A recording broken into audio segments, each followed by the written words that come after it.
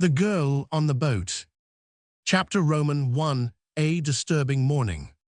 Through the curtained windows of the furnished flat, which Mrs. Horace Hignett had rented for her stay in New York, rays of golden sunlight peeped in like the foremost spies of some advancing army. It was a fine summer morning. The hands of the Dutch clock in the hall pointed to 13 minutes past 9, those of the ormolu clock in the sitting room to 11 minutes past 10, those of the carriage clock on the bookshelf to 14 minutes to 6. In other words, it was exactly 8, and Mrs. Hignett acknowledged the fact by moving her head on the pillow, opening her eyes, and sitting up in bed. She always woke at 8 precisely. Was this Mrs. Hignett, the world-famous writer on theosophy, the author of The Spreading Light, what of the Morrow, and all the rest of that well-known series? I am glad you asked me. Yes, she had come over to America on a lecturing tour. About this time, there was a good deal of suffering in the United States, for nearly every boat that arrived from England was bringing a fresh swarm of British lecturers to the country, novelists, poets, scientists, philosophers, and plain ordinary bores. Some herd instinct seemed to affect them all simultaneously. It was like one of those great race movements of the Middle Ages, men and women of widely differing views on religion, art, politics, and almost every other subject. On this one point, the intellectuals of Great Britain were single-minded, that there was easy money to be picked up on the lecture platforms of America, and that they might just as well grab it as the next person. Mrs. Hignett had come over with the first batch of immigrants, for spiritual as her writings were, there was a solid streak of business sense in this woman, and she meant to get hers. While the getting was good, she was halfway across the Atlantic, with a complete itinerary booked before 90% of the poets and philosophers had finished sorting out their clean collars and getting their photographs taken for the passport. She had not left England without a pang, for departure had involved sacrifices more than anything else in the world. She loved her charming home, Windles, in the county of Hampshire. For so many years, the seat of the Hignett family, Windles, was as the breath of life to her. Its shady walks, its silver lake, its noble elms, the old grey stone of its Walsleys were bound up with her very being. She felt that she belonged to Windles, and Windles to her. Unfortunately, as a matter of cold legal accuracy, it did not. She did but hold it in trust for her son Eustace, until such time as he should marry and take possession of it himself.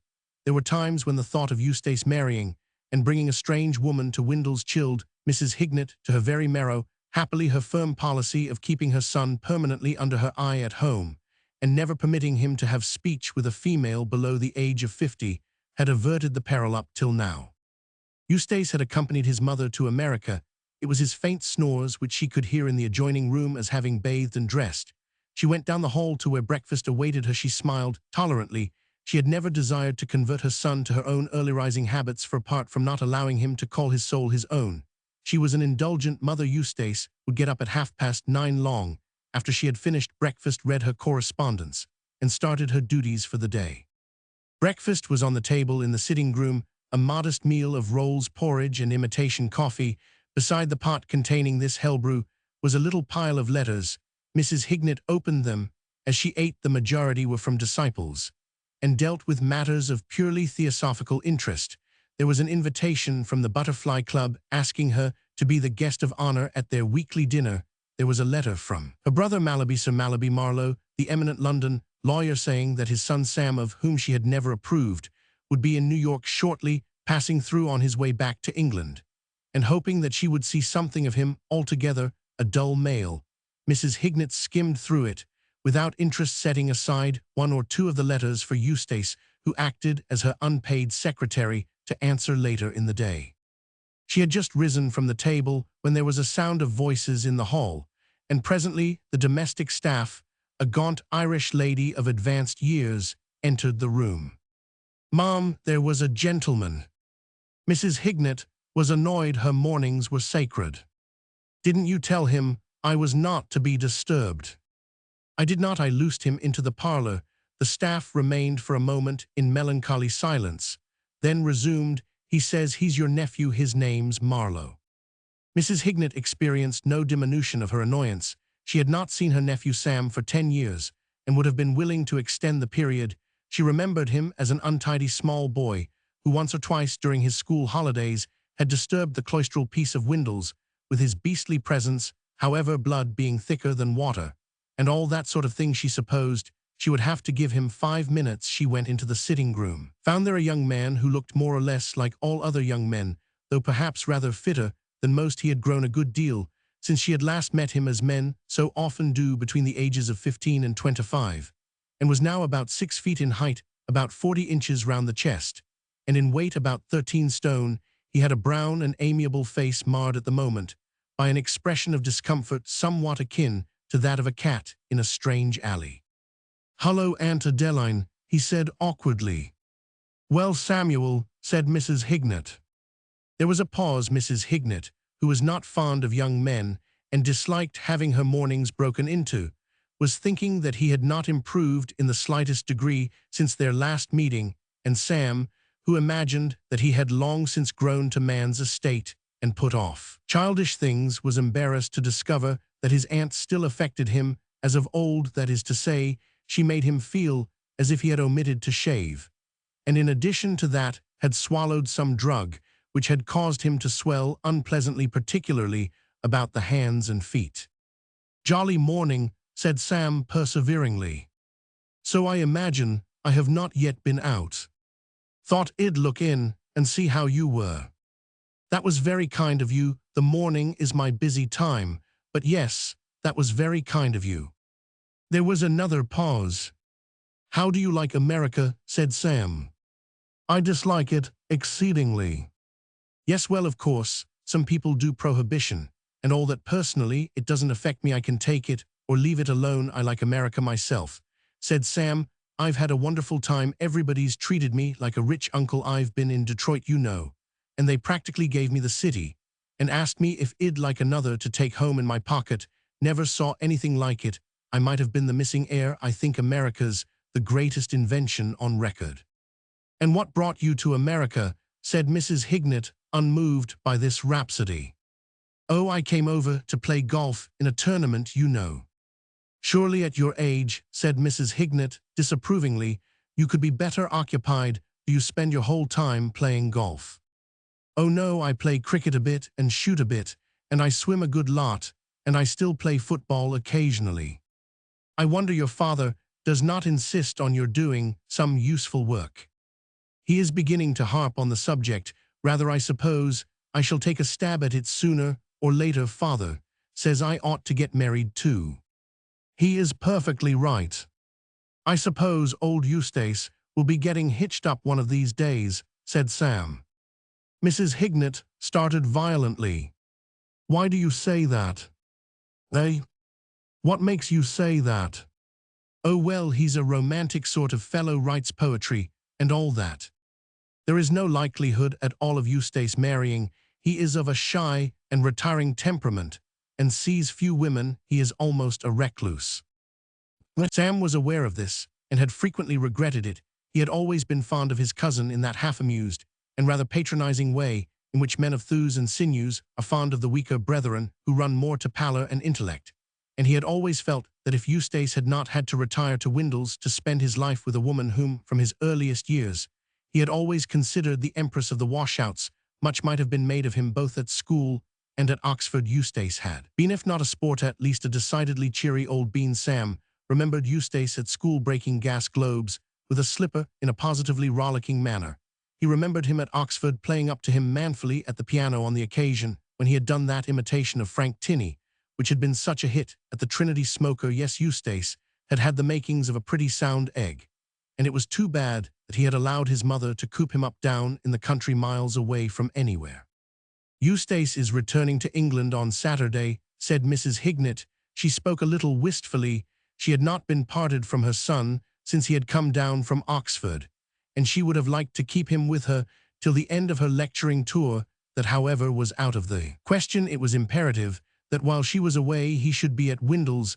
Nothing would have induced her to leave the place at the mercy of servants who might trample over the flower beds, scratch the polished floors, and forget to cover up the canary at night.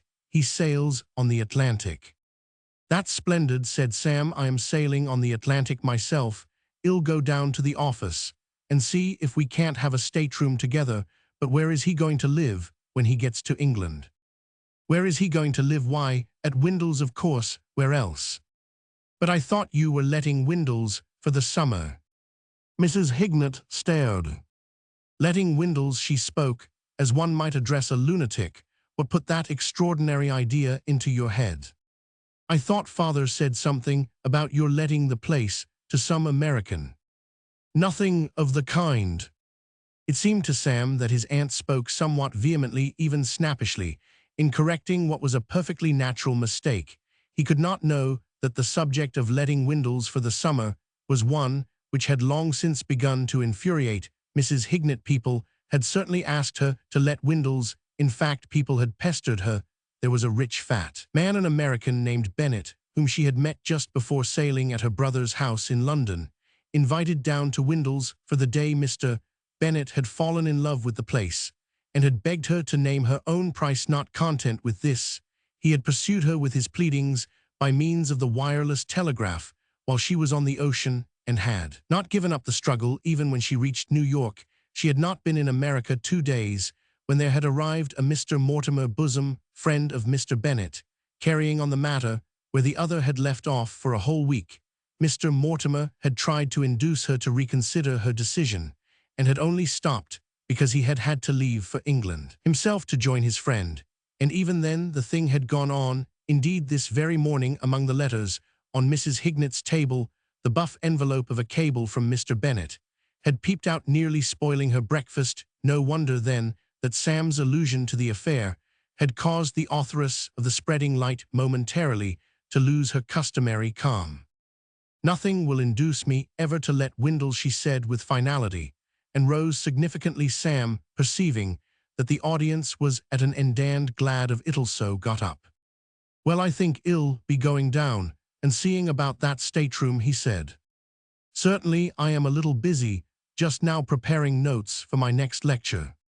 Of course, yes, mustn't interrupt you, I suppose. You're having a great time gassing away. I mean, well, goodbye. Goodbye. Mrs. Hignett, frowning, for the interview had ruffled her and disturbed that equable frame of mind which is so vital to the preparation of lectures on theosophy, sat down at the writing table and began to go through the notes which she had made overnight. She had hardly succeeded in concentrating herself when the door opened to admit the daughter of Erin once more. "Mom, there was a gentleman." "This is intolerable," cried Mrs. Hignett. "Did you tell him that I was busy?" "I did not. I loosed him into the dining room." "Is he a reporter from one of the newspapers?" "He is not. He has spats and a tall-shaped hat. His name is Bream Mortimer." "Bream Mortimer?" "Yes, Mom. He handed me a bit of a card, but I dropped it being slippy from the dishes." Mrs. Hignett strode to the door with a forbidding expression. This, as she had justly remarked, was intolerable. She remembered Bream Mortimer. He was the son of the Mr. Mortimer who wanted Windles. This visit could only have to do with the subject of Windles, and she went into the dining room in a state of cold fury, determined to squash the Mortimer family in the person of their New York representative once and for all. "Good morning, Mr. Mortimer." Bream Mortimer was tall and thin. He had small, bright eyes and a sharply curving nose. He looked much more like a parrot than most parrots do. It gave strangers a momentary shock of surprise when they saw Bream Mortimer in restaurants eating roast beef. They had the feeling that he would have preferred sunflower seeds. "Morning, Mrs. Hignett. Please sit down." Bream Mortimer looked as though he would rather have hopped onto a perch, but he sat down. He glanced about the room with gleaming, excited eyes. "Mrs. Hignett, I must have a word with you alone." "You are having a word with me alone? I hardly know how to begin." "Then let me help you. It is quite impossible. I will never consent." Bream Mortimer started. "Then you have heard about it?" "I have heard about nothing else since I met Mr. Bennett in London." "Mr. Bennett talked about nothing else. Your father talked about nothing else. And now," cried Mrs. Hignett fiercely, "you come and try to reopen the subject once and for all. Nothing will alter my decision. No money will induce me to let my house." "But I didn't come about that." "You did not come about Windles." Good Lord, no. Then will you kindly tell me why you have come? Bream Mortimer seemed embarrassed. He wriggled a little and moved his arms as if he were trying to flap them. You know, he said, I am not a man who butts into other people's affairs. He stopped. No, said Mrs. Hignett. Bream began again. I am not a man who gossips with valets. No, I am not a man who... Mrs. Hignett was never a very patient woman.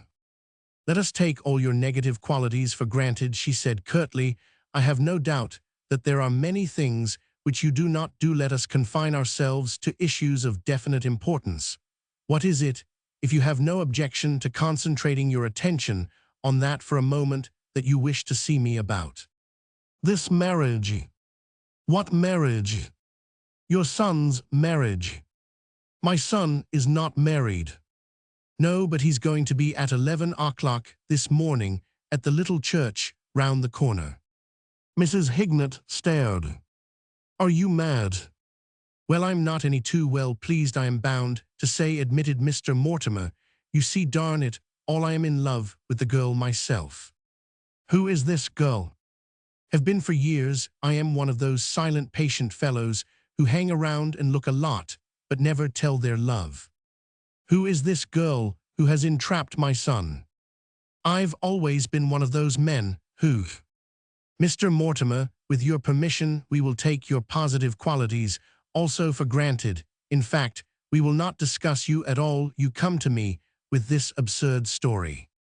Not absurd, honest fact. I had it from my valet, who had it from her maid. Will you please tell me, who is the girl my misguided son wishes to marry? I don't know that I'd call him misguided, said Mr. Mortimer, as one desiring to be fair. I think he's a right smart picker. She's such a corking girl, you know, we were children together. And I've loved her for years, 10 years at least. But you know how it is, somehow one never seems to get in line for a proposal. I thought I saw an opening in the summer of 1912. But it blew over. I am not one of these smooth, dashing chaps you see, with a great line of talk. I am not. If you will kindly, said Mrs. Hignett, impatiently, postpone this essay in psychoanalysis to some future occasion, I shall be greatly obliged. I am waiting to hear the name of the girl my son wishes to marry. Haven't I told you, said Mr. Mortimer, surprised. That's odd, I haven't. It's funny how one doesn't do the things one thinks one does. I am the sort of man. What is her name? The sort of man who? What is her name? Bennett. Bennett, Wilhelmina Bennett, the daughter of Mr. Rufus Bennett, the red-haired girl I met at lunch one day at your father's house. That's it. You're a great guesser. I think you ought to stop the thing. I intend to. Fine. The marriage would be unsuitable in every way. Miss Bennett and my son do not vibrate on the same plane. That's right, I've noticed it myself. Their auras are not the same color. If I've thought that once, said Bream Mortimer, I've thought it 100 times. I wish I had $1 for every time I've thought it not the same color. That's the whole thing in a nutshell. I am much obliged to you for coming and telling me of this. I shall take immediate steps. That's good, but what's the procedure? It's getting late. Shall be waiting at the church at 11. Eustace will not be there. You think you can fix it? Eustace will not be there, repeated Mrs. Hignett. Bream Mortimer hopped down from his chair. Well, you've taken a weight off my mind. A mind, I should imagine, scarcely constructed to bear great weights. I'll be going. Haven't had breakfast, yet too worried to eat breakfast. Relieved now. This is where 3 eggs and a rasher of ham get cut off in their prime. I feel I can rely on you. You can. Then I'll say goodbye. Goodbye. I mean really goodbye. I am sailing for England on Saturday on the Atlantic. Indeed, my son will be your fellow traveler. Bream Mortimer looked somewhat apprehensive. You won't tell him that I was the one who spilled the beans? I beg your pardon. You won't wise him up that I threw a spanner into the machinery? I do not understand you. You won't tell him that I crabbed his act gave the thing away, gummed the game. I shall not mention your chivalrous intervention. Chivalrous, said Bream Mortimer a little doubtfully. I don't know that I'd call it absolutely chivalrous. Of course all's fair in love. And war, well, I am glad you're going to keep my share in the business under your hat. It might have been awkward meeting him on board. You are not likely to meet Eustace on board. He is a very indifferent sailor and spends most of his time in his cabin. That's good, saves a lot of awkwardness. Well, goodbye. Goodbye when you reach England. Remember me to your father. He won't have forgotten you, said Bream Mortimer confidently. He did not see how it was humanly possible for anyone to forget this woman. She was like a celebrated chewing gum. The taste lingered. Mrs. Hignett was a woman of instant and decisive action. Even while her late visitor was speaking, schemes had begun to form in her mind, like bubbles rising to the surface of a rushing river. By the time the door had closed behind Bream Mortimer, she had at her disposal no fewer than 7. All good it took her but a moment to select the best and simplest. She tiptoed softly to her son's room. Rhythmic snores greeted her listening ears. She opened the door and went noiselessly. Chapter Roman 2, Gallant Rescue by Well-Dressed Young Man. The White Star liner Atlantic lay at her pier with steam up and gangway down, ready for her trip to Southampton. The hour of departure was near, and there was a good deal of mixed activity going on. Sailors fiddled about with ropes, junior officers flitted to and fro. White-jacketed stewards wrestled with trunks. Probably the captain, though not visible, was also employed on some useful work of a nautical nature, and not wasting his time. Men, women, boxes, rugs, dogs, flowers, and baskets of fruits were flowing on board in a steady stream. The usual drove of citizens had come to see the travelers off. There were men on the passenger list who were being seen off by fathers, by mothers, by sisters, by cousins, and by aunts in the steerage. There was an elderly Jewish lady who was being seen off by exactly 37 of her late neighbors in Rivington Street, and 2 men in the second cabin were being seen off by detectives. Surely the crowning compliment a great nation can bestow. The cavernous customs sheds were congested with friends and relatives, and Sam Marlowe, heading for the gangplank, was only able to make progress by employing all the muscle and energy which nature had bestowed upon him, and which during the greater part of his life he had developed by athletic exercise. However, after some minutes of silent endeavor, now driving his shoulder into the midriff of some obstructing male, now courteously lifting some stout female off his feet, he had succeeded in struggling to within a few yards of his goal, when suddenly a sharp pain shot through his right arm, and he spun round with a cry. It seemed to Sam that he had been bitten, and this puzzled him, for New York crowds, though they may shove and jostle, rarely bite. He found himself face to face with an extraordinarily pretty girl. She was a red-haired girl with the beautiful ivory skin which goes with red hair, her eyes, though they were under the shadow of her hat, and he could not be certain, he diagnosed as green or maybe blue or possibly gray. Not that it mattered, for he had a catholic taste in feminine eyes, so long as they were large and bright, as were the specimens under his immediate notice. He was not the man to quibble about a point of color. Her nose was small, and on the very tip of it there was a tiny freckle. Her mouth was nice and white, her chin soft and round. She was just about the height which every girl ought to be. Her figure was trim, her feet tiny, and she wore one of those dresses of which a man can say no more than that they look pretty well all right. Nature abhors a vacuum. Samuel Marlowe was a susceptible young man, and for many a long month his heart had been lying empty, all swept and garnished with welcome on the mat. This girl seemed to rush in and fill it. She was not the prettiest girl he had ever seen. She was the third prettiest. He had an orderly mind, one capable of classifying and docketing girls, but there was a subtle something about her, a sort of hauchelon petite, which he had never encountered before. He swallowed convulsively. His well-developed chest swelled beneath its covering of blue flannel and invisible stripe. At last, he told himself, he was in love, really in love, and at first sight too, which made it all the more impressive. He doubted whether in the whole course of history anything like this had ever happened before to anybody. Oh, to clasp this girl to him, but she had bitten him in the arm. That was hardly the right spirit that he felt constituted an obstacle. "Oh, I am so sorry," she cried.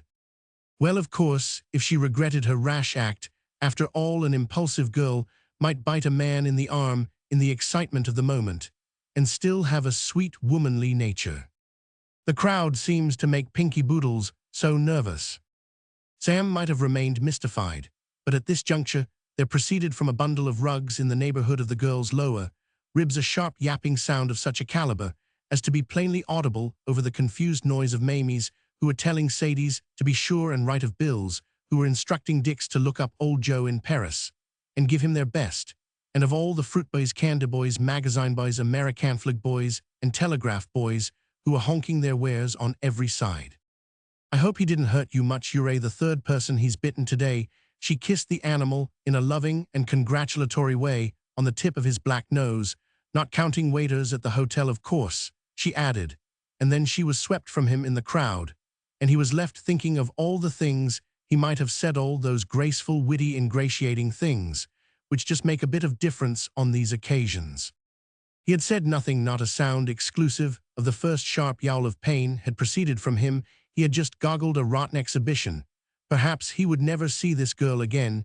She looked the sort of girl who comes to see friends off and doesn't sail herself. And what memory of him would she retain? She would mix him up with the time when she went to visit the deaf and dumb hospital.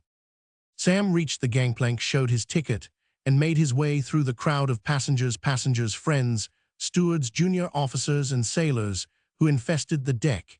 He proceeded down the main companionway through a rich smell of India rubber and mixed pickles, as far as the dining saloon, then turned down the narrow passage leading to his stateroom. Staterooms on ocean liners are curious things when you see them on the chart in the passenger office, with the gentlemanly clerk drawing rings round them in pencil. They seem so vast that you get the impression that after stowing away all your trunks, you will have room left over to do a bit of entertaining, possibly an informal dance or something. When you go on board, you find that the place has shrunk to the dimensions of an undersized cupboard in which it would be impossible to swing a cat. And then about the second day out, it suddenly expands again. For one reason or another, the necessity for swinging cats does not arise, and you find yourself quite comfortable.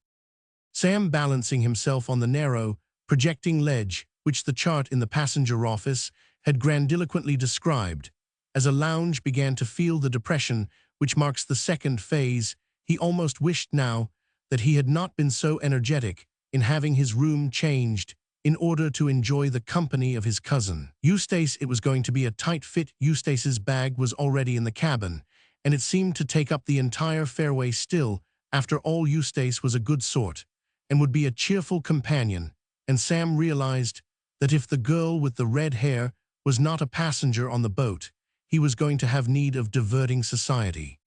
A footstep sounded in the passage. Outside, the door opened. "Hello, Eustace," said Sam. Eustace Hignett nodded listlessly, sat down on his bag, and emitted a deep sigh. He was a small, fragile-looking young man with a pale, intellectual face. Dark hair fell in a sweep over his forehead. He looked like a man who would write vers libre, as indeed he Roman 999. "Hello," he said in a hollow voice. Sam regarded him blankly. He had not seen him for some years, but going by his recollections of him at the university, he had expected something cheerier than this. In fact, he had rather been relying on Eustace to be the life and soul of the party. The man sitting on the bag before him could hardly have filled that role at a gathering of Russian novelists. "What on earth's the matter?" said Sam. "The matter?" Eustace Hignett laughed mirthlessly. "Oh, nothing, nothing much, nothing to signify, only my heart's broken." He eyed with considerable malignity the bottle of water in the rack above his head, a harmless object provided by the White Star Company for clients who might desire to clean their teeth during the voyage. "If you would care to hear the story," he said. "Go ahead. It is quite short." "That's good. Soon after I arrived in America, I met a girl." "Talking of girls," said Sam with enthusiasm, "I've just seen the only one in the world that really amounts to anything. It was like this. I was shoving my way through the mob on the dock when suddenly—" "Shall I tell you my story, or will you tell yours?" "Oh, sorry, go ahead." Eustace Hignett scowled at the printed notice on the wall informing occupants of the stateroom that the name of their steward was J.B. Midgley. She was an extraordinarily pretty girl. So was mine, I give you my honest word, I never in all my life saw such. Of course, if you prefer that I postponed my narrative, said Eustace coldly. Oh, sorry, carry on. She was an extraordinarily pretty girl. What was her name? Wilhelmina Bennett. She was an extraordinarily pretty girl and highly intelligent. I read her all my poems, and she appreciated them immensely. She enjoyed my singing, my conversation appeared to interest her. She admired my. I see you made a hit. Now get on with the story. Don't bustle me, said Eustace querulously. Well, you know the voyage only takes 8 days. I've forgotten where I was. You were saying what a devil of a chap she thought you. What happened, I suppose, when you actually came to propose you found she was engaged to some other Johnny. Not at all. I asked her to be my wife, and she consented. We both agreed that a quiet wedding was what we wanted. Thought her father might stop the thing if he knew, and I was dashed sure my mother would. So we decided to get married without telling anybody. By now, said Eustace, with a morose glance at the porthole, I ought to have been on my honeymoon. Everything was settled. I had the license, and the parson's fee. I had been breaking in a new tie for the wedding. And then you quarreled. Nothing of the kind. I wish you would stop trying to tell me the story. I am telling you what happened. Was this somehow? I can't make out how mother found out. And then, of course, it was all over. She stopped the thing. Sam was indignant. He thoroughly disliked his Aunt Adeline, and his cousin's meek subservience to her revolted him. Stopped it, I suppose, she said. Now, Eustace, you mustn't. And you said very well, mother, and scratched the fixture. She didn't say a word. She never has said a word. As far as that goes, she might never have heard anything about the marriage. Then how do you mean she stopped it? She pinched my trousers. Pinched your trousers? Eustace groaned. All of them, the whole bally lot. She gets up long before I do, and she must have come into my room and cleaned it out while I was asleep. When I woke up and started to dress, I couldn't find a single damned pair of bags in the whole place. I looked everywhere. Finally, I went into the sitting room where she was writing letters and asked if she had happened to see any anywhere. She said she had sent them all to be pressed. She said she knew I never went out in the mornings. I don't, as a rule, and they would be back at lunchtime. A fat lot of use. That was I had to be at the church at 11. Well, I told her I had a most important engagement with a man at 11, and she wanted to know what it was, and I tried to think of something, but it sounded pretty feeble, and she said I had better telephone to the man and put it off. I did it too, rang up the first number in the book, and told some fellow I had never seen in my life that I couldn't meet him because I hadn't any trousers. He was pretty peeved, judging from what he said about my being on the wrong number, and mother listening all the time, and I knowing that she knew something told me that she knew, and she knowing that I knew she knew. I tell you, it was awful. And the girl, she broke off the engagement. Apparently she waited at the church from 11 till 1:30 and then began to get impatient. She wouldn't see me when I called in the afternoon. But I got a letter from her saying that what had happened was all for the best, as she had been thinking it over and had come to the conclusion that she had made a mistake. She said something about my not being as dynamic as she had thought I was. She said that what she wanted was something more like Lancelot or Sir Galahad, and would I look on the episode as closed. Did you explain about the trousers? Yes, it seemed to make things worse. She said that she could forgive a man anything except being ridiculous. I think you're well out of it, said Sam judicially. She can't have been much of a girl.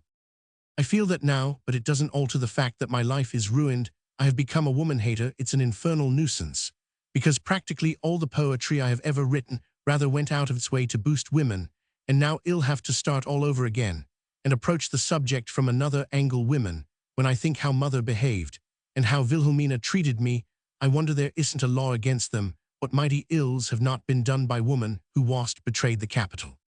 In Washington, said Sam, puzzled. He had heard nothing of this, but then he generally confined his reading of the papers to the sporting page. In Rome, you ass, ancient Rome. Oh, as long ago as that. I was quoting from Thomas Otway's Orphan. I wish I could write like Otway. He knew what he was talking about. Who was't betrayed the capital? A woman. Who lost Mark Antony? The world. A woman. Who was the cause of a long 10 years' war. And laid at last old Troy in ashes. Woman. Destructive, damnable, deceitful woman. Well, of course, he may be right in a way, as regards some women I mean, but the girl I met on the dock. Don't, said Eustace Hignett, if you have anything bitter and derogatory to say about women, say it, and I will listen eagerly.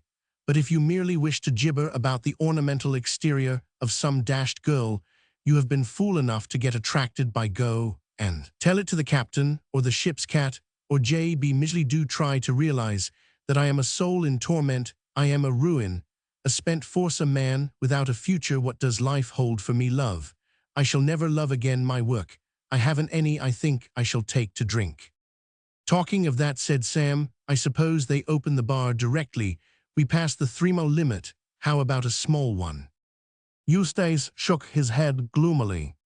Do you suppose I pass my time on board ship, in gadding about and feasting directly the vessel begins to move? I go to bed and stay there.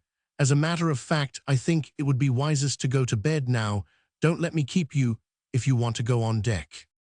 It looks to me, said Sam, as if I had been mistaken in thinking that you were going to be a ray of sunshine on the voyage. Ray of sunshine, said Eustace Hignett, pulling a pair of mauve pajamas out of the kit bag. I am going to be a volcano. Sam left the stateroom and headed for the companion. He wanted to get on deck and ascertain if that girl was still on board. About now, the sheep would be separating from the goats, the passengers would be on deck, and their friends returning to the shore. A slight tremor in the boards on which he trod told him that this separation must have already taken place. The ship was moving. He ran lightly up the companion. Was she on board, or was she not? The next few minutes would decide. He reached the top of the stairs and passed out on to the crowded deck. And as he did so, a scream followed by confused shouting came from the rail nearest the shore. He perceived that the rail was black with people hanging over it. They were all looking into the water. Samuel Marlowe was not one of those who pass aloofly by when there is excitement toward. If a horse fell down in the street, he was always among those present, and he was never too busy to stop and stare at a blank window on which were inscribed the words, "Watch this space." In short, he was one of nature's rubbernecks, and to dash to the rail and shove a fat man in a tweed cap to one side was with him the work of a moment. He had thus an excellent view of what was going on, a view which he improved the next instant by climbing up and kneeling on the rail. There was a man in the water, a man whose upper section, the only one visible, was clad in a blue jersey. He wore a bowler hat, and from time to time, as he battled with the waves, he would put up a hand and adjust this more firmly on his head, a dressy swimmer. Scarcely had he taken in this spectacle when Marlowe became aware of the girl he had met on the dock. She was standing a few feet away, leaning out over the rail with wide eyes and parted lips. Like everybody else, she was staring into the water. As Sam looked at her, the thought crossed his mind that here was a wonderful chance of making the most tremendous impression on this girl. What would she not think of a man who, reckless of his own safety, dived in and went boldly to the rescue? And there were men, no doubt, who would be chumps enough to do it, he thought, as he prepared to shift back to a position of greater safety. At this moment, the fat man in the tweed cap, incensed at having been jostled out of the front row, made his charge. He had but been crouching the better to spring now. He sprang. His full weight took Sam squarely in the spine. There was an instant in which that young man hung as it were between sea and sky. Then he shot down over the rail to join the man in the blue jersey, who had just discovered that his hat was not on straight, and had paused to adjust it once more with a few skillful touches of the finger. In the brief interval of time which Marlowe had spent in the stateroom chatting with Eustace about the latter's bruised soul, some rather curious things had been happening above, not extraordinary perhaps, but curious. These must now be related. A story, if it is to grip the reader, should, I am aware, go always forward. It should march, it should leap from crag to crag like the chamois of the Alps. If there is one thing. Hated is a novel which gets you interested in the hero in Chapter 1, and then cuts back in Chapter 2 to tell you all about his grandfather. Nevertheless, at this point, We must go back a space. We must return to the moment when, having deposited her Pekingese dog in her stateroom, the girl with the red hair came out again on deck. This happened just about the time when Eustace Hignett was beginning his narrative. The girl went to the rail and gazed earnestly at the shore. There was a rattle as the gangplank moved inboard and was deposited on the deck. The girl uttered a little cry of dismay. Then suddenly her face brightened, and she began to wave her arm to attract the attention of an elderly man with a red face, made redder by exertion, who had just forced his way to the edge of the dock and was peering up at the passenger-lined rail. The boat had now begun to move slowly out of its slip, backing into the river. It was now that the man on the dock sighted the girl. She gesticulated at him, he gesticulated at her. He produced a handkerchief, swiftly tied up a bundle of currency bills in it, back to give himself room, and then, with all the strength of his arm, hurled the bills in the direction of the deck. The handkerchief, with its precious contents, shot in a graceful arc towards the deck, fell short by a good 6 feet, and dropped into the water, where it unfolded like a lily, sending $20 bills, $10 bills, $5 bills, and an assortment of ones floating out over the wavelets. It was at this moment that Mr. Oscar Swenson, one of the thriftiest souls who ever came out of Sweden, perceived that the chance of a lifetime had arrived for adding substantially to his little savings. By profession, he was one of those men who eke out a precarious livelihood by rowing dreamily about the waterfront in skiffs. He was doing so now, and as he sat meditatively in his skiff, having done his best to give the liner a good send-off by paddling round her in circles, the pleading face of a $20 bill peered up at him.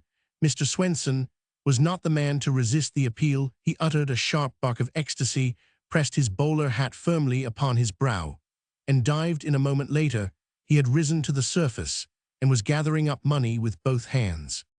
He was still busy with this congenial task when a tremendous splash at his side sent him under again, and rising for a second time, he observed, with not a little chagrin, that he had been joined by a young man in a blue flannel suit with an invisible stripe. "Svensk," exclaimed Mr. Swenson, or whatever it is that natives of Sweden exclaim in moments of justifiable annoyance. He resented the advent of this newcomer. He had been getting along fine, and had had the situation well in hand. To him, Sam Marlowe represented competition, and Mr. Swenson desired no competitors in his treasure-seeking enterprise. He travels, thought Mr. Swenson, the fastest who travels alone. Sam Marlowe had a touch of the philosopher in him. He had the ability to adapt himself to circumstances. It had been no part of his plans to come whizzing down off the rail into this singularly soup-like water, which tasted in equal parts of oil and dead rats. But now that he was here, he was prepared to make the best of the situation. Swimming, it happened, was one of the things he did best, and somewhere among his belongings at home was a tarnished pewter cup, which he had won at school in the Saving Life competition. He knew exactly what to do. You get behind the victim and grab him firmly under his arms, and then you start swimming on your back. A moment later, the astonished Mr. Swenson, who being practically amphibious, had not anticipated that anyone would have the cool impertinence to try to save him from drowning, found himself seized from behind and towed vigorously away from a $10 bill, which he had almost succeeded in grasping. The spiritual agony caused by this assault rendered him mercifully dumb, though even had he contrived to utter the rich Swedish oaths which occurred to him, his remarks could scarcely have been heard, for the crowd on the dock was cheering. As one man, they had often paid good money to see far less gripping sights in the movies. They roared applause. The liner, meanwhile, continued to move stodgily out into midriver. The only drawback to these life-saving competitions at school, considered from the standpoint of fitting the competitors for the problems of afterlife, is that the object saved on such occasions is a leather dummy, and of all things in this world, a leather dummy is perhaps the most placid and phlegmatic. It differs in many respects from an emotional Swedish gentleman 6 foot high and constructed throughout of steel and india rubber, who is being lugged away from cash, which he has been regarding in the light of a legacy. Indeed, it would be hard to find a respect in which it does not differ so far from lying inert in Sam's arms and allowing himself to be saved in a quiet and orderly manner. Mr. Swenson betrayed all the symptoms of one who feels that he has fallen among murderers. Mr. Swenson, much as he disliked competition, was ready to put up with it, provided that it was fair competition, this pulling your rival away from the loot so that you could grab it yourself. Thus, shockingly, had the man misinterpreted Sam's motives was another thing altogether, and his stout soul would have none of it. He began immediately to struggle with all the violence at his disposal. His large hairy hands came out of the water and swung hopefully in the direction where he assumed his assailant's face to be. Sam was not unprepared for this display. His researches in the art of life-saving had taught him that your drowning man frequently struggles against his best interests, in which case cruel to be kind. One simply stunned the blighter. He decided to stun Mr. Swenson, though if he had known that gentleman more intimately and had been aware that he had the reputation of possessing the thickest head on the waterfront, he would have realized the magnitude of the task. Friends of Mr. Swenson, in convivial moments, had frequently endeavored to stun him with bottles, boots, and bits of lead piping, and had gone away depressed by failure. Sam, ignorant of this, attempted to do the job with clenched fist, which he brought down as smartly as possible on the crown of the other's bowler hat. It was the worst thing he could have done. Mr. Swenson thought highly of his hat, and this brutal attack upon it confirmed his gloomiest apprehensions. Now thoroughly convinced that the only thing to do was to sell his life dearly, he wrenched himself round, seized his assailant by the neck, twined his arms about his middle, and accompanied him below the surface. By the time he had swallowed his first pint and was beginning his second, Sam was reluctantly compelled to come to the conclusion that this was the end. The thought irritated him unspeakably. This, he felt, was just the silly, contrary way things always happened. Why should it be he who was perishing like this? Why not Eustace Hignett now? There was a fellow whom this sort of thing would just have suited. Broken-hearted Eustace Hignett would have looked on all this as a merciful release. He paused in his reflections to try to disentangle the more prominent of Mr. Swenson's limbs from about him. By this time, he was sure that he had never met anyone he disliked so intensely as Mr. Swenson. Not even his Aunt Adeline. The man was a human octopus. Sam could count 7 distinct legs twined round him, and at least as many arms. It seemed to him that he was being done to death in his prime by a solid platoon of Swedes. He put his whole soul into one last effort. Something seemed to give. He was free, pausing only to try to kick Mr. Swenson in the face. Sam shot to the surface. Something hard and sharp prodded him in the head. Then something caught the collar of his coat, and finally, spouting like a whale, he found himself dragged upwards and over the side of a boat. The time which Sam had spent with Mr. Swenson below the surface had been brief, but it had been long enough to enable the whole floating population of the North River to converge on the scene in scows, skiffs, launches, tugs, and other vessels.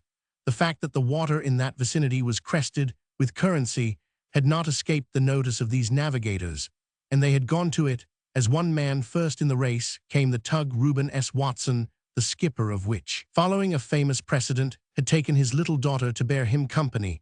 It was to this fact that Marlowe really owed his rescue. Women often have a vein of sentiment in them, where men can only see the hard business side of a situation.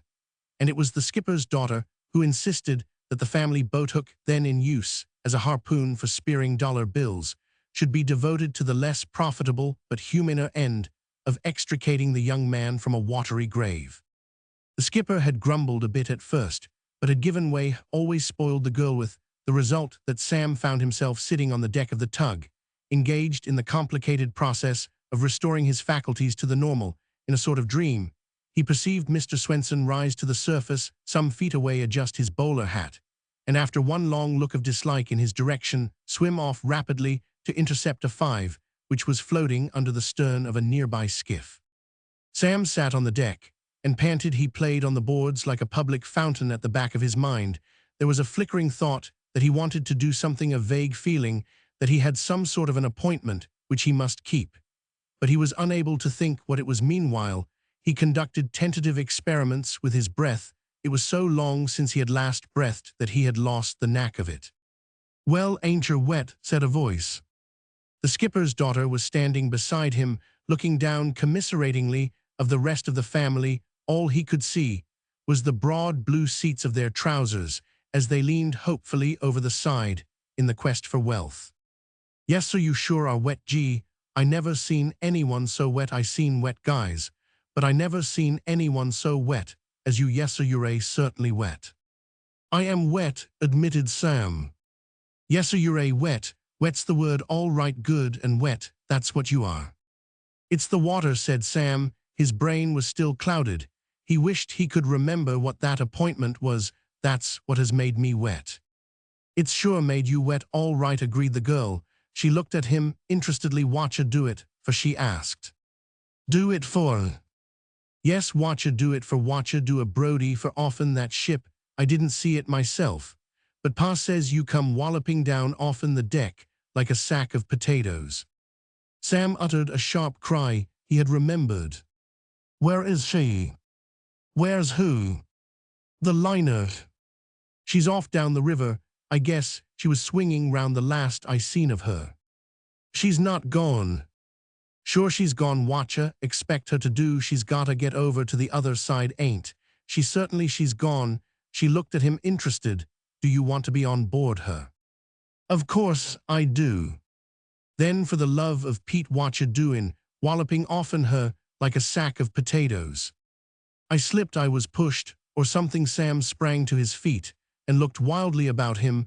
I must get back. Isn't there any way of getting back? Well, you could catch up with her at quarantine out in the bay. Shell stop to let the pilot off. Can you take me to quarantine? The girl glanced doubtfully at the seat of the nearest pair of trousers. Well, we could, she said, but Pa kind of set in his ways, and right now he's fishing for dollar bills. With the boat hook, he's apt to get sorta mad if he's interrupted. I'll give him $50 if hell put me on board. Got it on you? Inquired the nymph coyly. She had her share of sentiment, but she was her father's daughter and inherited from him the business sense. Here it is. He pulled out his pocket book. The book was dripping, but the contents were only fairly moist. Pa, said the girl. The trouser seat remained where it was, deaf to its child's cry. Pa, come here, want you. The trousers did not even quiver, but this girl was a girl of decision. There was some nautical implement resting in a rack convenient to her hand. It was long, solid, and constructed of one of the harder forms of wood. Deftly extracting this from its place, she smote her inattentive parent on the only visible portion of him. He turned sharply, exhibiting a red, bearded face. Pa, this gentleman wants to be took aboard the boat at quarantine. Hell, give you 50 berries. The wrath died out of the skipper's face like the slow turning down of a lamp. The fishing had been poor, and so far he had only managed to secure a single $2 bill in a crisis like the one which had so suddenly arisen. You cannot do yourself justice with a boat hook. 50 berries. 50 seeds, the girl assured him. Are you on? Queen, said the skipper, simply. You said a mouthful. 20 minutes later, Sam was climbing up the side of the liner as it lay towering over the tug like a mountain. His clothes hung about him. Clammily he squelched as he walked. A kindly-looking old gentleman who was smoking a cigar by the rail regarded him with open eyes. My dear sir, you're very wet, he said. Sam passed him with a cold face and hurried through the door leading to the companionway. Mummy, why is that man wet? Cried the clear voice of a little child. Sam whizzed by, leaping down the stairs. Good Lord, sir, you're very wet, said a steward in the doorway of the dining saloon. You are wet, said a stewardess in the passage. Sam raced for his stateroom. He bolted in and sank on the lounge. In the lower berth, Eustace Hignett was lying with closed eyes. He opened them languidly, then stared. Hello, he said. I say, you're wet. Sam removed his clinging garments and hurried into a new suit. He was in no mood for conversation, and Eustace Hignett's frank curiosity jarred upon him happily at this point. A sudden shivering of the floor and a creaking of woodwork proclaimed the fact that the vessel was underway again, and his cousin, turning pea-green, rolled over on his side with a hollow moan. Sam finished buttoning his waistcoat and went out. He was passing the inquiry bureau on the sea deck, striding along with bent head and scowling brow, when a sudden exclamation caused him to look up, and the scowl was wiped from his brow as with a sponge for there stood the girl he had met on the dock. With her was a superfluous young man who looked like a parrot. "Oh, how are you?" asked the girl breathlessly. "Splendid, thanks," said Sam. "Didn't you get very wet?" "I did get a little damp." "I thought you would," said the young man who looked like a parrot. "Directly I saw you go over the side, I said to myself, that fellow's going to get wet." There was a pause. "Oh," said the girl, "may I, Mr. Marlowe?" "Mr. Marlowe, Mr. Bream Mortimer." Sam smirked at the young man. The young man smirked at Sam. "Nearly got left behind," said Bream Mortimer. "Yes, nearly. No joke getting left behind." "No. Have to take the next boat, lose a lot of time," said Mr. Mortimer, driving home his point. The girl had listened to these intellectual exchanges. With impatience, she now spoke again. "Oh, Bream. Hello.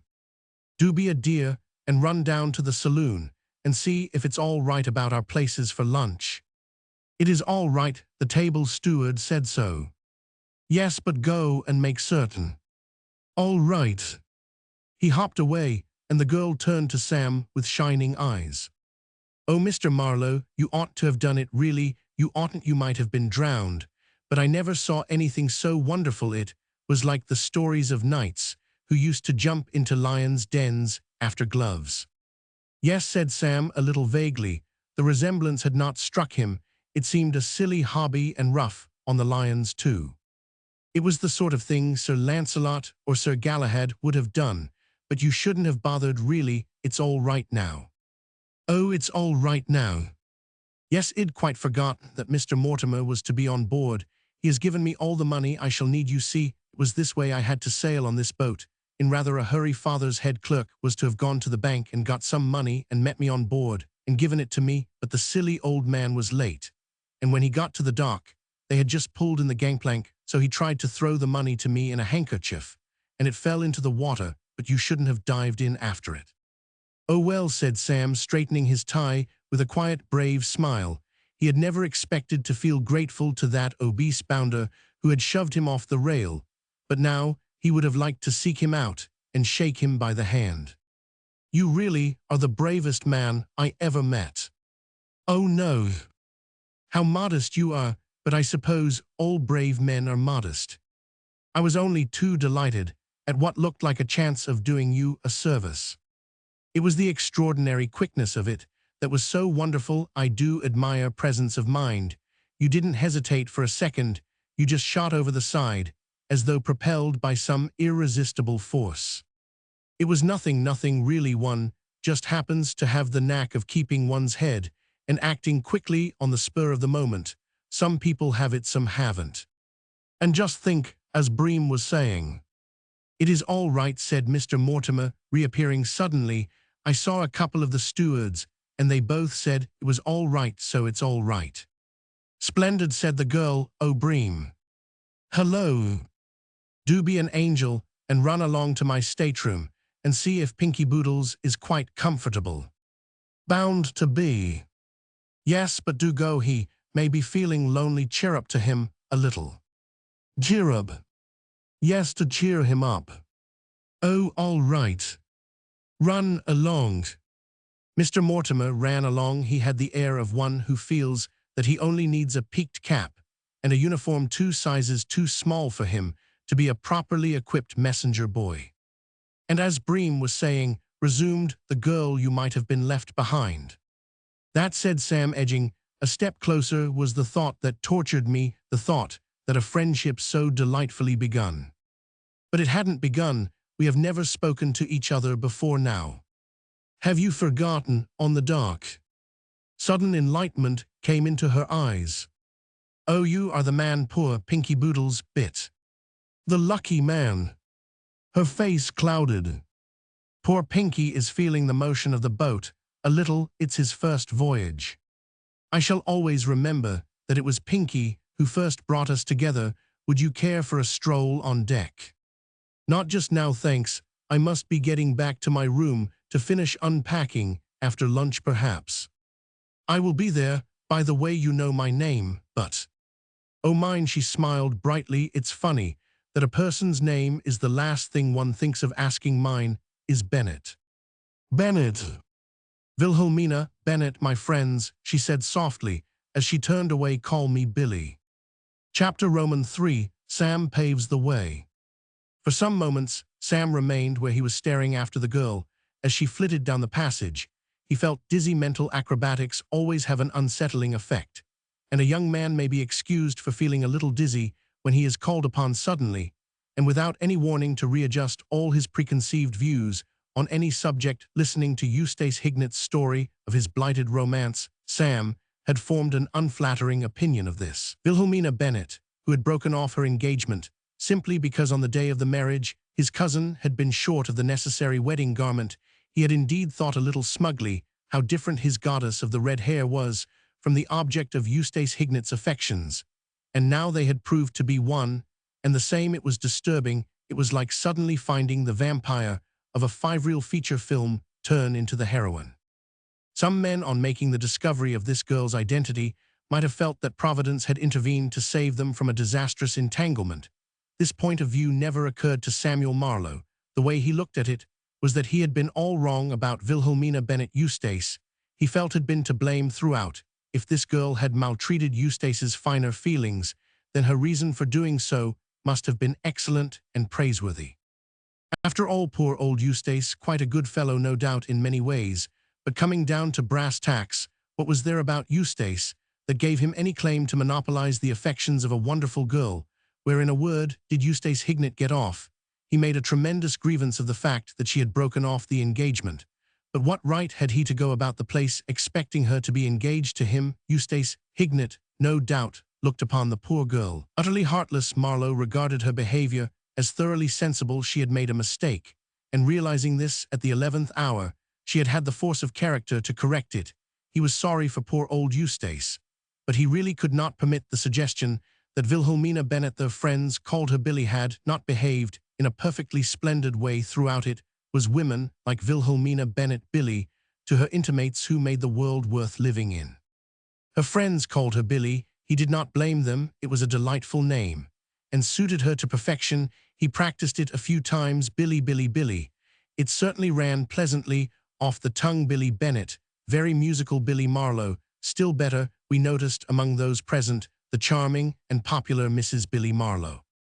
A consuming desire came over him to talk about the girl to someone obviously indicated, as the party of the second part was Eustace Hignett.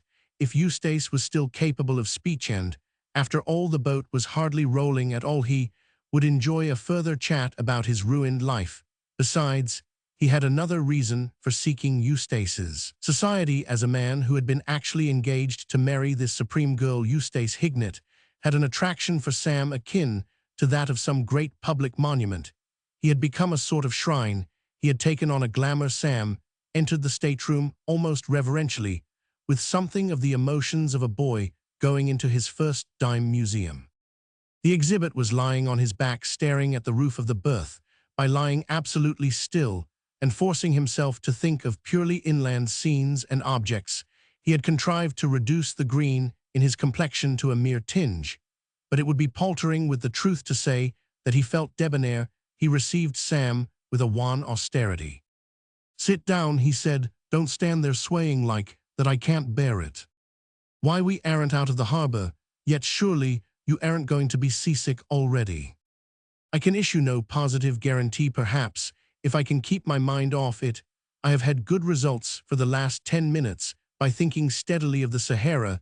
There," said Eustace Hignett with enthusiasm, "is a place for you that is something like a spot. Miles and miles of sand, and not a drop of water anywhere." Sam sat down on the lounge. "You're quite right. The great thing is to concentrate your mind on other topics. Why not, for instance, tell me some more about your unfortunate affair with that girl Billy Bennett? I think you said her name was Wilhelmina Bennett. Where on earth did you get the idea that her name was Billy?" "I had a notion that girls called Wilhelmina were sometimes Billy to their friends. I never called her anything but Wilhelmina, but I really cannot talk about it. The recollection tortures me." That's just what you want. It's the counter-irritation principle persevere, and you'll soon forget that you're on board ship at all. There's something in that, admitted Eustace reflectively. It's very good of you to be so sympathetic and interested. My dear fellow, anything that I can do. Where did you meet her first, for instance? At a dinner. Eustace Hignett broke off abruptly. He had a good memory, and he had just recollected the fish they had served at that dinner, a flabby and exhausted-looking fish, half sunk beneath the surface of a thick white sauce. And what struck you most forcibly about her? At first, her lovely hair, I suppose. How did you know she had lovely hair? My dear chap, I naturally assumed that any girl with whom you fell in love would have nice hair. Well, you are perfectly right. As it happens, her hair was remarkably beautiful. It was red, like autumn leaves with the sun on them, said Marlowe ecstatically. Hignett started. What an extraordinary thing. That is an absolutely exact description. Her eyes were a deep blue. Or rather green. Blue. Green. There is a shade of green that looks blue. What the devil do you know about the color of her eyes? Demanded Eustace heatedly. Am I telling you about her, or are you telling me? My dear old man, don't get excited. Don't you see, I am trying to construct this girl in my imagination, to visualize her. I don't pretend to doubt your special knowledge. But after all, green eyes generally do go with red hair, and there are all shades of green. There is the bright green of meadow grass, the dull green of the uncut emerald, the faint yellowish green of your face at the present moment. Don't talk about the color of my face now. You've gone and reminded me just when I was beginning to forget.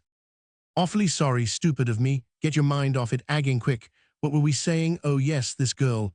I always think it helps one to form a mental picture of people. If one knows something about their tastes, what sort of things they are interested in, their favorite topics of conversation. And so on this Miss Bennet. Now, what did she like talking about? Oh, all sorts of things. Yes, but what? Well, for one thing, she was very fond of poetry. It was that which first drew us together. Poetry. Sam's heart sank a little. He had read a certain amount of poetry at school, and once he had won a prize of 3 shillings and 6pence for the last line of a limerick in a competition in a weekly paper.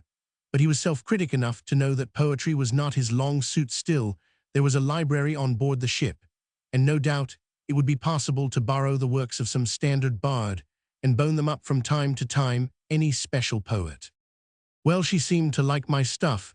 You never read my sonnet sequence on spring, did you? No. What other poets did she like besides you? Tennyson principally, said Eustace Hignett with a reminiscent quiver in his voice. The hours we have spent together reading the Idylls of the King. The which of what? Inquired Sam, taking a pencil from his pocket and shooting out a cuff. The Idylls of the King, my good man. I know you have a soul which would be considered inadequate by a common earthworm, but you have surely heard of Tennyson's Idylls of the King. Oh, those. Why, my dear old chap, Tennyson's Idylls of the King. Well, I should say, have I heard of Tennyson's Idylls of the King? Well, really, I suppose you haven't a copy with you on board, by any chance? There is a copy in my kit bag, the very one we used to read together. Take it, and keep it, or throw it overboard. I don't want to see it again. Sam prospected among the shirts, collars, and trousers in the bag, and presently came upon a moribund volume. He laid it beside him on the lounge. Little by little, bit by bit, he said, I am beginning to form a sort of picture of this girl. This, what was her name again? Bennet. This Miss Bennet. You have a wonderful knack of description. You make her seem so real. And Roman 508. Tell me some more about her. She wasn't keen on golf, by any chance, I suppose? I believe she did play. The subject came up once, and she seemed rather enthusiastic. Why? Well, I'd much sooner talk to a girl about golf than poetry. You are hardly likely to be in a position to have to talk to Wilhelmina Bennet about either, I should imagine. No, there's that, of course. I was thinking of girls in general, some girls bar golf, and then it's rather difficult to know how to start the conversation. But tell me, were there any topics which got on this Miss Bennet's nerves? If you know what I mean. It seems to me that at one time or another you may have said something that offended her. I mean, it seems curious that she should have broken off the engagement if you had never disagreed or quarreled about anything. Well, of course, there was always the matter of that dog of hers. She had a dog, you know, a snappy brute of a Pekingese. If there was ever any shadow of disagreement between us, it had to do with that dog. I made rather a point of it that I would not have it about the home after we were married. I see, said Sam. He shot his cuff once more and wrote on it, dog conciliate. Yes, of course, that must have wounded her. Not half so much as he wounded me. He pinned me by the ankle the day before we Wilhelmina, and I mean were to have been married. It is some satisfaction to me, in my broken state, to remember that I got home on the little beast with considerable juiciness, and lifted him clean over the Chester field. Sam shook his head reprovingly. You shouldn't have done that, he said. He extended his cuff and added the words vitally important to what he had just written. It was probably that which decided her. Well, I hate dogs, said Eustace Hignett querulously. I remember Wilhelmina once getting quite annoyed with me because I refused to step in and separate a couple of the brutes, absolute strangers to me, who were fighting in the street. I reminded her that we were all fighters nowadays, that life itself was in a sense a fight, but she wouldn't be reasonable about it. She said that Sir Galahad would have done it like a shot. I thought not. We have no evidence whatsoever that Sir Galahad was ever called upon to do anything half as dangerous, and anyway, he wore armor. Give me a suit of mail reaching well down over the ankles, and I will willingly intervene in 100 dog fights, but in thin flannel trousers, no. Sam rose. His heart was light. He had never, of course, supposed that the girl was anything but perfect, but it was nice to find his high opinion of her corroborated by one who had no reason to exhibit her in a favorable light. He understood her point of view and sympathized with it. An idealist, how could she trust herself to Eustace Hignett? How could she be content with a craven who, instead of scouring the world in the quest for deeds of derindo, had fallen down so lamentably on his first assignment? There was a specious attractiveness about poor old Eustace, which might conceivably win a girl's heart for a time. He wrote poetry, talked well, and had a nice singing voice. But as a partner for life, well, he simply wouldn't do. That was all there was to it. He simply didn't add up right. The man a girl like Wilhelmina Bennet required for a husband was somebody entirely different. Somebody felt Samuel Marlowe, much more like Samuel Marlowe. Swelled almost to bursting point with these reflections, he went on deck to join the anteluncheon promenade. He saw Billy almost at once. She had put on one of those nice sacky sport coats, which so enhance feminine charms, and was striding along the deck, with the breeze playing in her vivid hair like the female equivalent of a Viking. Beside her walked young Mr. Bream Mortimer. Sam had been feeling a good deal of a fellow already, but at the sight of her welcoming smile, his self-esteem almost caused him to explode. What magic there is in a girl's smile!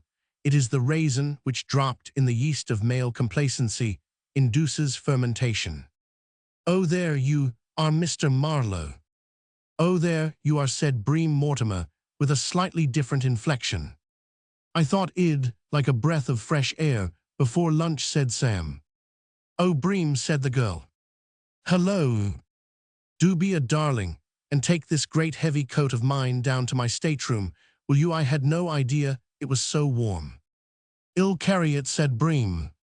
Nonsense, I wouldn't dream of burdening you with it. Trot along, and put it on the berth. It doesn't matter about folding it up. All right, said Bream moodily. He trotted along. There are moments when a man feels that all he needs in order to be a delivery wagon is a horse, and a driver. Bream Mortimer was experiencing such a moment. He had better cheer up to the dog while he's there, don't you think, suggested Sam. He felt that a resolute man with legs as long as Bream's might well deposit a cloak on a berth and be back under the half-minute. Oh yes, Bream. Hello. While you're down there, just cheer up a little more to poor Pinky. He does appreciate it so. Bream disappeared. It is not always easy to interpret emotion from a glance at a man's back, but Bream's back looked like that of a man to whom the thought has occurred that given a couple of fiddles and a piano, he would have made a good hired orchestra. How is your dear little dog, by the way? Inquired Sam solicitously, as he fell into step by her side. Much better now, thanks. I've made friends with a girl on boarded. You ever hear her name? Jane Hubbard? She's a rather well-known big-game hunter, and she fixed up some sort of a mixture for Pinky, which did him a world of good. I don't know what was in it, except Worcester sauce. But she said she always gave it to her mules in Africa when they had the bots. It's very nice of you to speak so affectionately of poor Pinky when he bit you. Animal spirits, said Sam tolerantly. Pure animal spirits. I like to see them. But of course, I love old dogs. Oh, do you? So do I. I only wish they didn't fight so much. I am always stopping dogfights. I do admire a man who knows what to do at a dogfight. I'm afraid I am rather helpless myself. There never seems anything to catch hold of. She looked down. Have you been reading? What is the book? The book? Oh, it's a volume of Tennyson. Are you fond of Tennyson? I worship him, said Sam reverently. Those he glanced at his cuff, those idols of the king.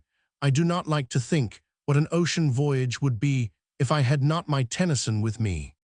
We must read him together. He is my favorite poet. We will. There is something about Tennyson. Yes, isn't there? I've felt that myself so often. Some poets are whales at epics and all that sort of thing, while others call it a day when they've written something that runs to a couple of verses. But where Tennyson had the bulge was that his long game was just as good as his short. He was great off the tee and a marvel with his chip shots. That sounds as though you play golf. When I am not reading Tennyson, you can generally find me out on the links. Do you play? I love it. How extraordinary that we should have so much in common. You seem to like all the things I like. We really ought to be great friends. He was pausing to select the best of 3 replies when the lunch bugle sounded. Oh dear, she cried, I must rush, but we shall see one another again up here afterwards. We will, said Sam. Well, sit and read Tennyson.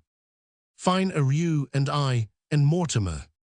Oh no, Bream is going to sit down below and look after poor Pinky. Does he? Does he know he is? Not yet, said Billy. I am going to tell him at lunch. Chapter Roman 4. Sam clicks.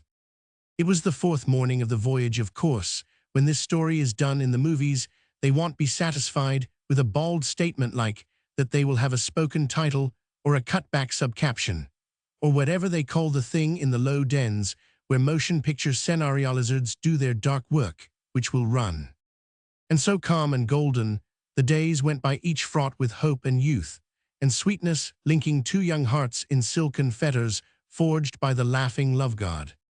And the males in the audience will shift their chewing gum to the other cheek and take a firmer grip of their companion's hands, and the man at the piano will play Everybody Wants a Key to My Cellar or something equally appropriate, very soulfully and slowly, with a wistful eye on the half-smoked cigarette, which he has parked on the lowest octave, and intends finishing as soon as the picture is over.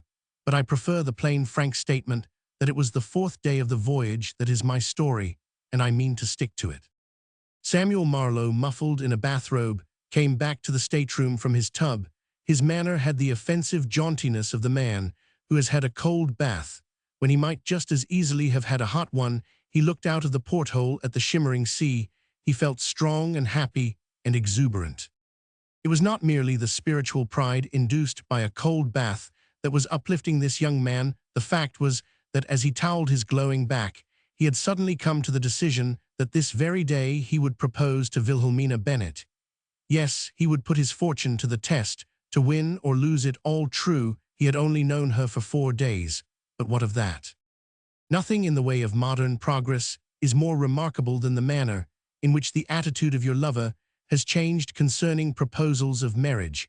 When Samuel Marlowe's grandfather had convinced himself, after about a year and a half of respectful aloofness, that the emotion which he felt towards Samuel Marlowe's grandmother Tobe was love, the fashion of the period, compelled him to approach the matter in a roundabout way. First, he spent an evening or 2 singing sentimental ballads, she accompanying him on the piano, and the rest of the family sitting on the sidelines to see that no rough stuff was pulled, having noted that she drooped her eyelashes and turned faintly pink when he came to the theonly, the bit. He felt a mild sense of encouragement strong enough to justify him in taking her sister aside next day and asking if the object of his affections ever happened to mention his name in the course of conversation, further pourparlers having passed with her aunt, 2 more sisters, and her little brother, he felt that the moment had arrived when he might send her a volume of Shelley with some of the passages. Marked in pencil a few weeks later, he interviewed her father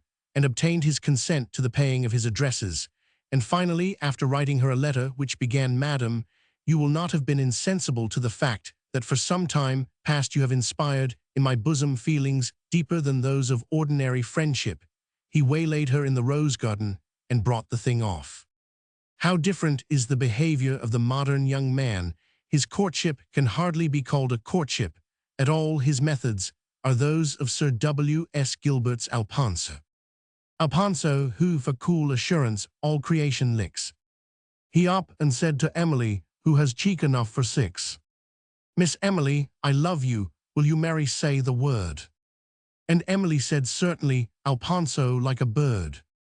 Sam Marlowe was a warm supporter of the Alphonso method. He was a bright young man, and did not require a year to make up his mind that Wilhelmina Bennett had been set apart by fate from the beginning of time to be his bride. He had known it from the moment he saw her on the dock, and all the subsequent strolling, reading, talking, soup-drinking, tea-drinking, and shuffleboard playing, which they had done together, had merely solidified his original impression. He loved this girl with all the force of a fiery nature. The fiery nature of the Marlowes was a byword in Bruton Street, Berkeley Square, and something seemed to whisper that she loved him. At any rate, she wanted somebody like Sir Galahad, and without wishing to hurl bouquets at himself, he could not see where she could possibly get anyone like a Sir Galahad than himself. So wind, and whether permitting, Samuel Marlowe intended to propose to Wilhelmina Bennett this very day.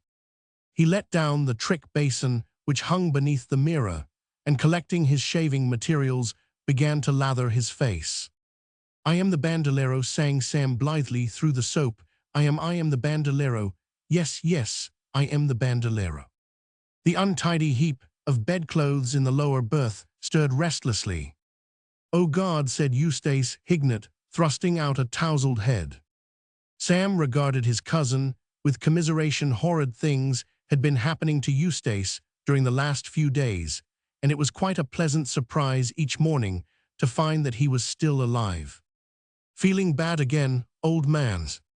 "I was feeling all right," replied Hignett churlishly, "until you began the farmyard imitations. What sort of a day is it?" "Glorious, the sea." "Don't talk about the sea."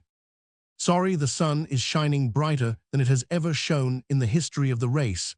Why don't you get up?" "Nothing will induce me to get up." "Well, go a regular buster and have an egg for breakfast." Eustace Hignett shuddered. He eyed Sam sourly. "You seem devilish pleased with yourself this morning," he said censoriously. Sam dried the razor carefully and put it away. He hesitated. Then the desire to confide in somebody got the better of him. "The fact is," he said apologetically, "I am in love." "In love?" Eustace Hignett sat up and bumped his head sharply against the berth above him. "Has this been going on long?" "Ever since the voyage started." "I think you might have told me," said Eustace reproachfully. "I told you my troubles. Why did you not let me know that this awful thing had come upon you?" "Well, as a matter of fact, old man, during these last few days, I had a notion that your mind was, so to speak, occupied elsewhere." "Who is she?" "Oh, a girl I met on board." "Don't do it," said Eustace Hignett solemnly. "As a friend, I entreat you not to do it. Take my advice as a man who knows women, and don't do it." "Don't do what?" "Propose to her. I can tell by the glitter in your eye that you are intending to propose to this girl, probably this morning." "Not this morning, after lunch. I always think one can do oneself more justice after lunch." "Don't do it. Women are the devil, whether they marry you or jilt you. Do you realize that women wear black evening dresses that have to be hooked up in a hurry when you are late for the theater, and that out of sheer wanton malignity, the hooks and eyes on those dresses are also made black? Do you realize?" "Oh, I've thought it all out." "And take the matter of children. How would you like to become the father? And a mere glance around you will show you that the chances are enormously in favor of such a thing happening. A boy with spectacles and protruding front teeth who asks questions all the time out of 6 small boys whom I saw when I came on board 4 wore spectacles, and had teeth like rabbits. The other 2 were equally revolting in different styles. How would you like to become the father? There is no need to be indelicate, said Sam stiffly. A man must take these chances. Give her the miss in bulk, pleaded Hignett. Stay down here for the rest of the voyage. You can easily dodge her when you get to Southampton. And if she sends messages, say you're ill and can't be disturbed. Sam gazed at him, revolted more than ever. He began to understand how it was that a girl with ideals had broken off her engagement with this man. He finished dressing, and after a satisfying breakfast went on deck. It was as he had said, a glorious morning.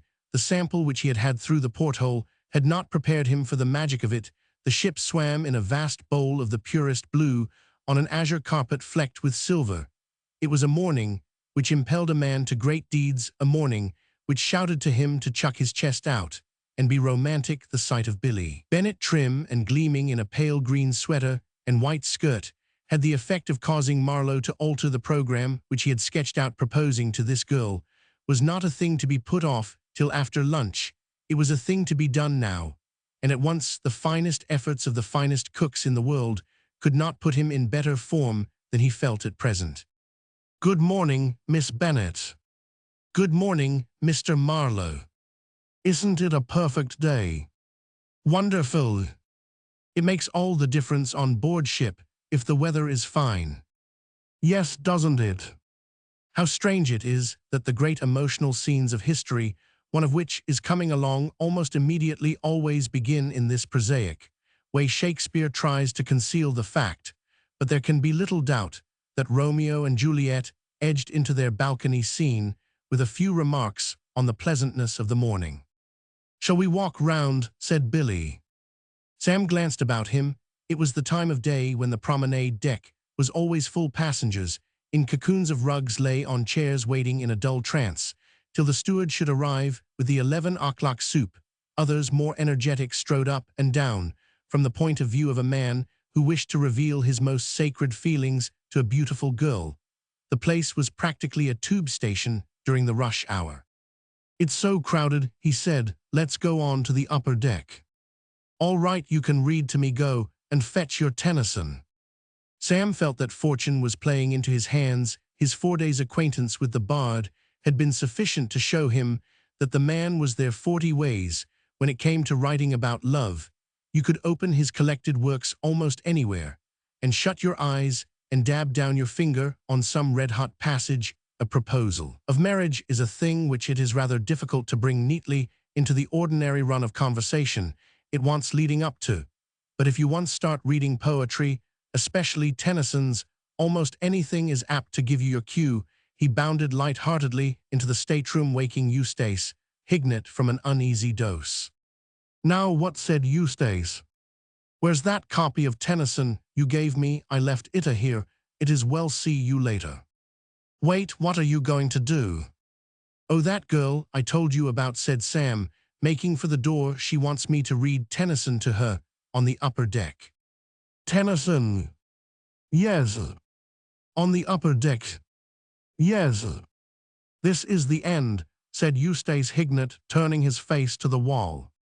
Sam raced up the companionway as far as it went, then going out on deck, climbed a flight of steps, and found himself in the only part of the ship which was ever even comparatively private. The main herd of passengers preferred the promenade deck 2 layers below. He threaded his way through a maze of boats' ropes and curious-shaped steel structures, which the architect of the ship seemed to have tacked on at the last moment. In a spirit of sheer exuberance, above him towered one of the funnels. Before him, a long, slender mast. He hurried on, and presently came upon Billy sitting on a garden seat, backed by the white roof of the smoke-room beside. This was a small deck which seemed to have lost its way and strayed up here all by itself. It was the deck on which one could occasionally see the patients playing an odd game with long sticks and bits of wood-not shuffleboard, but something even lower in the mental scale. This morning, however, the devotees of this pastime were apparently under proper restraint, for the deck was empty. This is jolly, he said, sitting down beside the girl and drawing a deep breath of satisfaction. Yes, I love this deck. It's so peaceful. It's the only part of the ship where you can be reasonably sure of not meeting stout men in flannels and nautical caps. An ocean voyage always makes me wish that I had a private yacht. It would be nice. A private yacht, repeated Sam, sliding a trifle closer. We would sail about visiting desert islands, which lay like jewels in the heart of tropic seas. We, most certainly it wouldn't be any fun if you were not there. That's very complimentary. Well, it wouldn't. I am not fond of girls as a rule. Oh, aren't you? No, said Sam decidedly. It was a point which he wished to make clear at the outset. Not at all fond. My friends have often remarked upon it. A palmist once told me that I had one of those rare spiritual natures which cannot be satisfied with substitutes, but must seek and seek, till they find their soulmate. When other men all round me were frittering away their emotions in idle flirtations, which did not touch their deeper natures, I wasn't, if you see what I mean. Oh, you weren't. No, someday I knew I should meet the only girl I could possibly love, and then I would pour out upon her the stored-up devotion of a lifetime, lay an unblemished heart at her feet, fold her in my arms, and say at last, how jolly for her, like having a circus all to oneself.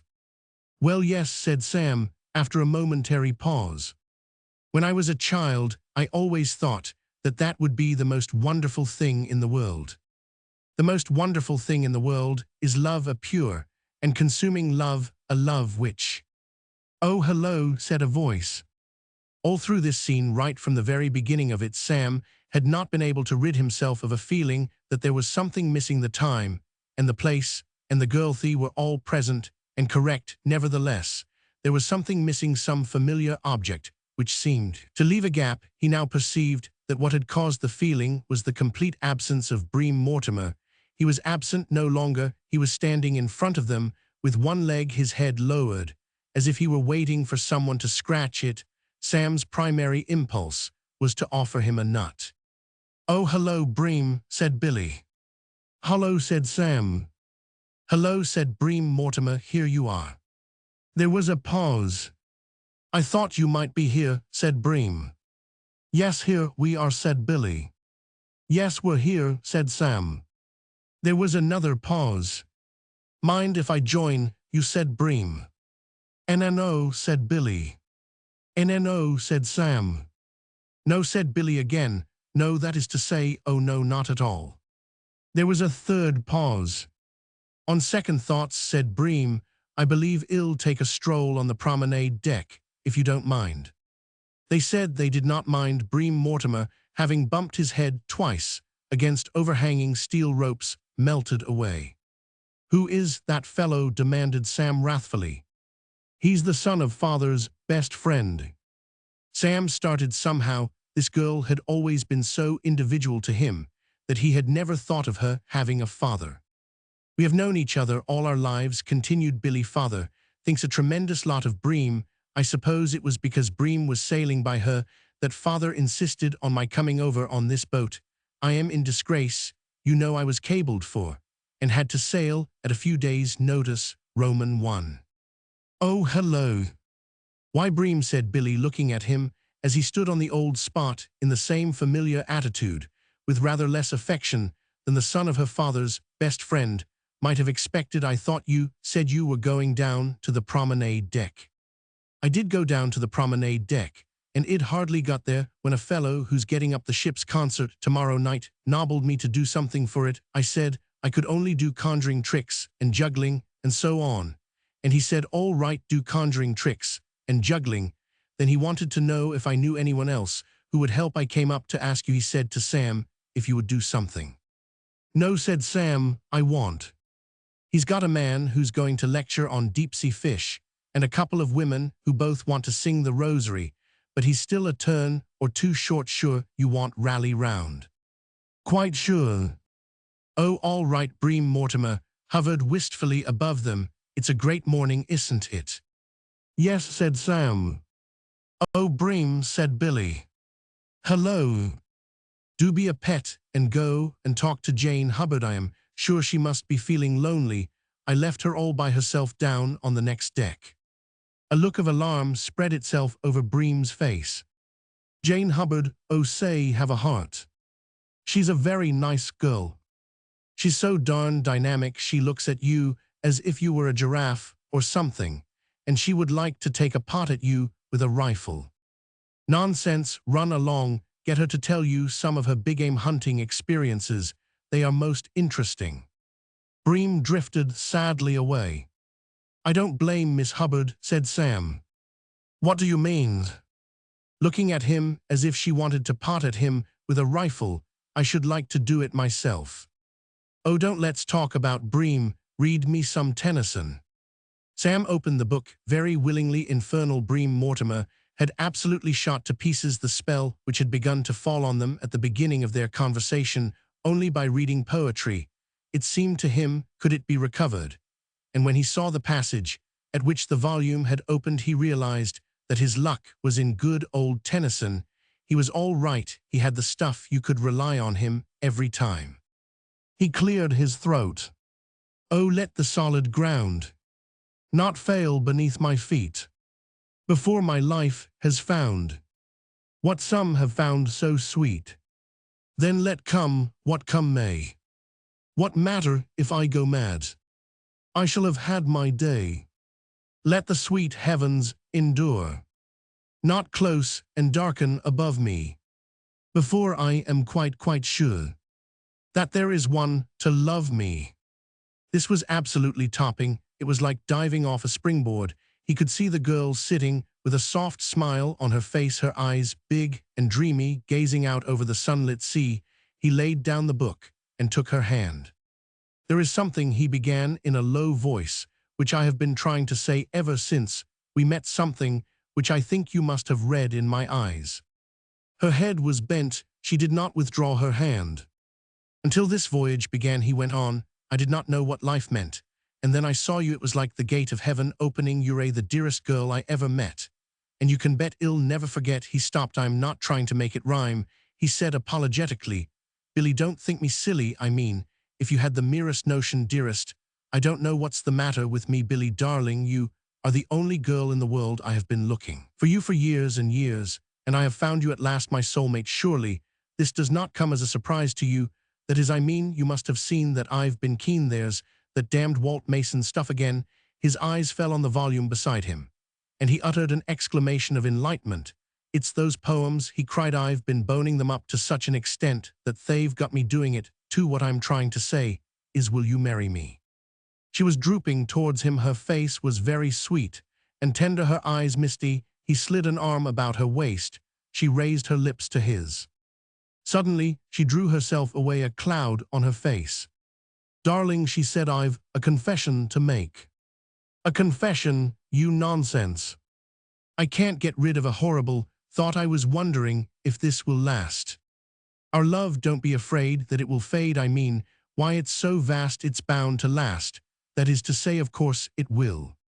She traced a pattern on the deck with her shoe. I'm afraid of myself. You see, once before, and it was not so very long ago, I thought I had met my ideal, but... Sam laughed heartily. Are you worrying about that absurd business of poor old Eustace Hignett? She started violently. You know. Of course, he told me himself. Do you know him? Where did you meet him? I've known him all my life. He's my cousin. As a matter of fact, we are sharing a stateroom on board now. Eustace is on board. Oh, this is awful. What shall I do when I meet him? Oh, pass it off with a light laugh and a genial quip. Just say, oh, here you are, or something, you know, the sort of thing. It will be terrible. Not a bit of it. Why should you feel embarrassed? He must have realized by now that you acted in the only possible way. It was absurd, his ever expecting you to marry him. I mean to say, just look at it. Dispassionately, Eustace, poor old Eustace, and you the princess and the swineherd. Does Mr. Hignett keep pigs? She asked, surprised. I mean, that poor old Eustace is so far below you, darling, that with the most charitable intentions, one can only look on his asking you to marry him in the light of a record exhibition of pure nerve. A dear good fellow, of course, but hopeless where the sterner realities of life are concerned. A man who can't even stop a dogfight in a world, which is practically one seething mass of fighting dogs. How could you trust yourself to such a one? Nobody is fonder of Eustace Hignett than I am, but well, I mean to say. I see what you mean, he really wasn't my ideal. Not by a mile. She mused, her chin in her hand. Of course he was quite a dear in a lot of ways. Oh, a splendid chap, said Sam tolerantly. Have you ever heard him sing? I think what first attracted me to him was his beautiful voice. He really sings extraordinarily well. A slight but definite spasm of jealousy afflicted Sam. He had no objection to praising poor old Eustace within decent limits, but the conversation seemed to him to be confining itself too exclusively to one subject. Yes, he said. Oh yes, I've heard him sing. Not lately. He does drawing-room ballads and all that sort of thing still, I suppose. Have you ever heard him sing My love is like a glowing tulip that in an old-world garden grows? I have not had that advantage, replied Sam stiffly, but anyone can sing a drawing-room ballad. Now something funny, something that will make people laugh, something that really needs putting across, that's a different thing altogether. Do you sing that sort of thing? People have been good enough to say. Then said Billy decidedly, you must certainly do something at the ship's concert tomorrow. The idea of your trying to hide your light under a bushel. I will tell Bream to count on you. He is an excellent accompanist. He can accompany you. Yes, but well, I don't know, said Sam doubtfully. He could not help remembering that the last time he had sung in public had been at a house supper at school 7 years before, and that on that occasion somebody, whom it was a lasting grief to him that he had been unable to identify, had thrown a pat of butter at him. Of course you must sing, said Billy. I'll tell Bream. When I go down to lunch, what will you sing? Well, I am sure it will be wonderful, whatever it is. You are so wonderful in every way. You remind me of one of the heroes of old. Sam's discomposure vanished in the first place. This was much more the sort of conversation which he felt the situation indicated. In the second place, he had remembered that there was no need for him to sing at all. He could do that imitation of Frank Tinney, which had been such a hit at the Trinity Smoker. He was on safe ground there. He knew he was good. He clasped the girl to him and kissed her 16 times. Billy Bennett stood in front of the mirror in her stateroom, dreamily brushing the glorious red hair that fell in a tumbled mass about her shoulders on the lounge beside her. Swathed in a businesslike gray kimono, Jane Hubbard watched her smoking a cigarette.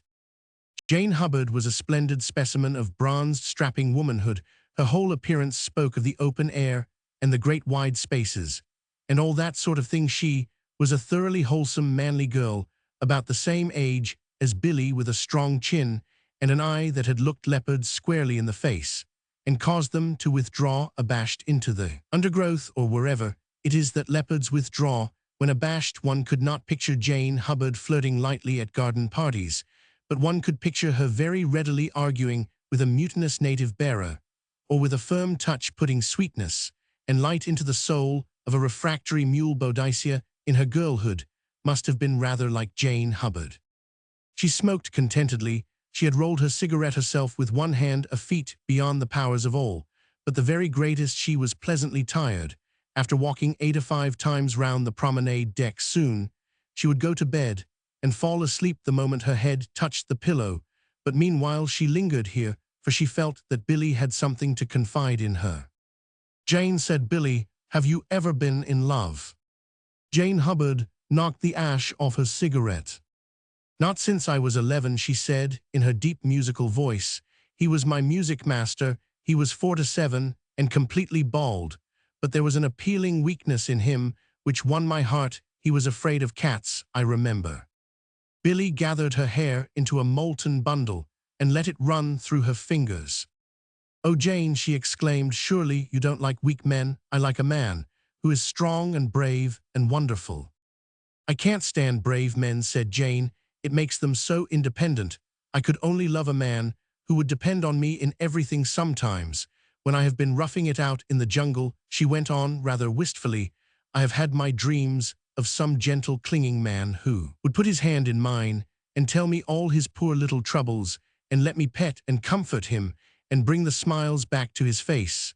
I am beginning to want to settle down. After all, there are other things for a woman to do in this life, besides traveling and big game hunting. I should like to go into Parliament, and if I did that I should practically have to marry. I should have to have a man to look after the social end of life, and arrange parties and receptions, and so on, and sit ornamentally at the head of my table. I can't imagine anything jollier than marriage under conditions like that. When I came back, a bit done up after a long sitting at the house, he would mix me a whiskey and soda, and read poetry to me or prattle about all the things he had been doing during the day. Why, it would be ideal.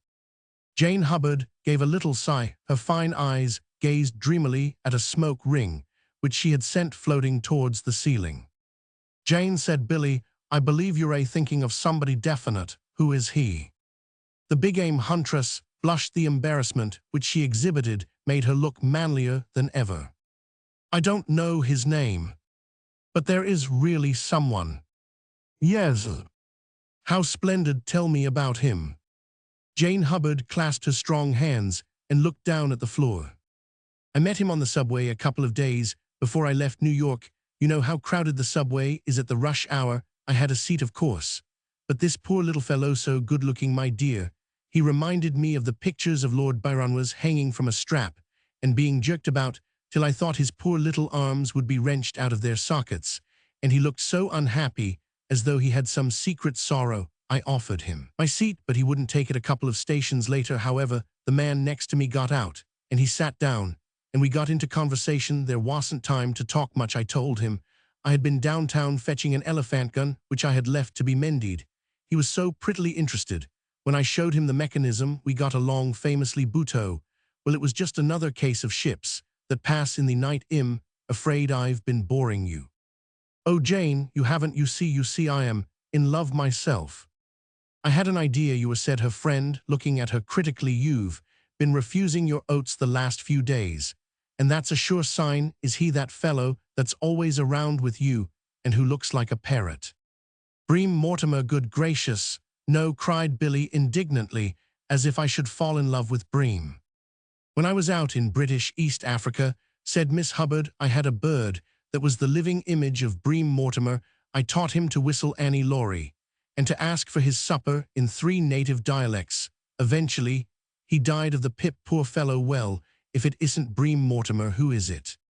His name is Marlowe. He's tall and handsome and very strong-looking. He reminds me of a Greek god. Ah, said Miss Hubbard. Jane, we're engaged. No, said the huntress, interested. When can I meet him? I'll introduce you tomorrow. I am so happy. That's fine. And yet somehow, said Billy, plaiting her hair, do you ever have presentiments? I can't get rid of an awful feeling that something's going to happen to spoil everything. What could spoil everything? Well, I think him so wonderful.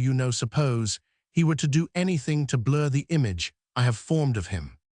Oh, you said he was one of those strong men, didn't you? They always run true to form. They never do anything except be strong. Billy looked meditatively at her reflection in the glass. I thought I was in love once before, Jane. Yes. We were going to be married, and I had actually gone to the church, and I waited and waited, and he didn't come, and what do you think had happened? What? His mother had stolen his trousers. Jane Hubbard laughed heartily. It's nothing to laugh at, said Billy seriously. It was a tragedy. I had always thought him romantic, and when this happened, the scales seemed to fall from my eyes. I saw that I had made a mistake. And you broke off the engagement? Of course. I think you were hard on him. A man can't help his mother stealing his trousers. No, but when he finds they're gone, he can phone to the tailor for some more, or borrow the janitor's, or do something.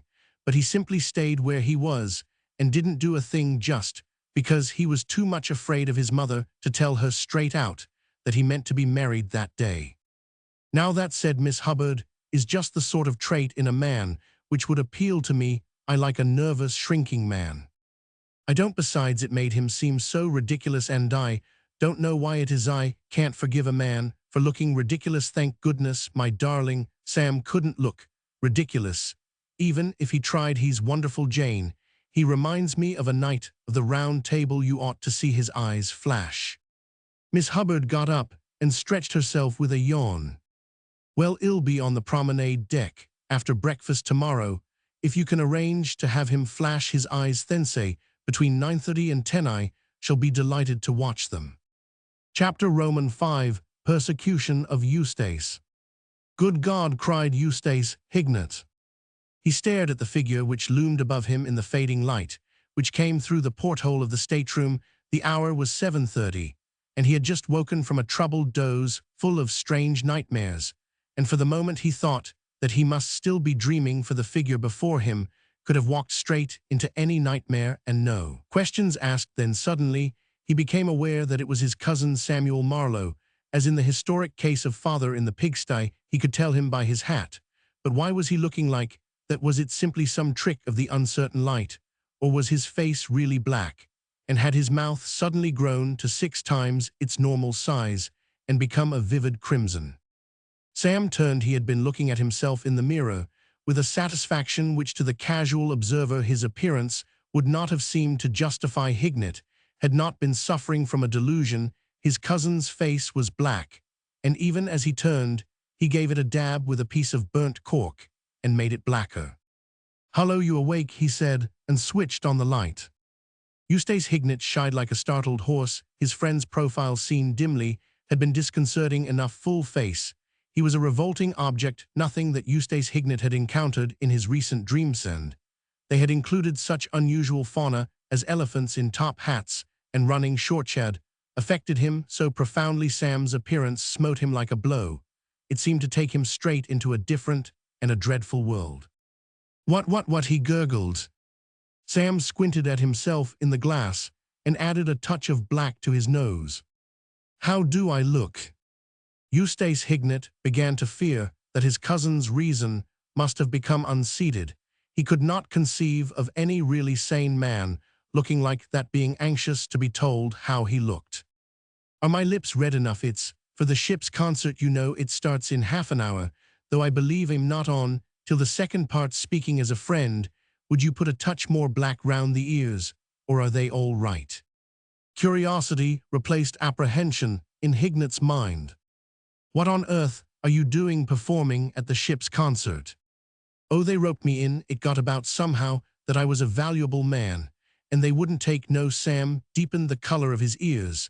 "As a matter of fact," he said casually, "my fiancé made rather a point of my doing something."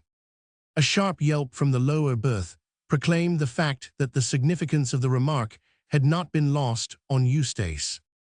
"Your fiancé?" "The girl I am engaged to. Didn't I tell you about that?" "Yes, I am engaged." Eustace sighed heavily. "I feared the worst. Tell me, who is she?" "Didn't I tell you her name?" "No." "Curious, I must have forgotten." He hummed an airy strain as he blackened the tip of his nose. "It's rather a curious coincidence. Really, her name is Bennett."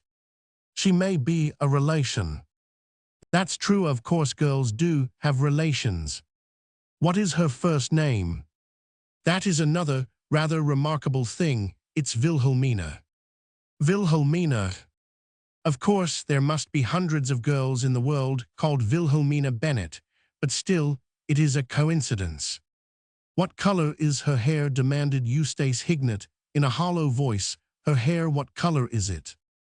"Her hair, now let me see. You ask me, what color is her hair? Well, you might call it auburn or russet, or you might call it Titian." "Never mind what I might call it. Is it red?" "Red? Why, yes, that is a very good description of it, now that you put it to me like that. It is red." "Has she a trick of grabbing at you suddenly when she gets excited, like a kitten with a ball of wool?" Yes, she has." Eustace Hignett uttered a sharp cry. "Sam," he said, "can you bear a shock?" "I'll have a dash at it." "Brace up." "I am ready." "The girl you are engaged to is the same girl who promised to marry me." Well, well, said Sam. There was a silence. Awfully sorry, of course, and all that, said Sam. Don't apologize to me, said Eustace, my poor old chap. My only feeling towards you is one of the purest and profoundest pity. He reached out and pressed Sam's hand. I regard you as a toad beneath the harrow. Well, I suppose that's one way of offering congratulations and cheery good wishes. And on top of that, went on Eustace, deeply moved, you have got to sing at the ship's concert. Why shouldn't I sing at the ship's concert? My dear old man, you have many worthy qualities, but you must know that you can't sing for nuts. I don't want to discourage you, but long ago, as it is, you can't have forgotten what an ass you made of yourself at that house supper at school, seeing you up against it like this. I regret that I threw a lump of butter at you on that occasion, though at the time it seemed the only course to pursue. Sam started. Was it you who threw that bit of butter? It was. I wish I'd known, you silly chump, you ruined my collar. Ah well, it's 7 years ago, you would have had to send it to the wash anyhow by this time, but don't let us brood on the past, let us put our heads together and think how we can get you out of this terrible situation. I don't want to get out of it, I confidently expect to be the hit of the evening. The hit of the evening, you singing. I'm not going to sing, I am going to do that imitation of Frank Tinney, which I did at the Trinity Smoker. You haven't forgotten that you were at the piano, taking the part of the conductor of the orchestra. What a riot I was we were, I say, Eustace, old man, I suppose you don't feel well enough to come up now and take your old part. You could do it without a rehearsal. You remember how it went, hullo Ernest, hullo Frank, why not come along? The only piano I will ever sit at will be one firmly fixed on a floor that does not heave and wobble under me. Nonsense, the boat's as steady as a rock, now the sea's like a millpond. Nevertheless, thanking you for your suggestion, no. Oh well then, I shall have to get on as best I can with that fellow Mortimer. We've been rehearsing all the afternoon, and he seems to have the hang of the thing, but he won't be really right. He has no pep, no Roman 1004 still. If you want, well, I think he'll be getting along to his stateroom. I told him I would look in for a last rehearsal. The door closed behind Sam, and Eustace Hignett, lying on his back, gave himself up to melancholy meditation. He was deeply disturbed by his cousin's sad story. He knew what it meant being engaged to Wilhelmina Bennet. It was like being taken aloft in a balloon and dropped with a thud on the rocks. His reflections were broken by the abrupt opening of the door. Sam rushed in. Eustace peered anxiously out of his berth. There was too much burnt cork on his cousin's face to allow of any real registering of emotion, but he could tell from his manner that all was not well. What's the matter? Sam sank down on the lounge. The bounder has quit. The bounder? What bounders? There is only one Bream Mortimer, curse him. There may be others whom thoughtless critics rank as bounders, but he is the only man really deserving of the title. He refuses to appear. He has walked out on the act. He has left me flat. I went into his stateroom just now as arranged, and the man was lying on his bunk groaning. I thought you said the sea was like a millpond. It wasn't that he's perfectly fit, but it seems that the silly ass took it into his head to propose to Billy just before dinner. Apparently, he's loved her for years in a silent, self-effacing way, and of course, she told him that she was engaged to me, and the thing upset him to such an extent that he says the idea of sitting down at a piano and helping me give an imitation of Frank Tinney revolts him. He says he intends to spend the evening in bed reading Schopenhauer. I hope it chokes him. But this is splendid. This lets you out. What do you mean, lets me out? Why, now you won't be able to appear. Oh, you will be thankful for this in years to come. Won't I appear? Won't I dashed well appear? Do you think I'm going to disappoint that dear girl when she is relying on me? I would rather die. But you can't appear without a pianist. I've got a pianist. You have? Yes, a little undersized shrimp of a fellow with a green face and ears like water wings. I don't think I know him. Yes, you do. He's you. Me. Yes, you are going to sit at the piano tonight. I am sorry to disappoint you, but it's impossible. I gave you my views on the subject just now. You've altered them. I haven't. Well, you soon will, and I'll tell you why if you don't get up out of that damned berth you've been roosting in all your life. I am going to ring for J.B. Midgley, and I am going to tell him to bring me a bit of dinner in here, and I am going to eat it before your eyes. But you've had dinner. Well, I'll have another. I feel just ready for a nice, fat pork chop. Stop. A nice fat pork chop with potatoes and lots of cabbage, repeated Sam firmly, and I shall eat it here on this very lounge. Now how do we go? You wouldn't do that, said Eustace piteously. I would and will. But I shouldn't be any good at the piano. I've forgotten how the thing used to go. You haven't done anything of the kind. I come in and say hello Ernest, and you say hello Frank, and then you help me tell the story about the Pullman car. A child could do your part of it. Perhaps there is some child on board. No, I want you. I shall feel safe with you. We've done it together before. But honestly, I really don't think it isn't as if. Sam rose and extended a finger towards the bell. Stop, cried Eustace. Hignett, I'll do it. Sam withdrew his finger. Good, he said. We've just got time for a rehearsal while you're dressing. Hello, Ernest. Hello, Frank, said Eustace Hignett brokenly as he searched for his unfamiliar trousers. Chapter Roman 6, scene at a ship's concert. Ship's concerts are given in aid of the seamen's orphans and widows, and after one has been present at a few of them, one seems to feel that any right-thinking orphan or widow would rather jog along and take a chance of starvation than be the innocent cause of such things. They open with a long speech from the master of the ceremony, so long as a rule that it is only the thought of what is going to happen afterwards that enables the audience to bear it with fortitude. This done, the amateur talent is unleashed, and the grim work begins.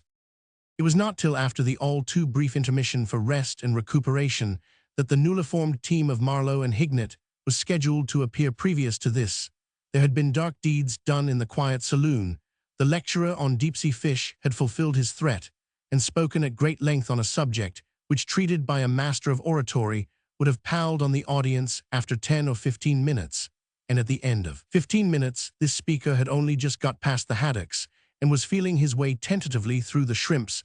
The rosary had been sung, and there was an uneasy doubt as to whether it was not going to be sung again after the interval, latest rumor being that the second of the rival lady singers had proved adamant to all appeals and intended to fight the thing out on the lines she had originally chosen if they put her in irons.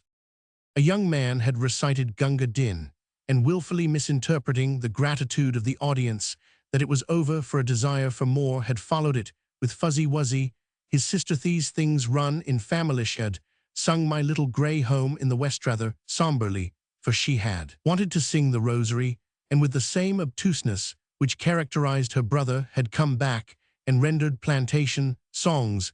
The audience was now examining its programs in the interval of silence in order to ascertain the duration of the sentence still remaining unexpired. It was shocked to read the following. A little imitation S. Marlowe.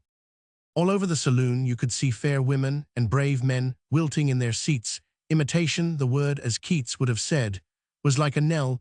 Many of these people were old travelers, and their minds went back wincingly, as one recalls forgotten wounds, to occasions when performers at ship's concerts had imitated whole strings of Dickens characters, or with the assistance of a few hats and a little false hair had endeavored to portray Napoleon, Bismarck, Shakespeare, and other of the famous dead. In this printed line on the program, there was nothing to indicate the nature or scope of the imitation which this S. Marlowe proposed to inflict upon them. They could only sit and wait and hope that it would be short. There was a sinking of hearts as Eustace Hignett moved down the room and took his place at the piano. A pianist, this argued more singing, the more pessimistic began to fear that the imitation was going to be one of those imitations of well-known opera artistes, which though rare do occasionally add to the horrors of ship's concerts. They stared at Hignett apprehensively. There seemed to be something ominous in the man's very aspect. His face was very pale, and set the face of one approaching a task at which his humanity shudders. They could not know that the pallor of Eustace Hignett was due entirely to the slight tremor which even on the calmest nights the engines of an ocean liner produce in the flooring of a dining saloon, and to that faint yet well-defined smell of cooked meats which clings to a room where a great many people have recently been eating a great many meals. A few beads of cold perspiration were clinging to Eustace Hignett's brow. He looked straight before him with unseeing eyes. He was thinking hard of the Sahara. So tense was Eustace's concentration that he did not see Billy Bennet seated in the front row. Billy had watched him enter with a little thrill of embarrassment. She wished that she had been content with one of the seats at the back, but Jane Hubbard had insisted on the front row. She always had a front row seat at witch dances in Africa, and the thing had become a habit. In order to avoid recognition, for as long as possible, Billy now put up her fan and turned to Jane.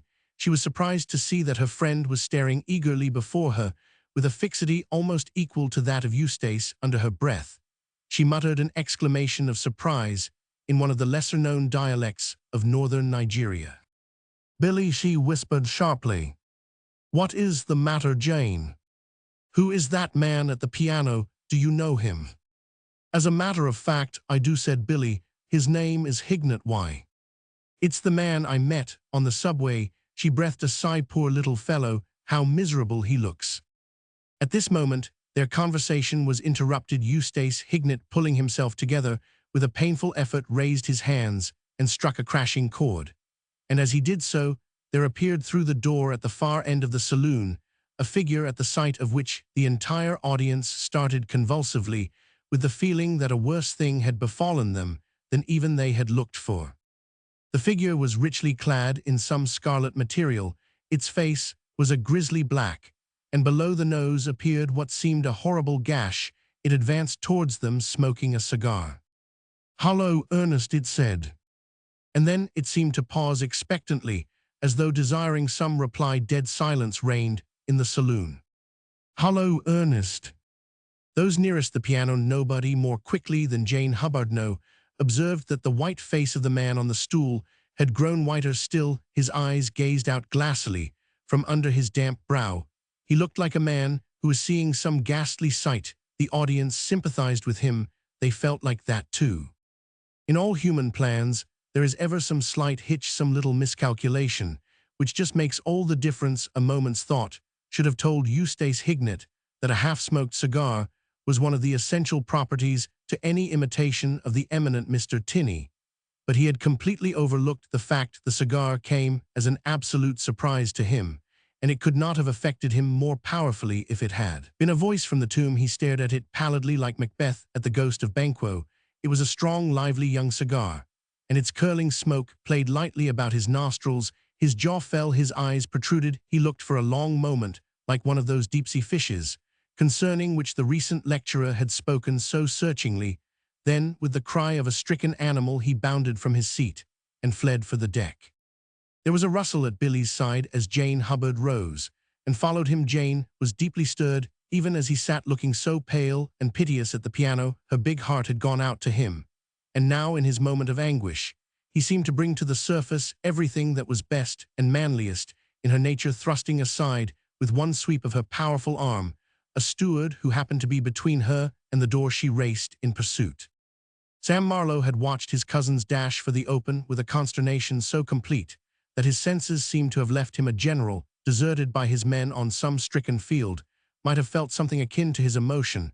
Of all the learned professions, the imitation of Mr. Frank Tinney is the one which can least easily be carried through single-handed. The man at the piano, the leader of the orchestra, is essential. He is the lifeblood of the entertainment. Without him, nothing can be done.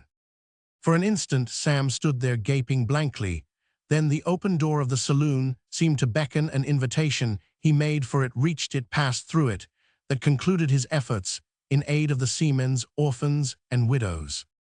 The spell which had lain on the audience broke. This imitation seemed to them to possess, in an extraordinary measure, the one quality which renders amateur imitations tolerable, that of brevity. They had seen many amateur imitations, but never one as short as this. The saloon echoed with their applause. It brought no balm to Samuel Marlowe. He did not hear it. He had fled for refuge to his stateroom, and was lying in the lower berth chewing the pillow, a soul in torment. Chapter Romans 7, Sundered Hearts.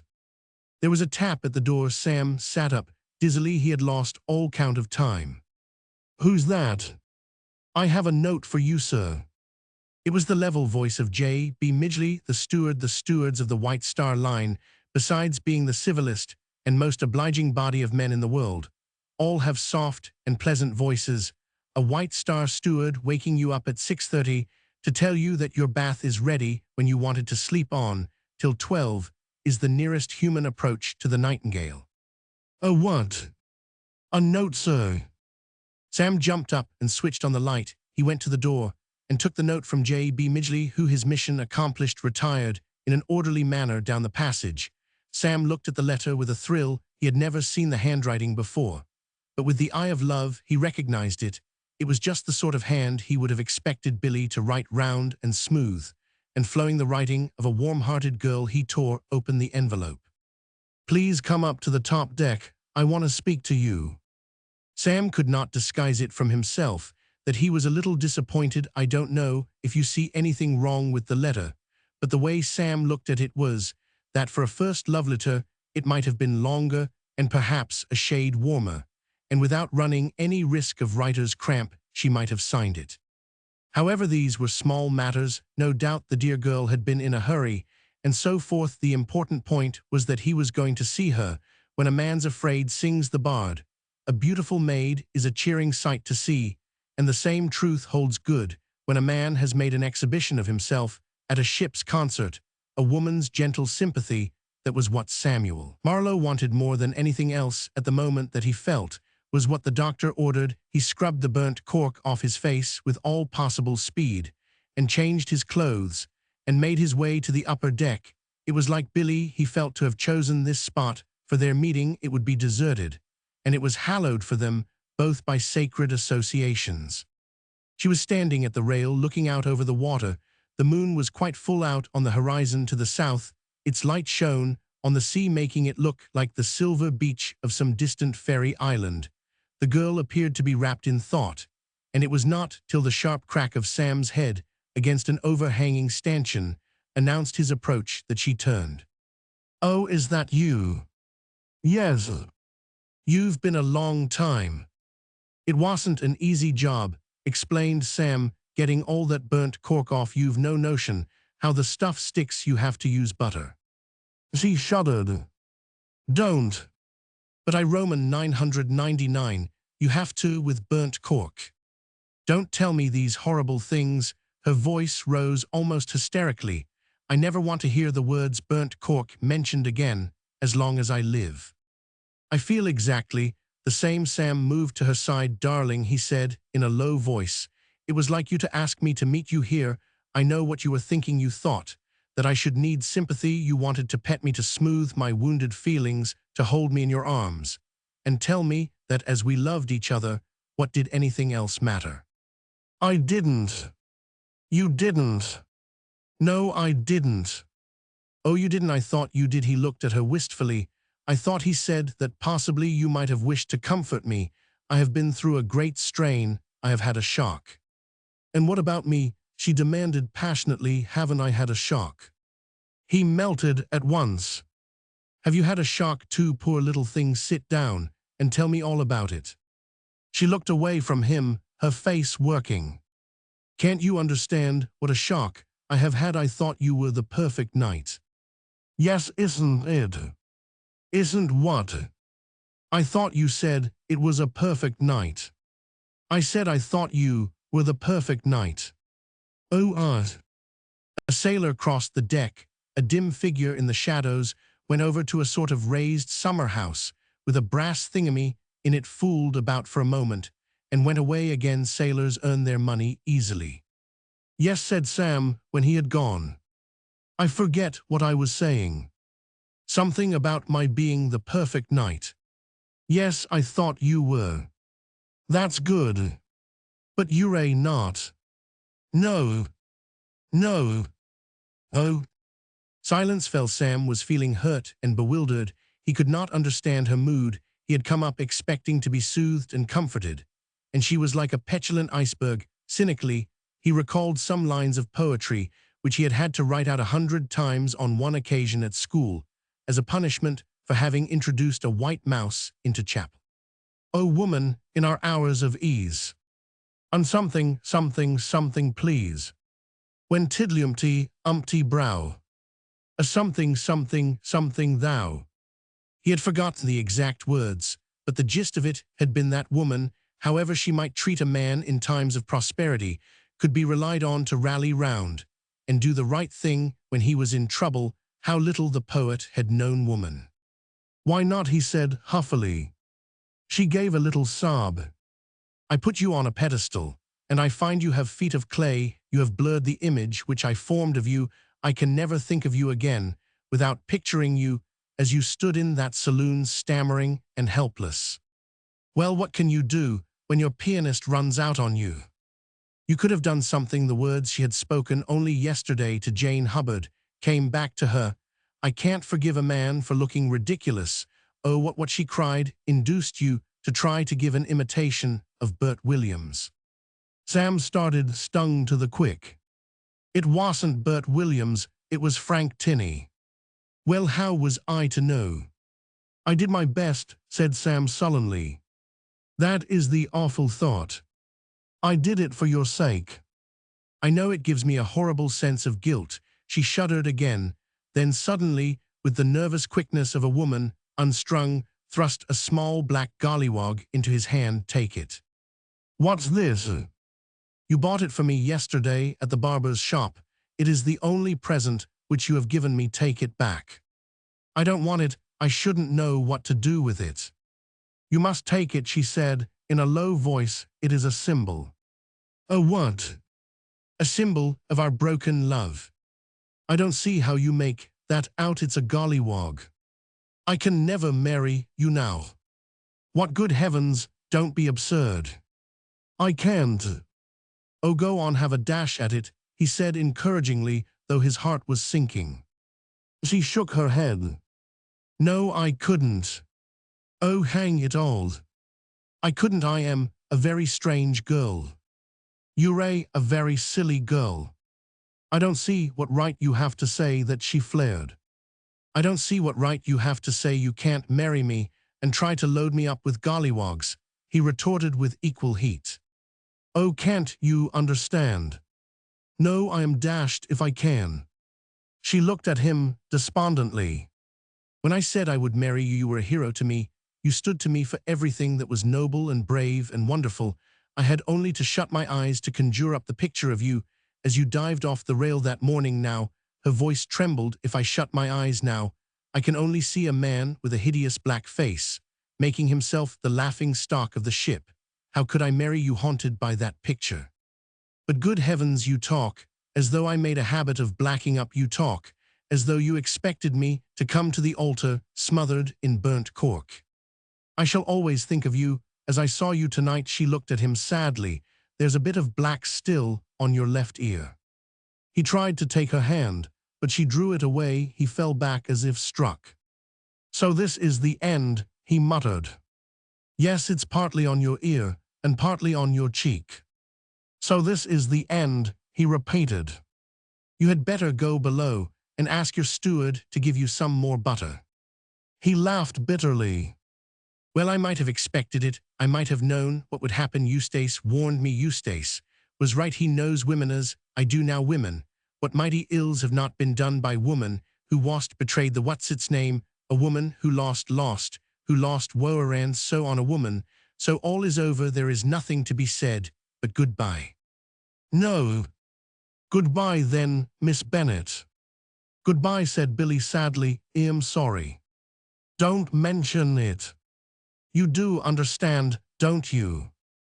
You have made everything perfectly clear. I hope you won't be unhappy.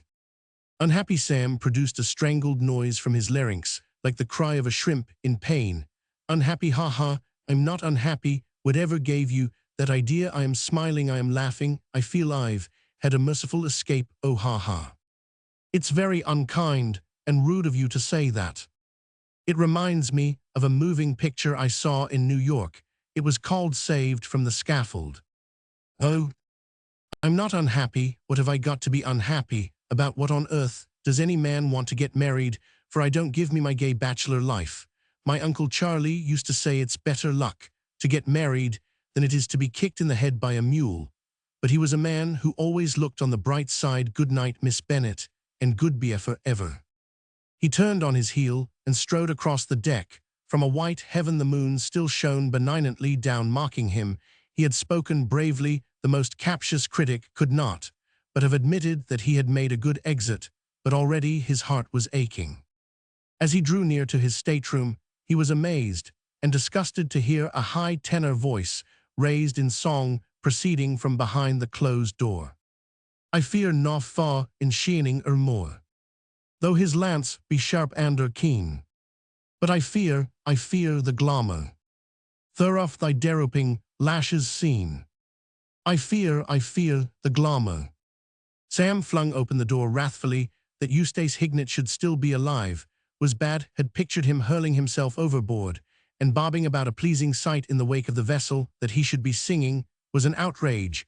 Remorse, Sam felt, should have stricken Eustace Hignett dumb, instead of which here he was comporting himself like a blasted linnet. It was all wrong. The man could have no conscience whatever. Well, he said sternly, so there you are. Eustace Hignett looked up brightly, even beamingly, in the brief interval which had elapsed since Sam had seen him last. An extraordinary transformation had taken place in this young man. His wan look had disappeared. His eyes were bright. His face wore that beastly self-satisfied smirk which you see in pictures advertising certain makes of fine mesh underwear. If Eustace Hignett had been a full-page drawing in a magazine with "My dear fellow, I always wear Sigsbee's superfine featherweight printed underneath him," he could not have looked more pleased with himself. "Hullo," he said, "I was wondering where you had got to." "Never mind," said Sam coldly, "where I had got to. Where did you get to? And why, you poor miserable worm," he went on in a burst of generous indignation, "what have you to say for yourself? What do you mean by dashing away like that and killing my little entertainment?" "Awfully sorry, old man. I hadn't foreseen the cigar. I was bearing up tolerably well till I began to sniff the smoke. Then everything seemed to go black. I don't mean you, of course. You were black already, and I got the feeling that I simply must get on deck and drown myself." "Well, why didn't you?" demanded Sam, with a strong sense of injury. "I might have forgiven you then, but to come down here and find you singing." A soft light came into Eustace Hignett's eyes. "I want to tell you all about that," he said. "It's the most astonishing story, a miracle you might almost call it, makes you believe in fate, and all that kind of thing. A week ago, I was on the subway in New York." He broke off while Sam cursed him, the subway and the city of New York, in the order named. "My dear chap, what is the matter?" "What is the matter, huh?" "Something is the matter," persisted Eustace Hignett. "I can tell it by your manner. Something has happened to disturb and upset you. I know you so well that I can pierce the mask. What is it? Tell me." "Ha ha. You surely can't still be brooding on that concert business. Why, that's all over. I take it that after my departure you made the most colossal ass of yourself. But why let that worry you? These things cannot affect one permanently. Can't they? Let me tell you that, as a result of that concert, my engagement is broken off." Eustace sprang forward with outstretched hand. "Not really? How splendid. Accept my congratulations. This is the finest thing that could possibly have happened. These are not idle words. As one who has been engaged to the girl himself, I speak feelingly. You are well out of it, Sam." Sam thrust aside his hand. Had it been his neck, he might have clutched it eagerly, but he drew the line at shaking hands with Eustace Hignett. "My heart is broken," he said with dignity. "That feeling will pass, giving way to one of devout thankfulness. I know I've been there. After all, Wilhelmina Bennet, what is she? A rag and a bone and a hank of hair." "She is nothing of the kind," said Sam, revolted. "Pardon me," said Eustace firmly. "I speak as an expert. I know her, and I repeat, she is a rag and a bone and a hank of hair. She is the only girl in the world, and owing to your idiotic behavior, I have lost her." "You speak of the only girl in the world," said Eustace blithely. "If you want to hear about the only girl in the world, I will tell you. A week ago, I was on the subway in New York." "I am going to bed," said Sam brusquely. "All right, I'll tell you, while you're undressing." "I don't want to listen." "A week ago," said Eustace Hignett, "I will ask you to picture me seated, after some difficulty in a carriage in the New York subway. I got into conversation with a girl with an elephant gun." Sam revised his private combination service in order to include the elephant gun. "She was my soulmate," proceeded Eustace, with quiet determination. "I didn't know it at the time, but she was. She had grave brown eyes, a wonderful personality, and this elephant gun." "Did she shoot you with it?" "Shoot me? What do you mean? Why, no." "The girl must have been a fool," said Sam bitterly. "The chance of a lifetime, and she missed it. Where are my pajamas?" "I haven't seen your pajamas." She talked to me about this elephant gun and explained its mechanism. She told me the correct part of a hippopotamus to aim at, how to make a nourishing soup out of mangoes, and what to do when bitten by a Borneo wire snake. You can imagine how she soothed my aching heart. My heart, if you recollect, was aching at the moment quite unnecessarily. If I had only known, because it was only a couple of days since my engagement to Wilhelmina Bennett had been broken off. Well, we parted at 66th Street, and strange as it may seem, I forgot all about her.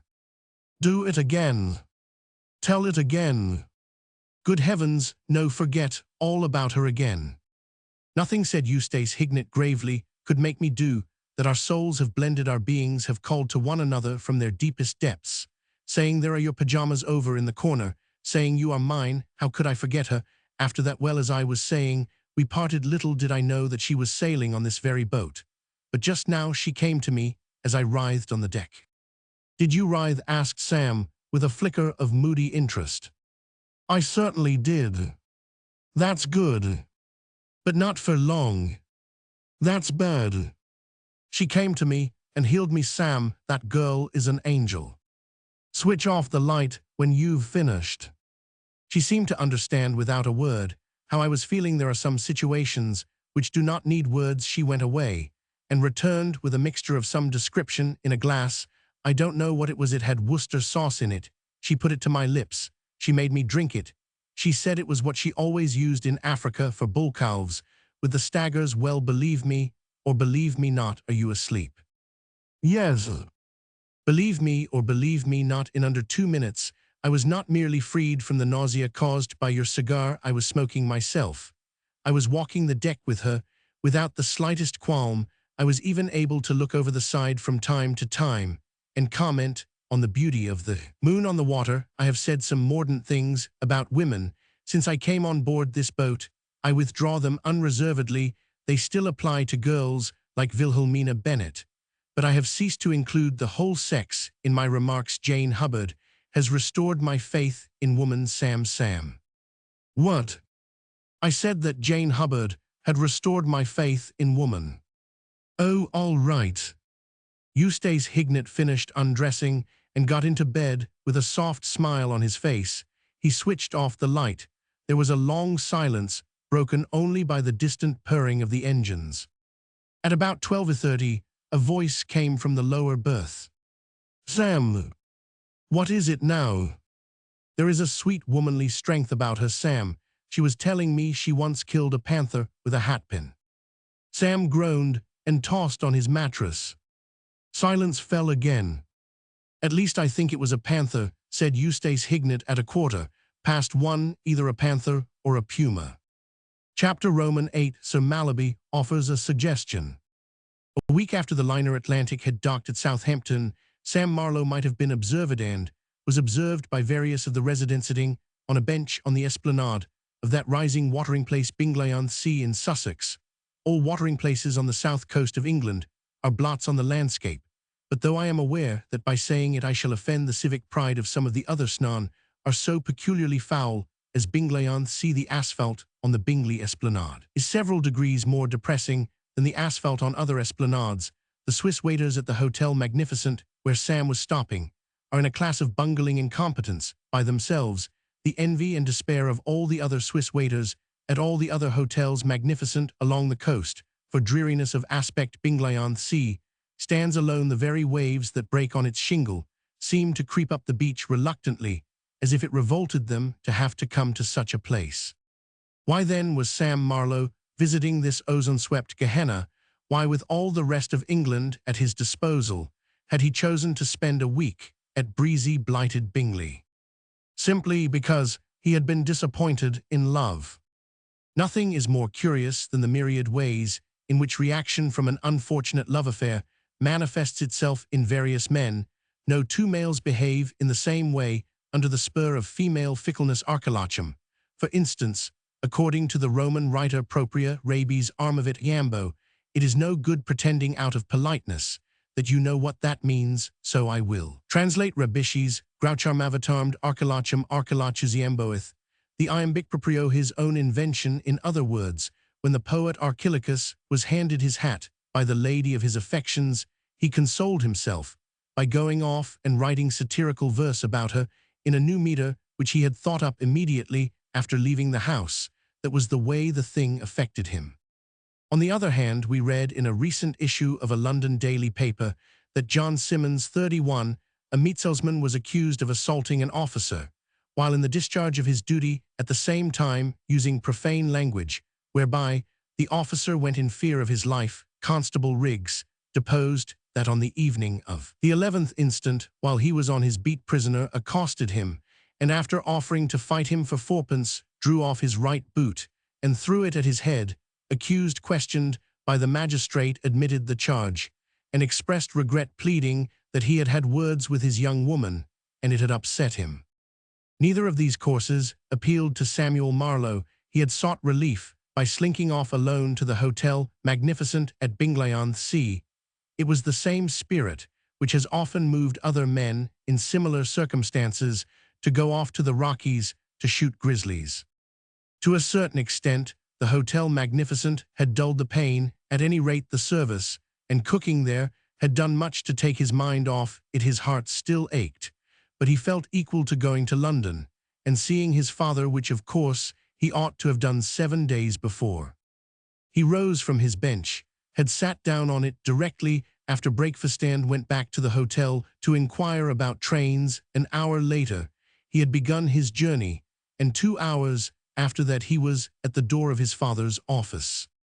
The offices of the old-established firm of Marlowe, Thorpe, Prescott, Winslow and Appleby are in Ridgeway's Inn, not far from Fleet Street.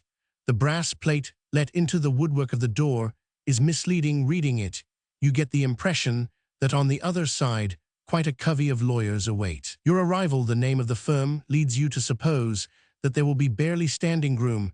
In the office you picture Thorpe jostling you aside as he makes for Prescott to discuss with him the latest case of Demurrer and Winslow, and Appleby treading on your toes deep in conversation on Replevin. But these legal firms dwindle, the years go by, and take their toll, snatching away here a Prescott, there an Appleby, till before you know where you are down to your last lawyer, the only surviving member of the firm of Marlowe, Thorpe. You had, I said before, was at the time with which this story deals Sir Mallaby Marlowe, son of the original founder of the firm and father of the celebrated blackface comedian Samuel of that ilk, and the outer office where callers were received and parked till Sir Mallaby could find time for them was occupied by a single clerk.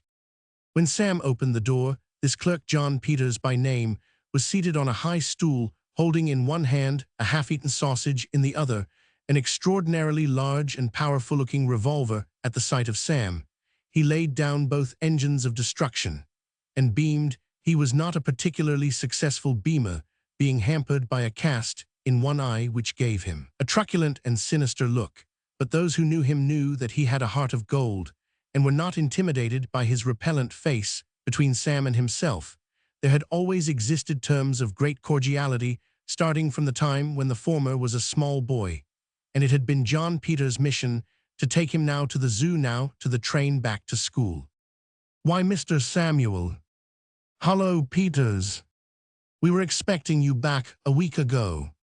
"Oh, I had something to see to before I came to town," said Sam carelessly. "So you got back safe," said John Peters. "Safe, why of course." Peters shook his head.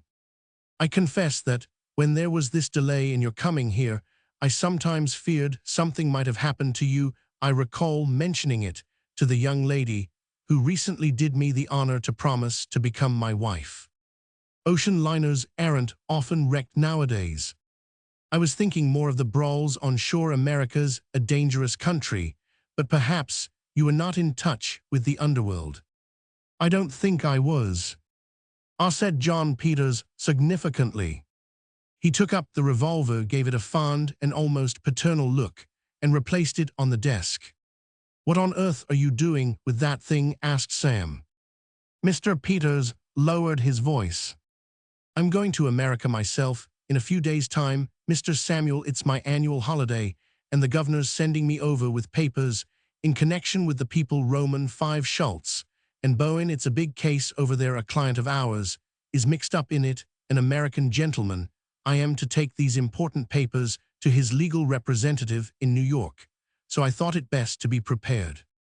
The first smile that he had permitted himself for nearly 2 weeks flitted across Sam's face.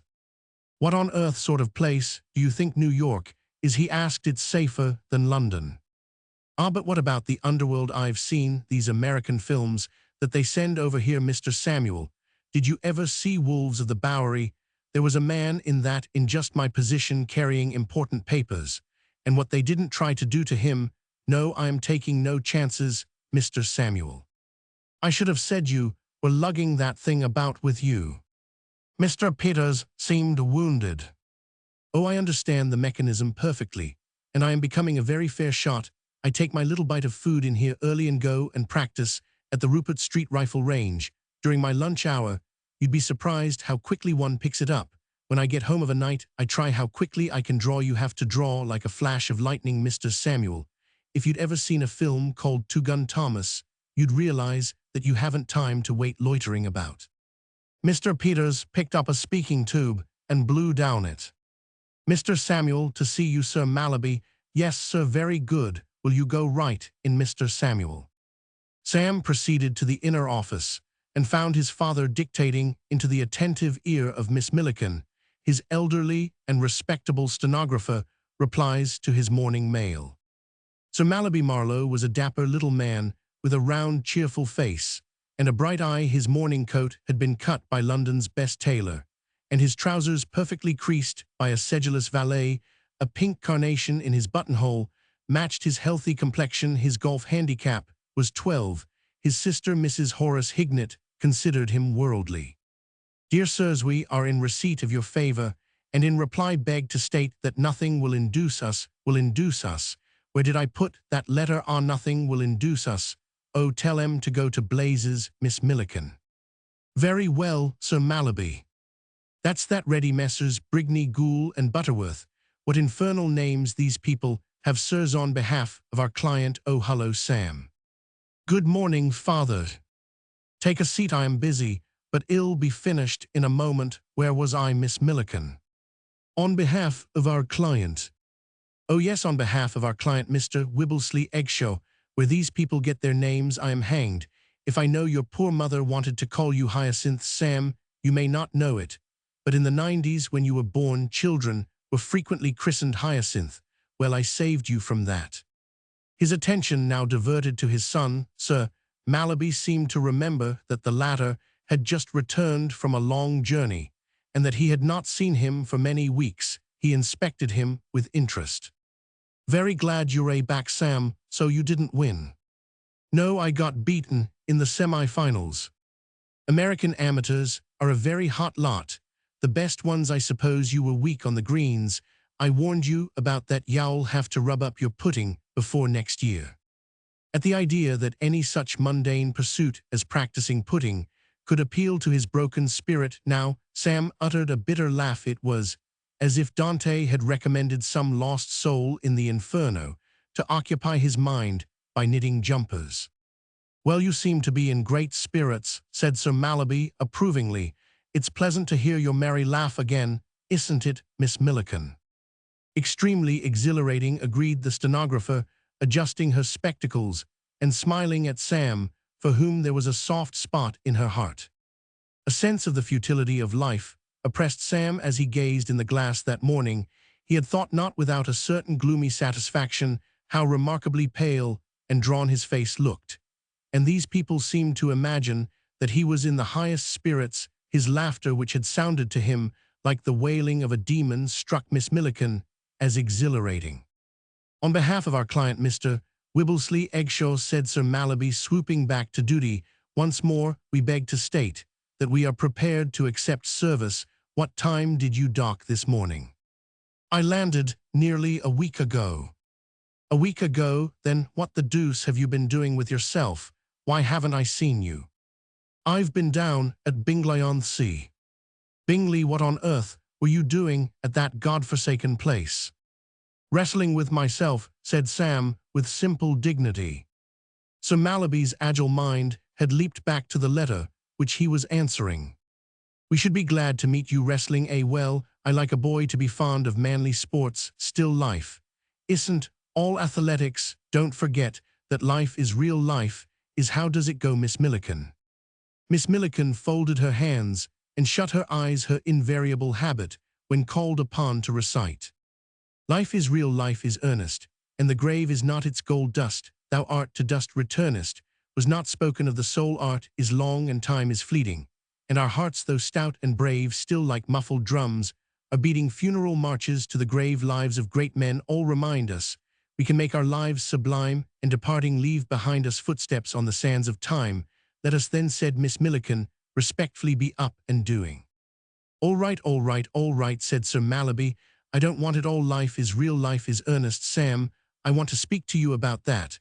When I've finished answering these letters, where was I? We should be glad to meet you at any time, if you will make an appointment. Bingley-on-Sea? Good heavens, why Bingley-on-Sea? Why not Margate, while you were about it?"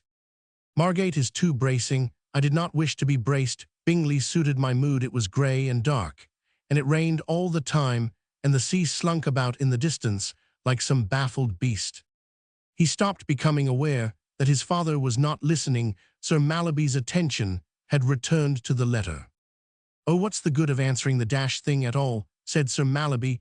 "Brigney, Goole and Butterworth know perfectly well that they've got us in a cleft stick. Butterworth knows it better than Goole, and Brigney knows it better than Butterworth. This young fool Eggshaw Sam admits that he wrote the girl 23 letters, 12 of them in verse, and 21 specifically asking her to marry him, and he comes to me and expects me to get him out of it. The girl is suing him for 10,000. How like a woman's." Miss Milliken bridled reproachfully at this slur on her sex. Sir Mallaby took no notice of it whatever. "If you will make an appointment when we can discuss the matter without prejudice, get those typed. Miss Milliken, have a cigar. Sam, Miss Milliken, tell Peters as you go out that I am occupied with a conference and can see nobody for half an hour." When Miss Milliken had withdrawn, Sir Mallaby occupied 10 seconds of the period which he had set aside for communion with his son in staring silently at him. "I'm glad you're back, Sam," he said at length. "I want to have a talk with you. You know it's time you were settling down. I've been thinking about you while you were in America, and I've come to the conclusion that I've been letting you drift along very bad for a young man. You're getting on. I don't say you're senile, but you're not 21 any longer.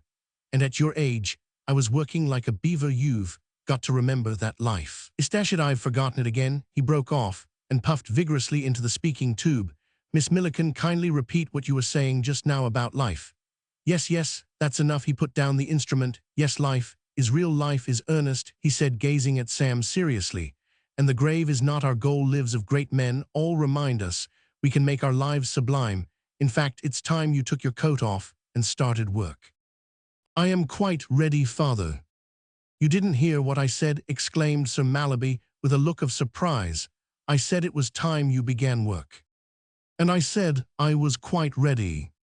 "Bless my soul, you've changed your views a trifle since I saw you last." "I have changed them altogether." Long hours of brooding among the red plush settees in the lounge of the Hotel Magnificent at Bingley-on-Sea had brought about this strange, even morbid attitude of mind in Samuel Marlowe. Work, he had decided, was the only medicine for his sick soul. Here he felt in this quiet office, far from the tumult and noise of the world, in a haven of torts and misdemeanors, and Roman 104 Roman 1 cap 3s, and all the rest of it. He might find peace. At any rate, it was worth taking a stab at it. "Your trip has done you good," said Sir Mallaby, approvingly. "The sea air has given you some sense. I am glad of it. It makes it easier for me to say something else that I've had on my mind for a good while. Sam, it's time you got married." Sam barked bitterly. His father looked at him with concern. "Swallow some smoke, the wrong way." "I was laughing," explained Sam with dignity. Sir Mallaby shook his head. "I don't want to discourage your high spirits, but I must ask you to approach this matter seriously. Marriage would do you a world of good, Sam. It would brace you up. You really ought to consider the idea. I was 2 years younger than you are when I married your poor mother, and it was the making of me. A wife might make something of you." "Impossible." "I don't see why she shouldn't. There's lots of good in you, my boy, though you may not think so." "When I said it was impossible," said Sam coldly, "I was referring to the impossibility of the possibility. I mean that it was impossible, that I could possibly. In other words, father, I can never marry. My heart is dead." "Your what?" "My heart." "Don't be a fool. There's nothing wrong with your heart. All our family have had hearts, like steam engines. Probably you have been feeling a sort of burning knock-off cigars, and that will soon stop. You don't understand me. I mean that a woman has treated me in a way that has finished her whole sex. As far as I am concerned, for me, women do not exist." "You didn't tell me about this," said Sir Mallaby, interested. "When did this happen? Did she jilt you?" "Yes." "In America, was it?" "On the boat." Sir Mallaby chuckled heartily. "My dear boy, you don't mean to tell me that you're taking a shipboard flirtation seriously? Why, you're expected to fall in love with a different girl every time you go on a voyage. You'll get over this. In a week, you'd have got over it by now if you hadn't gone and buried yourself in a depressing place like Bingley-on-Sea." The whistle of the speaking tube blew. Sir Mallaby put the instrument to his ear. "All right," he turned to Sam. "I shall have to send you away now. Sam, man, waiting to see me. Goodbye. By the way, are you doing anything tonight?" "No." "Not got a wrestling match on with yourself or anything like that? Well, come to dinner at the house, 7:30, don't be late." Sam went out. As he passed through the outer office, Miss Milliken intercepted him. "Oh, Mr. Sam." "Yes." "Excuse me, but will you be seeing Sir Mallaby again today?" "I am dining with him tonight." "Then would you? I don't like to disturb him now when he is busy. Would you mind telling him that I inadvertently omitted a stanza? It runs," said Miss Milliken, closing her eyes. "Trust no future howe'er pleasant. Let the dead past bury its dead. Act in the living present. Heart within and God o'erhead. Thank you so much. Good afternoon." Sam, reaching Bruton Street at 7:15, was informed by the butler, who admitted him, that his father was dressing and would be down in a few minutes. The butler, an old retainer of the Marlowe family, who, if he had not actually dandled Sam on his knees when an infant, had known him as a small boy, was delighted to see him again. "Missed you very much, Mr. Samuel. We all have," he said affectionately, as he preceded him to the drawing-room. "Yes," said Sam absently. "Very much indeed, sir. I happened to remark only the other day that the place didn't seem the same without your happy laugh. It's good to see you back once more, looking so well and merry." Sam stalked into the drawing-room with the feeling that comes to all of us from time to time, that it is hopeless to struggle. The whole damned circle of his acquaintance seemed to have made up their minds that he had not a care in the world, so what was the use? He lowered himself into a deep armchair and lit a cigarette. Presently the butler reappeared with a cocktail on a tray. Sam drained it, and scarcely had the door closed behind the old retainer when an abrupt change came over the whole outlook. It was as if he had been a pianola, and somebody had inserted a new record. Looking well and happy, he blew a smoke ring. Well, if it came to that, why not? Why shouldn't he look well and happy? What had he got to worry about? He was a young man, fit and strong in the springtide of life, just about to plunge into an absorbing business. Why should he brood over a sentimental episode which had ended a little unfortunately. He would never see the girl again. If anything in this world was certain, that was she would go her way. And his Samuel Marlowe rose from his chair, a new man, to greet his father, who came in at that moment, fingering a snowy white tie. Sam started at his parents' splendor in some consternation. "Great Scott, father, are you expecting a lot of people? I thought we were dining alone." "That's all right, my boy. A dinner jacket is perfectly in order. We shall be quite a small party, 6 in all, you and I, a friend of mine, and his daughter, a friend of my friend's friend, and my friend's friend's son." "Surely that's more than 6. "No. It sounded more." "6," said Sir Mallaby firmly. He raised a shapely hand, with the fingers outspread. "Count M for yourself." He twiddled his thumb. "Number 1, Bennett." "Who?" cried Sam.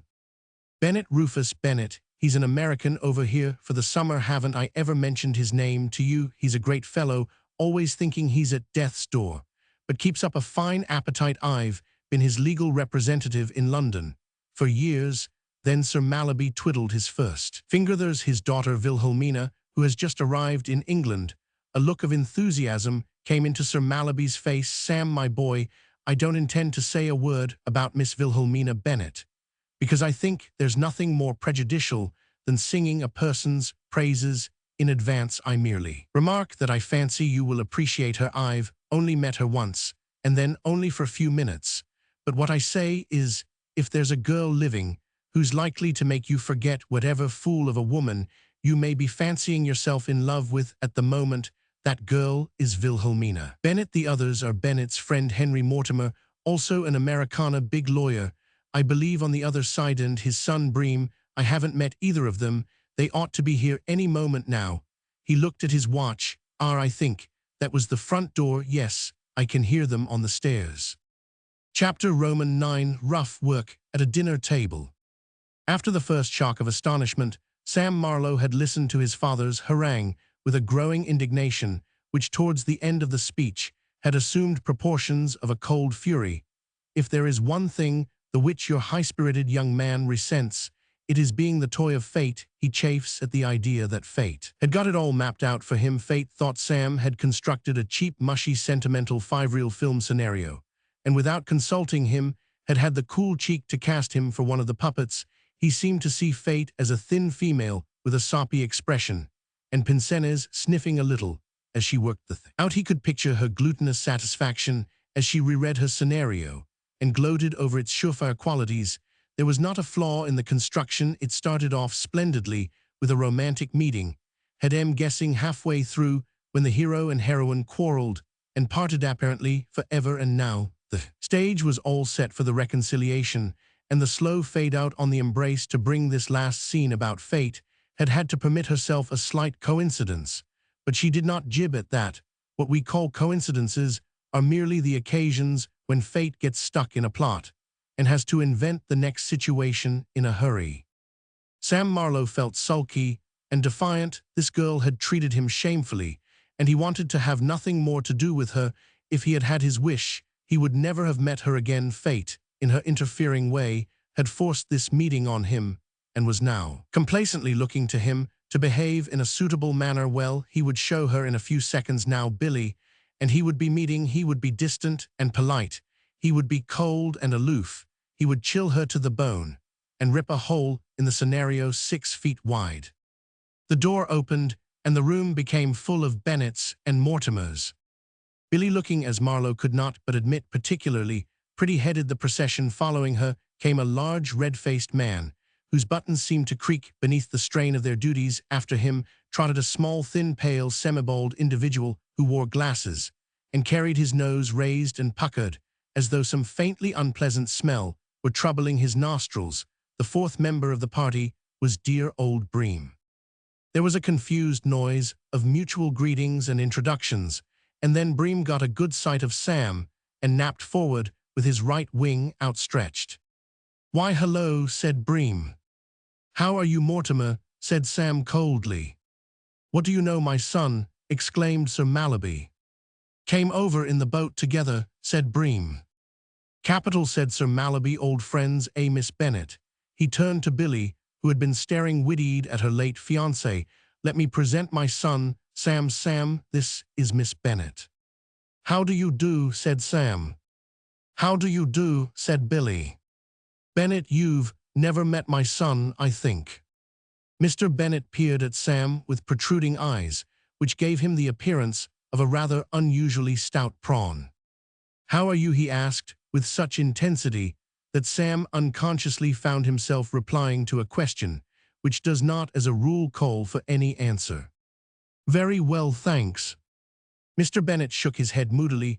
"You are lucky to be able to say so. Very few of us can assert as much. I can truthfully say that in the last 15 years I have not known what it is to enjoy sound health for a single day." Marlowe, he proceeded, swinging ponderously round on Sir Mallaby like a liner turning in the river. "I assure you that at 25 minutes past 4 this afternoon I was very nearly convinced that I should have to call you up on the phone and cancel this dinner engagement when I took my temperature at 20 minutes to 6. At this point, the butler appeared at the door announcing that dinner was served.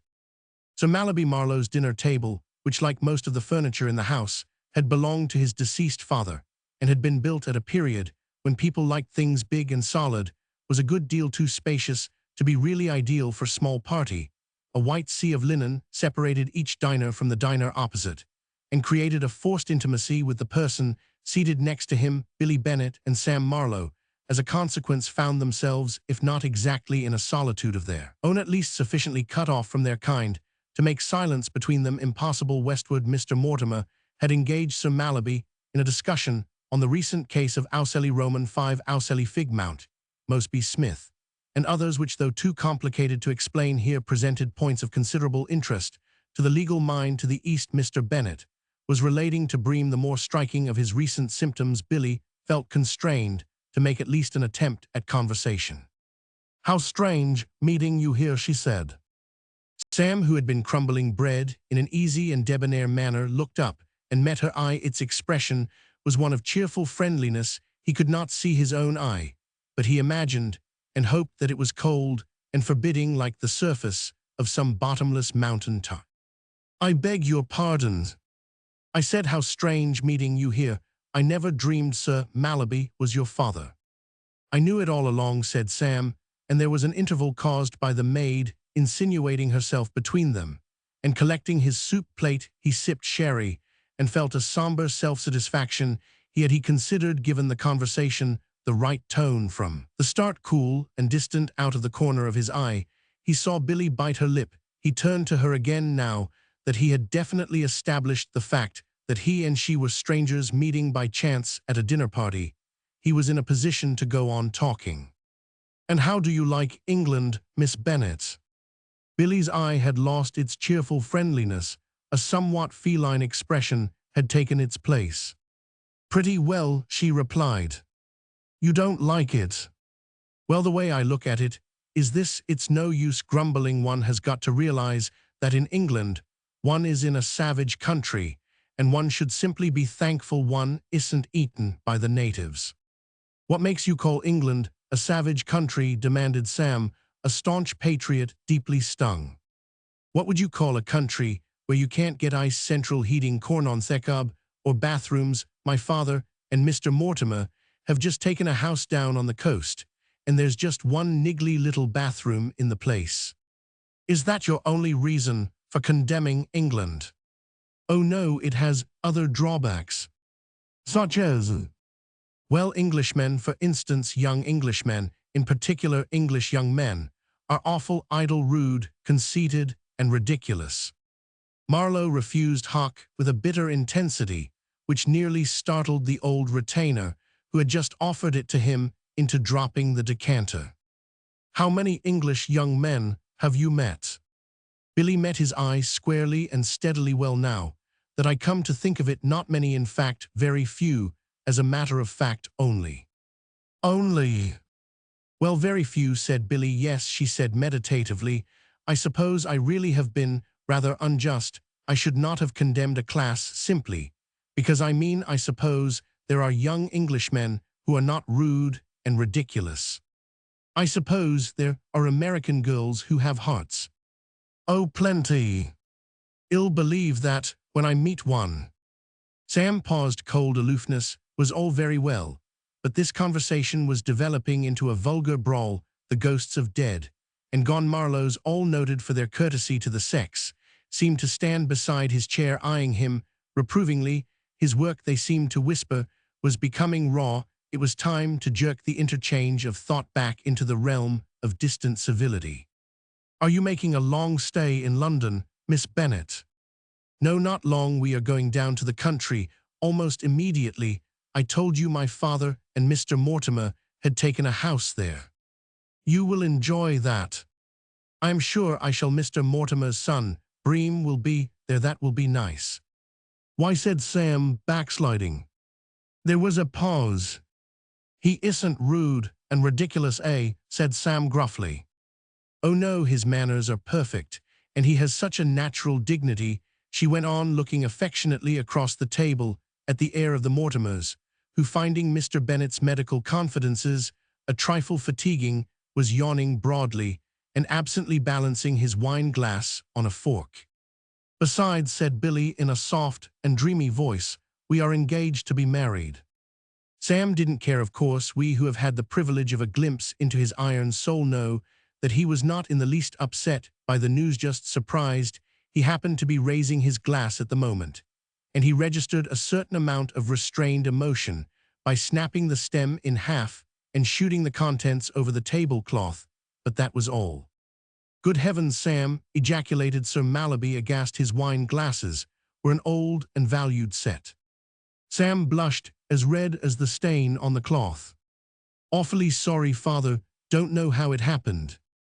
Something must have given you a shock, suggested Billy kindly.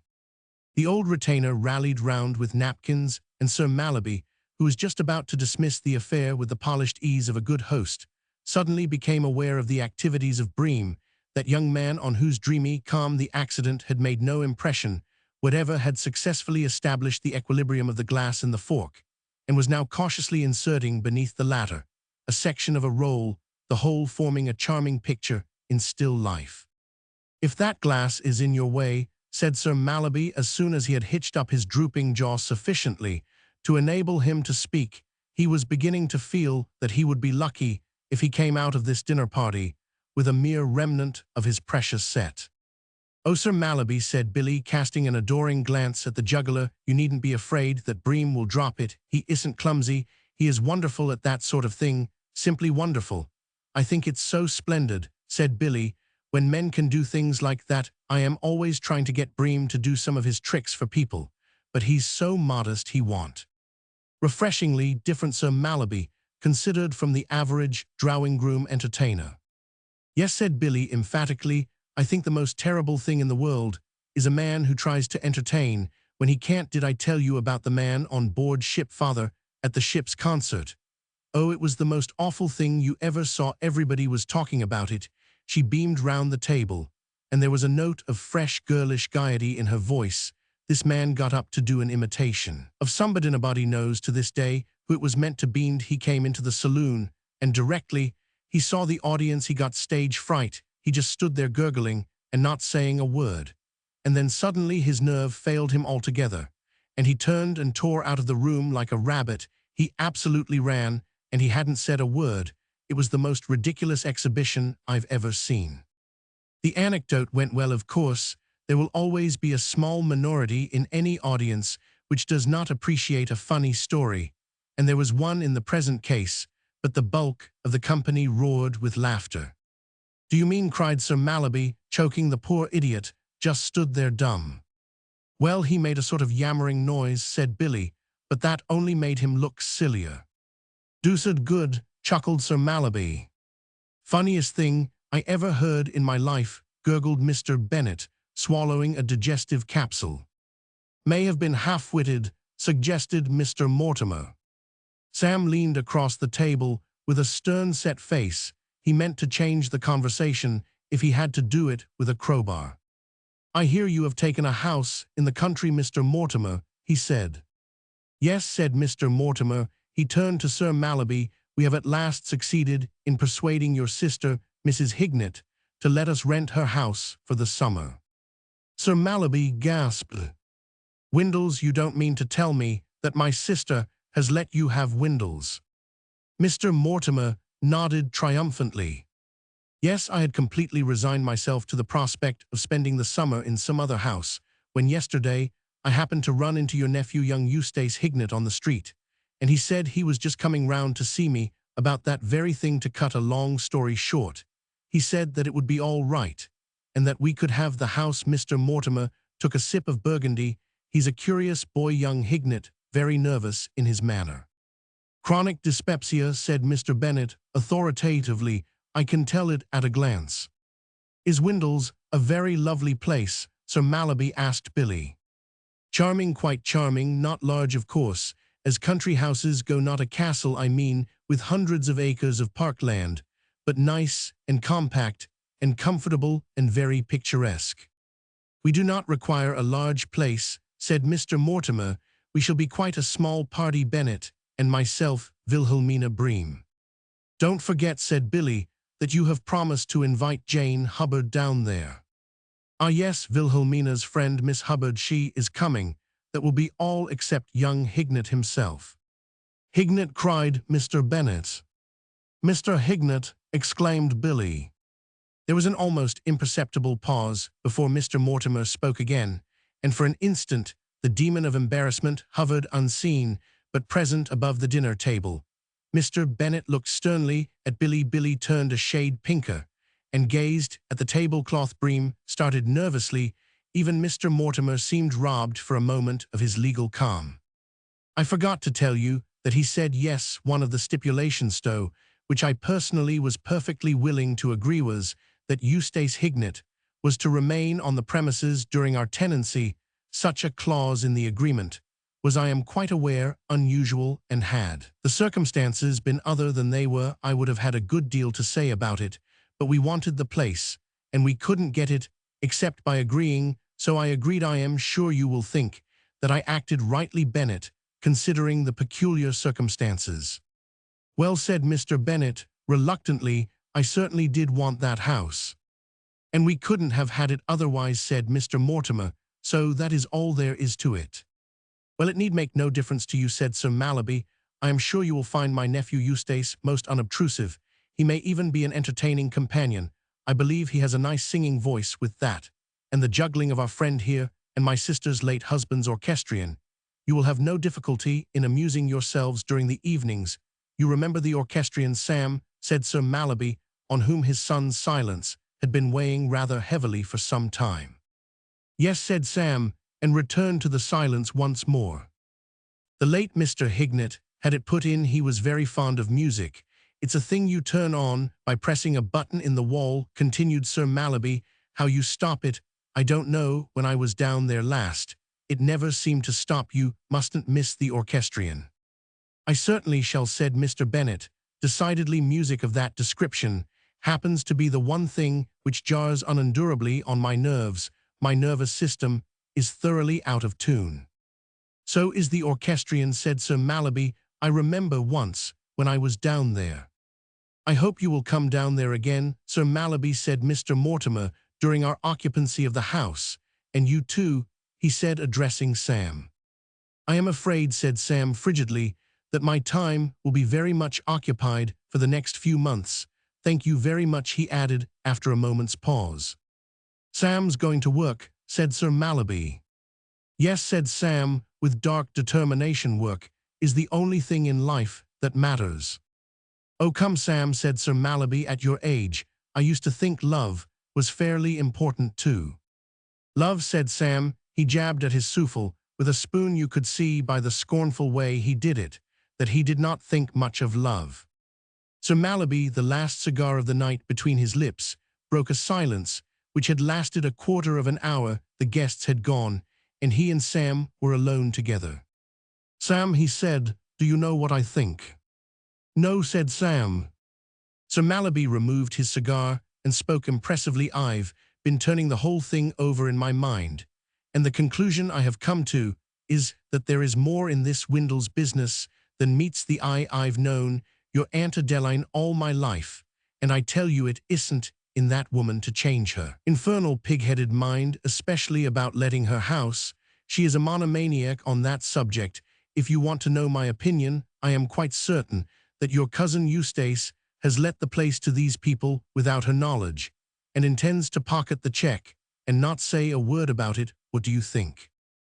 said Sam absently. "I said, what do you think?" "What do I think about what?" "About Eustace Hignett and Windles." "What about them?" Sir Mallaby regarded him disapprovingly. "I am hanged if I know what's the matter with you tonight, Sam. You seem to have unhitched your brain and left it in the umbrella stand. You hadn't a word to say for yourself all through dinner. You might have been a Trappist monk. And with that delightful girl, Miss Bennet, there too, she must have thought you infernally dull." "I am sorry." "It's no good being sorry now. The mischief's done. She has gone away, thinking you an idiot. Do you realize," said Sir Mallaby warmly, "that when she told that extremely funny story about the man who made such a fool of himself on board the ship, you were the only person at the table who was not amused? She must have thought you had no sense of humor." Sam rose. "I think I'll be going," he said. "Good night." A man can bear just so much. Chapter Roman 10, Trouble at Windles. Mr. Rufus Bennet stood at the window of the drawing-room of Windles. Looking out from where he stood, he could see all those natural and artificial charms which had made the place so desirable to him when he first beheld them. Immediately below, flower beds, bright with assorted blooms, pressed against the ivied stone wall of the house. Beyond, separated from these by a gravel pathway, a smooth lawn whose green and silky turf rivaled the lawns of Oxford colleges, stretched to a picturesque shrubbery not so dense as to withhold altogether from the eye of the observer an occasional silvery glimpse of the lake that lay behind it. To the left, through noble trees, appeared a white suggestion of old stable yards, while to the right, bordering on the drive, as it swept round to a distant gate, nothing less than a fragment of a ruined castle reared itself against a background of firs. It had been this sensational fragment of old England which had definitely captured Mr. Bennet on his first visit to the place. He could not have believed that the time would ever come when he could gaze on it without any lightening of the spirits. The explanation of his gloom was simple. In addition to looking at the flower beds, the lawn, the shrubbery, the stable yard, and the castle, Mr. Bennet was also looking at the fifth heavy shower that had fallen since breakfast. This was the third afternoon of his tenancy. The first day it had rained all the time. The second day it had rained from 8 till 12:15, from 12:30 till 4, and from 5 till 11. And on this, the third day, there had been no intermission longer than 10 minutes. It was a trying summer. Even the writers in the daily papers seemed mildly surprised and claimed that England had seen finer Julys. Mr. Bennet, who had lived his life in a country of warmth and sunshine, the thing affected in much the same way as the early days of the flood must have affected Noah first. Startled resentment had given place to a despair too militant to be called resignation, and with the despair had come a strong distaste for his fellow human beings, notably, and in particular, his old friend Mr. Mortimer, who at this moment broke impatiently in on his meditations. "Come along, Bennet. It's your deal. It's no good looking at the rain. Looking at it won't stop it." Mr. Mortimer's nerves also had become a little frayed by the weather. Mr. Bennet returned heavily to the table where, with Mr. Mortimer as partner, he was playing one more interminable rubber of bridge against Bream and Billy. He was sick of bridge, but there was nothing else to do. Mr. Bennet sat down with a grunt and started to deal. Halfway through the operation, the sound of rather stertorous breathing began to proceed from beneath the table. Mr. Bennet glanced agitatedly down and curled his legs round his chair. "I have 14 cards," said Mr. Mortimer. "That's the third time you've misdealt." "I don't care how many cards you've got," said Mr. Bennet, with heat. "That dog of yours is sniffing at my ankles."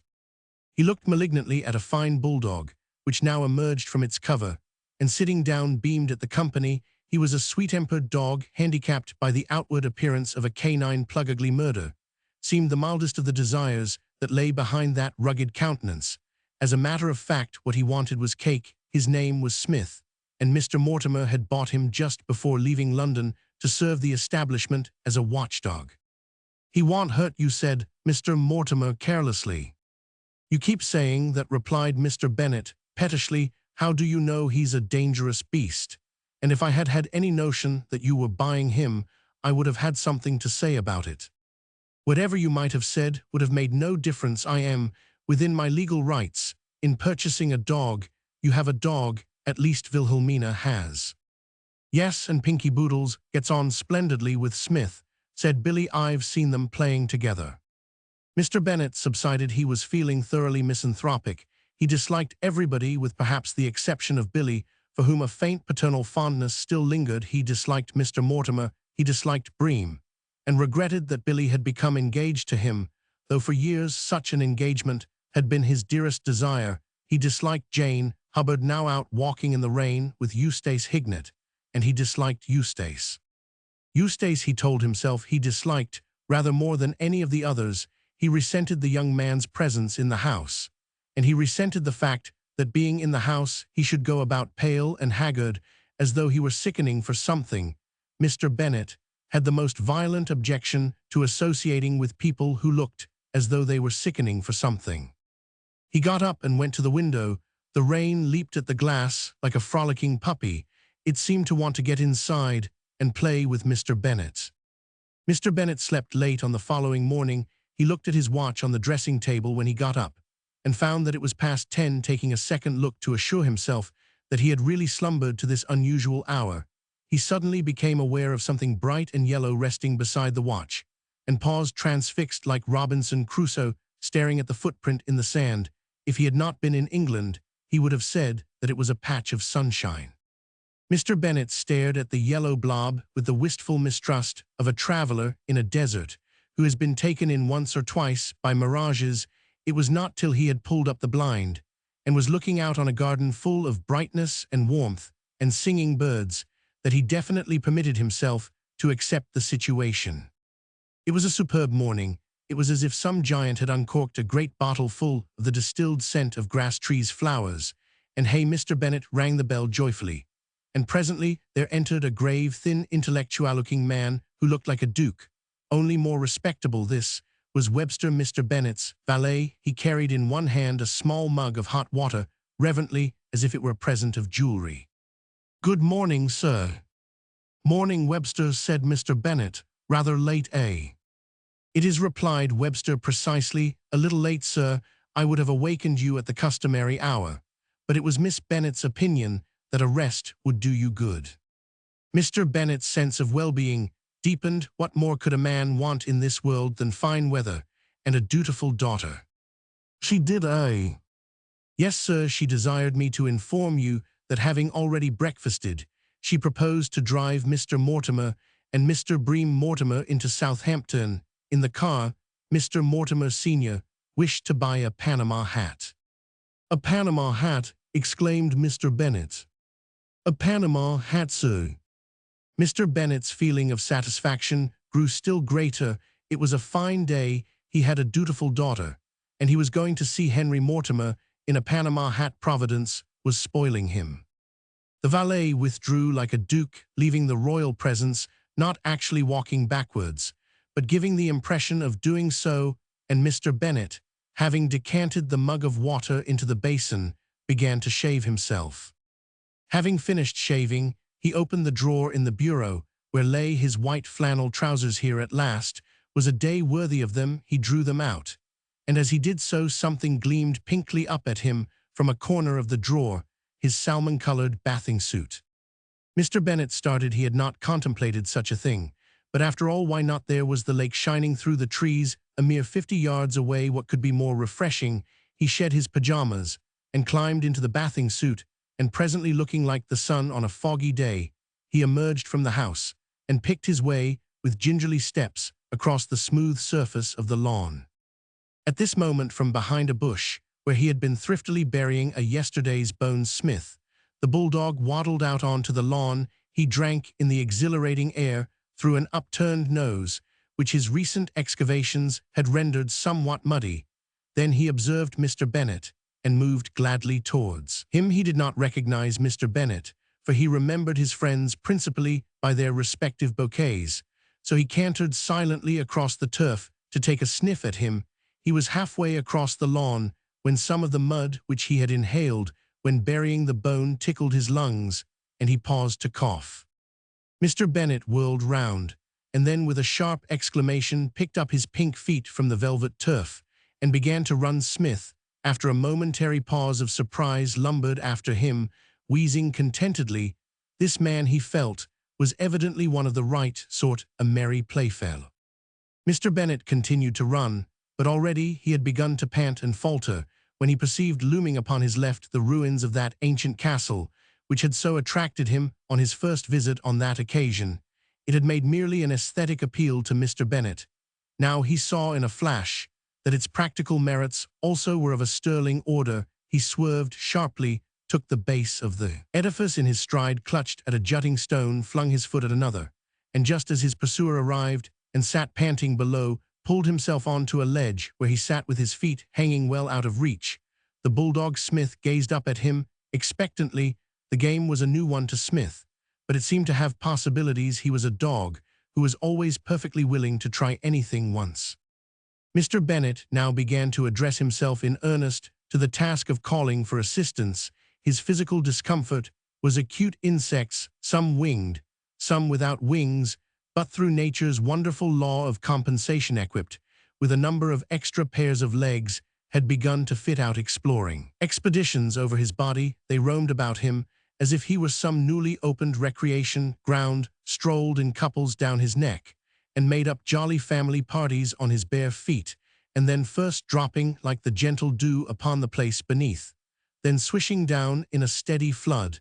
It began to rain again. It was at this point that Mr. Bennet's manly spirit broke, and time ceased to exist for him. Eons later, a voice spoke from below. "Hullo," said the voice. Mr. Bennet looked down. The stalwart form of Jane Hubbard was standing beneath him, gazing up from under a tam o'shanter cap. Smith, the bulldog, gamboled about her shapely feet. "Whatever are you doing up there?" said Jane. "I say, do you know if the car has come back?" "No, it has not. I've got to go to the doctor's. Poor little Mr. Hignett is Roman 99. Oh well, he'll have to walk. Come along, Smith." She turned towards the drive, Smith caracoling at her side. Mr. Bennet, though free now to move, remained where he was transfixed. That sinister word ill held him like a spell. Eustace Hignett was ill. He had thought all along that the fellow was sickening for something. Confound him. "What's the matter with him?" bellowed Mr. Bennet, after Jane Hubbard's retreating back. queried Jane, stopping. "What's the matter with Hignett?" "I don't know." "Is it infectious?" "I expect so." "Great heavens!" cried Mr. Bennet, and lowering himself cautiously to the ground, squelched across the dripping grass. In the hall, Webster, the valet, dry and dignified, was tapping the barometer with the wrist action of an ambassador knocking on the door of a friendly monarch. "A sharp downpour, sir," he remarked. "Have you been in the house all the time?" demanded Mr. Bennet. "Yes, sir." "Didn't you hear me shouting?" "I did fancy I heard something, sir." "Then why the devil didn't you come to me?" "I supposed it to be the owls, sir, a bird very frequent in this locality. They make a sort of harsh hooting howl, sir. I have sometimes wondered," said Webster, pursuing a not uninteresting train of thought, "whether that might be the reason of the name." Before Mr. Bennet could join him in the region of speculation into which he had penetrated, there was a grinding of brakes on the gravel outside, and the wettest motor car in England drew up at the front door. From Windles to Southampton is a distance of about 20 miles, and the rain had started to fall when the car, an open one, lacking even the poor protection of a cape hood, had accomplished half the homeward journey. For the last 10 miles, Mr. Mortimer had been nursing a sullen hatred for all created things, and when entering the house, he came upon Mr. Bennet hopping about in the hall, endeavoring to detain him and tell him some long and uninteresting story. His venom concentrated itself upon his erstwhile friend. "Oh, get out of the way," he snapped, shaking off the other's hand. "Can't you see I am wet?" Wet, wet, Mr. Bennet's voice quivered with self-pity. So am I wet? Father dear, said Billy reprovingly, you really oughtn't to have come into the house after bathing without drying yourself. You'll spoil the carpet. I've not been bathing, I'm trying to tell you. Hullo, said Bream with amiable innocence, coming in at the tail end of the party. Been having a jolly bathe. Mr. Bennet danced with silent irritation, and striking a bare toe against the leg of a chair, seized his left foot, and staggered into the arms of Webster, who had been preparing to drift off to the servants' hall. Linked together, the two proceeded across the carpet, in a movement which suggested in equal parts the careless vigor of the cakewalk and the grace of the old-fashioned mazurka. What the devil are you doing, you fool? Cried Mr. Bennet. Nothing, sir, and I should be glad if you would accept my week's notice, replied Webster calmly. What's that? My notice, sir, to take effect at the expiration of the current week. I cannot acquiesce in being cursed and sworn at. Oh, go to blazes. Very good, sir. Webster withdrew like a plenipotentiary who has been handed his papers on the declaration of war, and Mr. Bennet sprang to intercept Mr. Mortimer, who had slipped by and was making for the stairs. Mortimer! Oh, what is it? That infernal dog of yours. I insist on your destroying it. What's it been doing? The savage brute chased me all over the garden and kept me sitting up on that damned castle the whole of the morning. Father darling, interposed Billy, pausing on her way up the stairs, you mustn't get excited. You know it's bad for you. I don't expect poor old Smith meant any harm, she added pacifically as she disappeared in the direction of the landing. Of course he didn't, snapped Mr. Mortimer. He's as quiet as a lamb. I tell you, he chased me from one end of the garden to the other. I had to run like a hare. The unfortunate Bream, whose sense of the humorous was simple and childlike, was not proof against the picture thus conjured up. CK, giggled Bream, helplessly. CK. Mr. Bennet turned on him. Oh, it strikes you as funny, does it? Well, let me tell you that if you think you can laugh at me with one hand and marry my daughter with the other, you're wrong. You can consider your engagement at an end. Oh, I say, ejaculated Bream, abruptly sobered. Mortimer bawled Mr. Bennet, once more arresting the other, as he was about to mount the stairs. Do you, or do you not intend to destroy that dog? I do not. I insist on your doing so. He is a menace. He is nothing of the kind on your own showing. He didn't even bite you once, and every dog is allowed one bite by law. The case of Wilberforce Roman 5 Bayliss covers that point thoroughly. I don't care about the case of Wilberforce and Bayliss. You will find that you have to. It is a legal precedent. There is something about a legal precedent which gives pause to the angriest man. Mr. Bennet felt as every layman feels when arguing with a lawyer, as if he were in the coils of a python. Say, Mr. Bennet, began Bream at his elbow. Get out, snarled Mr. Bennet. Yes, but say. The green baize door at the end of the hall opened, and Webster appeared. I beg your pardon, sir, said Webster, but luncheon will be served within the next few minutes. Possibly, you may wish to make some change of costume.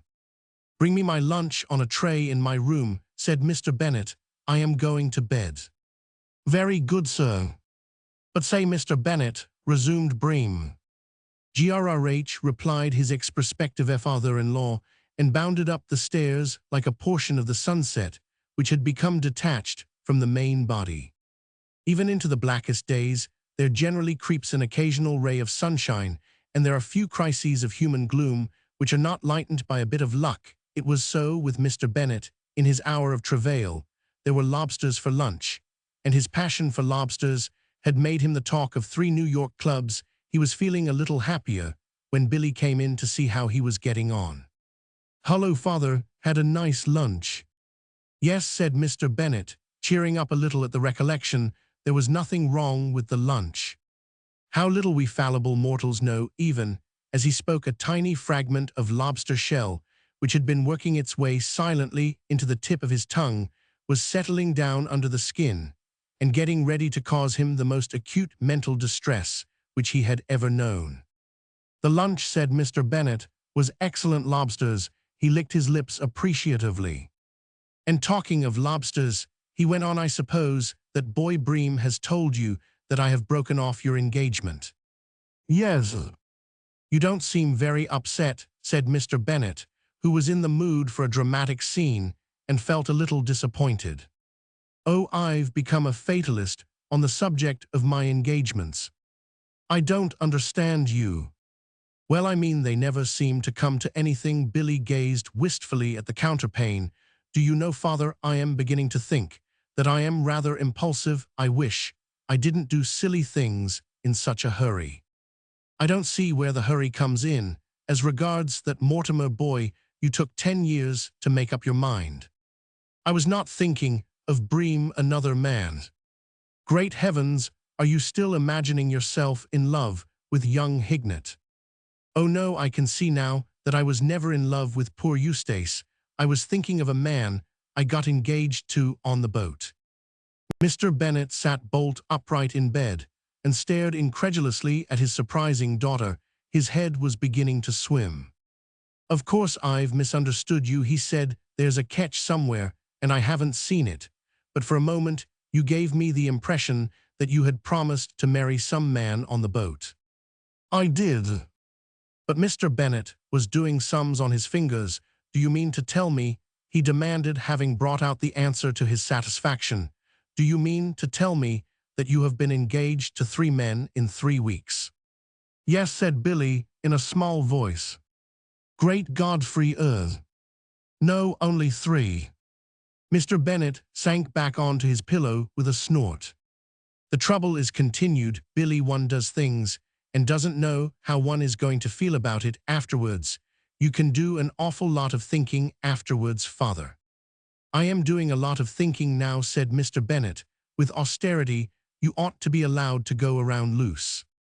"Well, it doesn't matter. I shall never get engaged again. I shall never love anyone again." "Don't tell me you are still in love with this boatman." Billy nodded miserably. "I didn't realize it till we came down here. But as I sat and watched the rain, it suddenly came over me that I had thrown away my life's happiness. It was as if I had been offered a wonderful jewel and had refused it. I seemed to hear a voice reproaching me and saying, 'You have had your chance. It will never come again.'" "Don't talk nonsense," said Mr. Bennet. Billy stiffened. She had thought she had been talking rather well. Mr. Bennet was silent for a moment. Then he started up with an exclamation. The mention of Eustace Hignett had stirred his memory. "What's young Hignett got wrong with him?" he asked. "Mumps."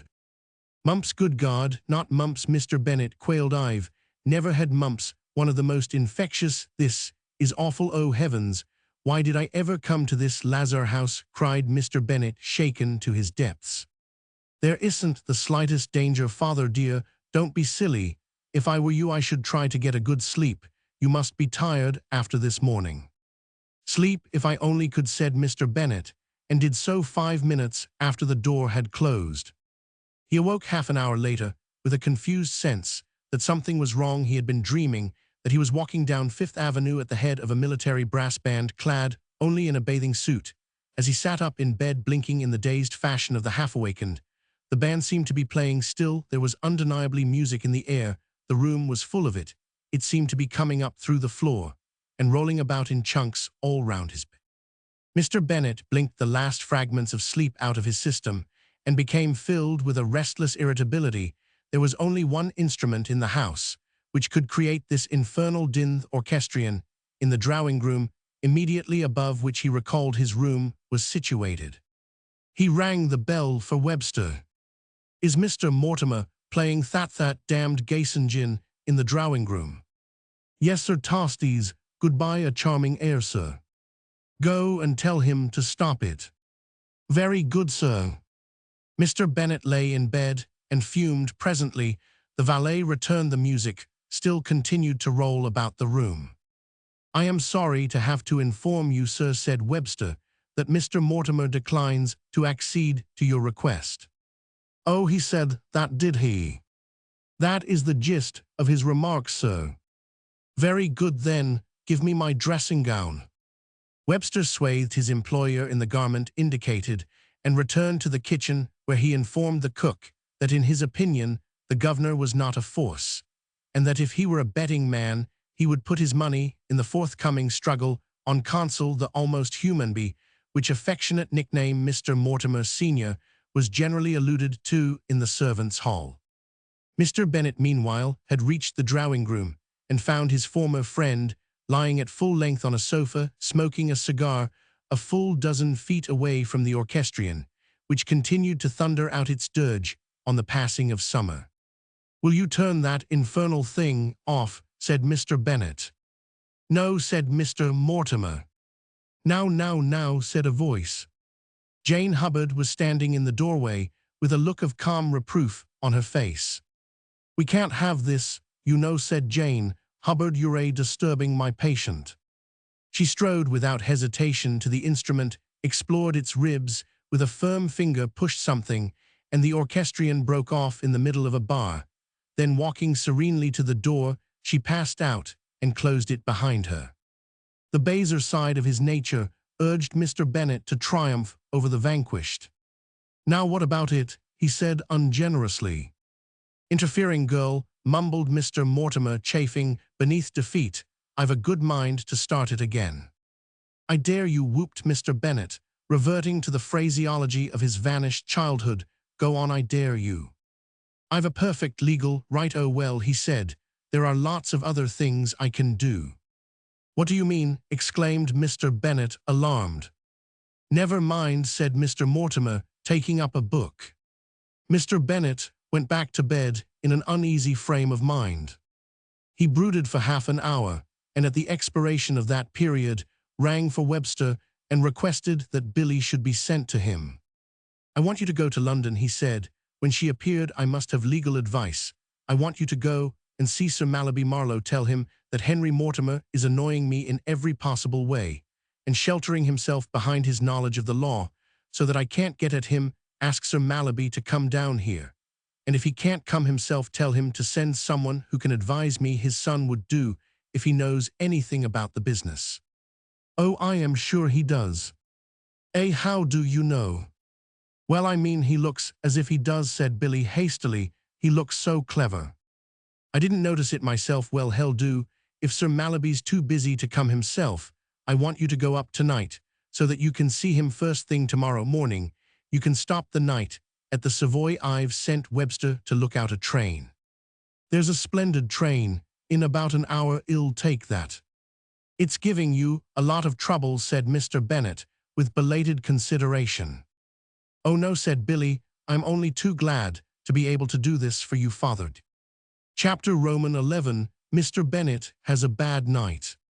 The fragment of a lobster shell, which had entered Mr. Bennet's tongue at 20 minutes to 2 in the afternoon, was still in occupation at 11:30 that night, when that persecuted gentleman blew out his candle, and endeavored to compose himself for a night's slumber. Its unconscious host had not yet been made aware of its presence. He had a vague feeling that the tip of his tongue felt a little sore, but his mind was too engrossed with the task of keeping a lookout for the preliminary symptoms of mumps to have leisure to bestow much attention on this phenomenon. The discomfort it caused was not sufficient to keep him awake, and presently he turned on his side and began to fill the room with a rhythmical snoring. How pleasant if one could leave him soth, good man, taking his rest. Facts, however, are facts, and having crept softly from Mr. Bennet's side, with the feeling that at last everything is all right with him, we are compelled to return 3 hours later to discover that everything is all wrong. It is so dark in the room that our eyes can at first discern nothing. Then, as we grow accustomed to the blackness, we perceive him sitting bolt upright in bed, staring glassily before him, while with the first finger of his right hand he touches apprehensively the tip of his protruding tongue. At this point, Mr. Bennet lights his candleon. Of the charms of Windles was the old-world simplicity of its lighting system, and we are enabled to get a better view of him. Mr. Bennet sat in the candlelight with his tongue out, and the first beads of a chilly perspiration bedewing his forehead. It was impossible for a man of his complexion to turn pale, but he had turned as pale as he could. Panic gripped him. A man whose favorite reading was medical encyclopedias. He needed no doctor to tell him that this was the end. Fate had dealt him a knockout blow. His number was up, and in a very short while now people would be speaking of him in the past tense and saying what a pity it all was. A man in Mr. Bennet's position experiences strange emotions, and many of them, in fact there are scores of writers who, reckless of the cost of white paper, would devote 2 chapters at this point to an analysis of the unfortunate man's reflections, and be glad of the chance. It is sufficient, however, merely to set on record that there was no stint whatever are the emotions of a man in such a position. Mr. Bennet had them. He had them all, one after another, some of them twice. He went right through the list from soup to nuts, until finally he reached remorse, and having reached remorse, he allowed that to monopolize him. In his early days, when he was building up his fortune, Mr. Bennet had frequently done things to his competitors in Wall Street which would not have been tolerated in the purer atmosphere of a lumber camp. And if he was going to be remorseful about anything, he might well have started by being remorseful about that. But it was on his most immediate past that his wistful mind lingered. He had quarreled with his lifelong friend Henry Mortimer.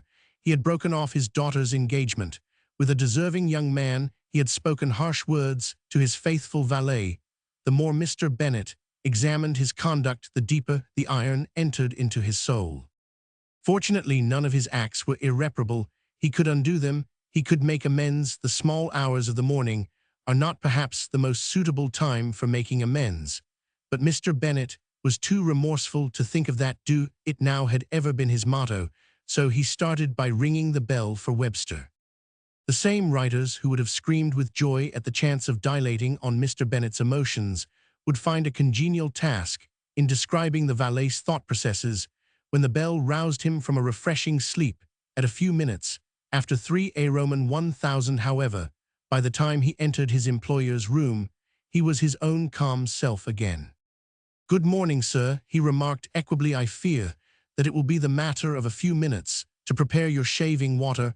"I was not aware," said Webster in manly apology, "for having been found wanting, that you intended rising so early." "Webster," said Mr. Bennet, "I am a dying man." "Indeed, sir." "A dying man," repeated Mr. Bennet. "Very good, sir. Which of your suits would you wish me to lay out?" Mr. Bennet had the feeling that something was going wrong with the scene. "Webster," he said, "this morning we had an unfortunate misunderstanding. I am sorry." "Pray don't mention it, sir." "I was to blame, Webster. You have been a faithful servant. You have stuck to me, Webster, through thick and thin," said Mr. Bennet, who had half persuaded himself by this time that the other had been in the family for years, instead of having been engaged at a registry office a little less than a month ago. "Through thick and thin," repeated Mr. Bennet. "I have endeavored to give satisfaction, sir." "I want to reward you, Webster." "Thank you very much, sir." "Take my trousers." Webster raised a deprecating hand. "No, no, sir, thanking you exceedingly. I couldn't really. You will need them, sir, and I assure you I have an ample supply." "Take my trousers," repeated Mr. Bennet, "and feel in the right-hand pocket. There is some money there." "I am sure I am very much obliged, sir," said Webster, beginning for the first time to feel that there was a bright side. He embarked upon the treasure hunt. "The sum is £16, 11 shillings and threepence, sir." "Keep it." "Thank you very much, sir. Would there be anything further, sir?" "Why, no," said Mr. Bennet, feeling dissatisfied. Nevertheless, there had been a lack of the deepest kind of emotion in the interview, and his yearning soul resented it. "Why, no." "Good night, sir." "Stop a moment. Which is Mr. Mortimer's room?" "Mr. Mortimer, Senior, sir. It is at the further end of this passage, on the left facing the main staircase." "Good night, sir. I am extremely obliged. I will bring you your shaving waiter when you ring." Mr. Bennet, left alone, mused for a while, then rising from his bed, put on his dressing gown, took his candle, and went down the passage. In a less softened mood, the first thing Mr. Bennet would have done on crossing the threshold of the door facing the staircase would have been to notice resentfully that Mr. Mortimer, with his usual astuteness, had collared the best bedroom in the house. The soft carpet gave out no sound as Mr. Bennet approached the wide and luxurious bed. The light of the candle fell on the back of a semi-bald head. Mr. Mortimer was sleeping with his face buried in the pillow.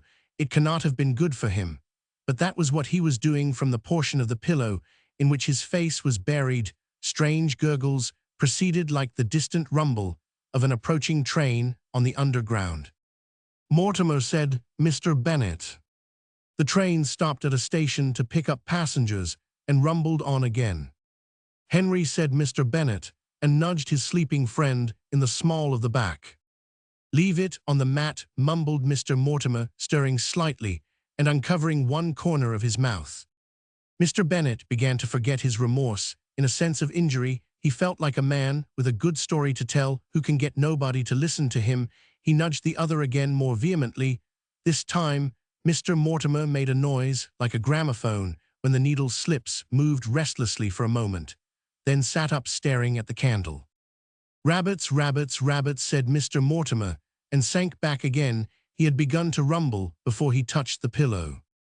"What do you mean, rabbits?" said Mr. Bennet sharply. The not unreasonable query fell on deaf ears. Mr. Mortimer was already entering a tunnel. "Much too pink," he murmured as the pillow engulfed him. What steps Mr. Bennet would have taken at this juncture, one cannot say. Probably he would have given the thing up in despair and retired, for it is weary work forgiving a sleeping man. But as he bent above his slumbering friend, a drop of warm grease detached itself from the candle and fell into Mr. Mortimer's exposed ear. The sleeper wakened. What, he exclaimed, bounding up. "Who's that?" "It's me, Rufus," said Mr. Bennet. "Henry, I am dying." "Drying. Dying." Mr. Mortimer yawned cavernously. The mists of sleep were engulfing him again. "8 rabbits sitting on the lawn," he muttered, "but too pink, much too pink." And as if considering he had borne his full share in the conversation, and that no more could be expected of him, he snuggled down into the pillow again. Mr. Bennet's sense of injury became more acute for a moment. He was strongly tempted to try the restorative effects of candle grease once more. But just as he was on the point of succumbing, a shooting pain, as if somebody had run a red-hot needle into his tongue, reminded him of his situation. A dying man cannot pass his last hours dropping candle grease into people's ears. After all, it was perhaps a little late, and there would be plenty of time to become reconciled to Mr. Mortimer. Tomorrow his task now was to seek out Bream and bring him the glad news of his renewed engagement. He closed the door quietly and proceeded upstairs. Bream's bedroom, he knew, was the one just off the next landing. He turned the handle quietly and went in. Having done this, he coughed. "Drop that pistol," said the voice of Jane Hubbard immediately, with quiet severity. "I've got you covered." Mr. Bennet had no pistol, but he dropped the candle. It would have been a nice point to say whether he was more perturbed by the discovery that he had got into the wrong room, and that room a lady's, or by the fact that the lady whose wrong room it was had pointed what appeared to be a small cannon at him over the foot of the bed. It was not, as a matter of fact, a cannon, but the elephant gun which Miss Hubbard carried with her everywhere, a girl's best friend. "My dear young lady," he gasped. On the 5 occasions during recent years on which men had entered her tent with the object of murdering her, Jane Hubbard had shot without making inquiries. What strange feminine weakness it was that had caused her to utter a challenge on this occasion. She could not have said. Probably it was due to the enervating effects of civilization. She was glad now that she had done so, for being awake and in full possession of her faculties, she perceived that the intruder, whoever he was, had no evil intentions. "Who is it?" she asked. "I don't know how to apologize." "That's all right. Let's have a light." A match flared in the darkness. Miss Hubbard lit her candle and gazed at Mr. Bennet with quiet curiosity. "Walking in your sleep?" she inquired. "No, no. Not so loud, y'all wake Mr. Hignett. He's next door. That's why I took this room, in case he was restless in the night." "I want to see Bream Mortimer," said Mr. Bennet. "He's in my old room, 2 doors along the passage. What do you want to see him about?" "I wish to inform him that he may still consider himself engaged to my daughter. Oh well, I don't suppose he'll mind being woken up to hear that, but what's the idea? It's a long story. That's all right, let's make a night of it. I am a dying man. I awoke an hour ago with a feeling of acute pain. Miss Hubbard listened to the story of his symptoms with interest, but without excitement. What nonsense, she said at the conclusion. I assure you, I'd like to bet it's nothing serious at all. My dear young lady, said Mr. Bennet, piqued, I have devoted a considerable part of my life to medical study. I know that's the trouble, people oughtn't to be allowed to read medical books. Well, we need not discuss it, said Mr. Bennet stiffly. He resented being dragged out of the valley of the shadow of death by the scruff of his neck. Like this, a dying man has his dignity to think of. I will leave you now and go and see young Mortimer. He clung to a hope that Bream Mortimer at least would receive him fittingly good night. But wait a moment. Mr. Bennet left the room unheeding. He was glad to go. Jane Hubbard irritated him. His expectation of getting more satisfactory results from Bream was fulfilled. It took some time to rouse that young man from a slumber almost as deep as his father's, but once roused, he showed a gratifying appreciation of the gravity of affairs. Joy at one half of his visitor's news competed with consternation and sympathy at the other half. He thanked Mr. Bennet profusely, showed a fitting concern on learning of his terrible situation, and evinced a practical desire to help by offering him a bottle of liniment, which he had found useful for gnat stings. Declining this, though not ungratefully, Mr. Bennet withdrew, and made his way down the passage again, with something approaching a glow in his heart. The glow lasted till he had almost reached the landing, when it was dissipated by a soft but compelling voice from the doorway of Miss Hubbard's room. Come here, said Miss Hubbard. She had put on a blue bathrobe and looked like a pugilist about to enter the ring. Well, said Mr. Bennet, coldly, coming nevertheless. I am going to have a look at that tongue of yours, said Jane firmly. It's my opinion that you're making a lot of fuss over nothing. Mr. Bennet drew himself up as haughtily as a fat man in a dressing gown, but the effect was wasted on his companion, who had turned and gone into her room. Come in here, she said. Tougher men than Mr. Bennet had found it impossible to resist the note of calm command in that voice, but for all that he reproached himself for his weakness in obeying. Sit down, said Jane Hubbard. She indicated a low stool beside the dressing table. Put your tongue out, she said, as Mr. Bennet, still under her strange influence, lowered himself on to the stool further out. That's right, keep it like that. Ouch, exclaimed Mr. Bennet, bounding up.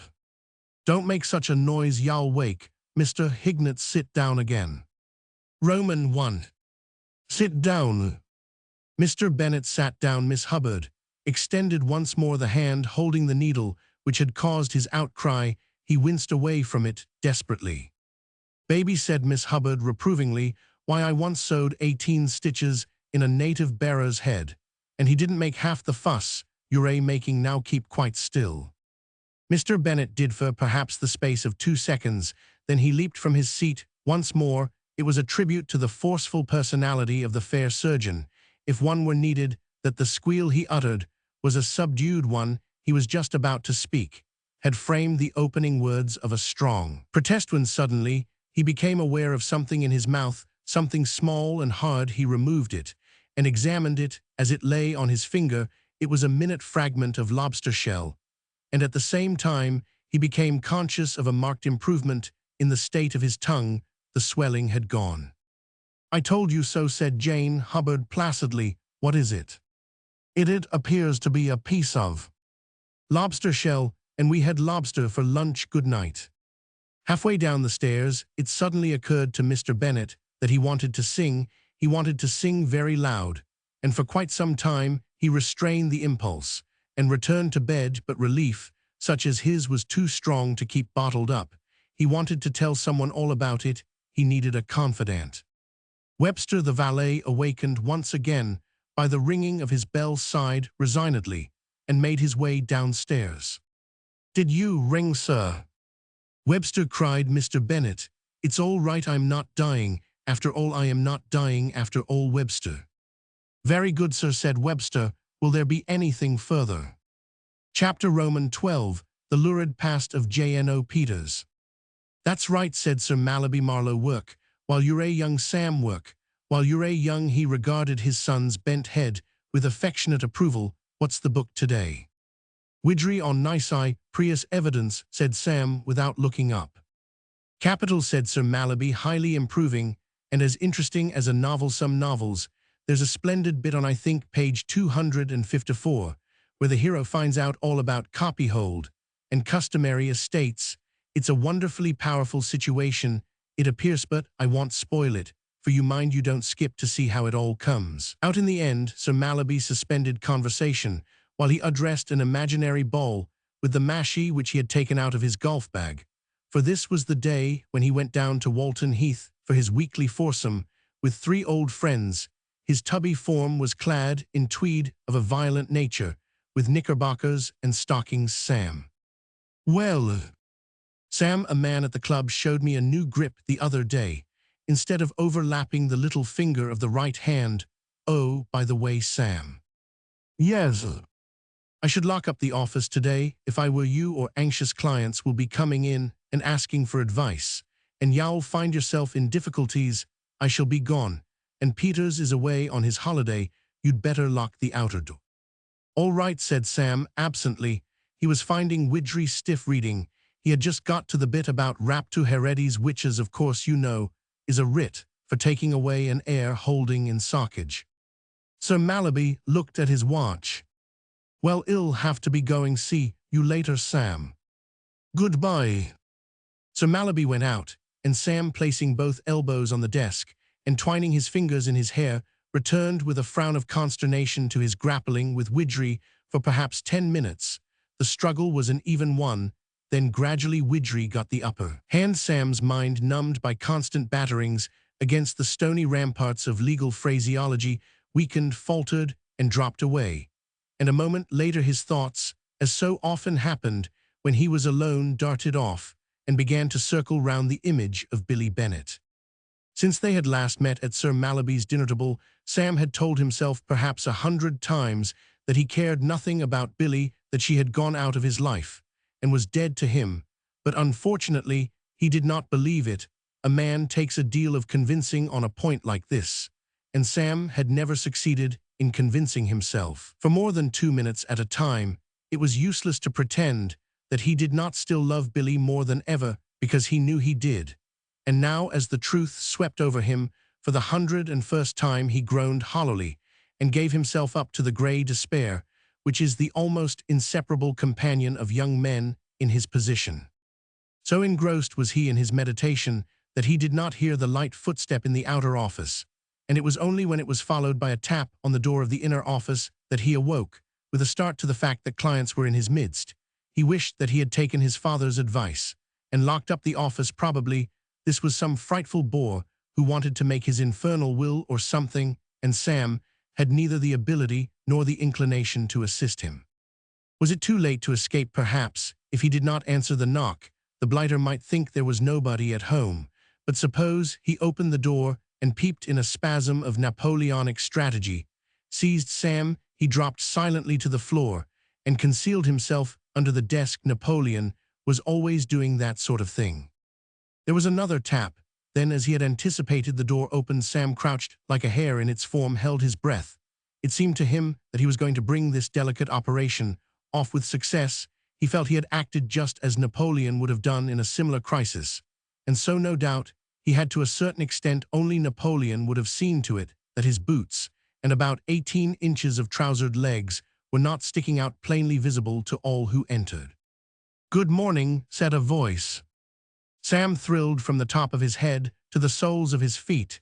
It was the voice which had been ringing in his ears through all his waking hours. "Are you busy, Mr. Marlowe?" asked Billy, addressing the boots. Sam wriggled out from under the desk like a disconcerted tortoise. "Dropped my pen," he mumbled as he rose to the surface.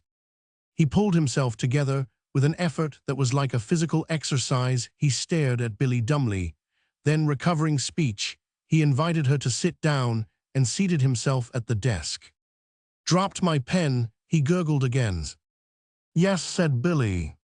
"Fountain pen," babbled Sam, with a broad nib. "Yes." "A broad gold nib," went on Sam, with the painful exactitude which comes only from embarrassment or the early stages of intoxication. "Really," said Billy, and Sam blinked and told himself resolutely that this would not do. He was not appearing to advantage. It suddenly occurred to him that his hair was standing on end. As the result of his struggle with Widgery, he smoothed it down hastily and felt a trifle more composed. The old fighting spirit of the Marlowes now began to assert itself to some extent. He must make an effort to appear as little of a fool as possible in this girl's eyes. And what eyes they were! Golly, like stars, like two bright planets in. However, that was neither here nor there. He pulled down his waistcoat and became cold and businesslike as dry young lawyer. How do you do, Miss Bennet?" he said with a question in his voice.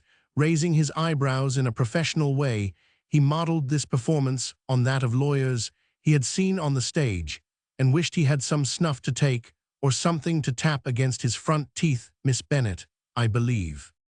The effect of the question upon Billy was disastrous. She had come to this office with beating heart, prepared to end all misunderstandings, to sob on her soulmate's shoulder, and generally make everything up.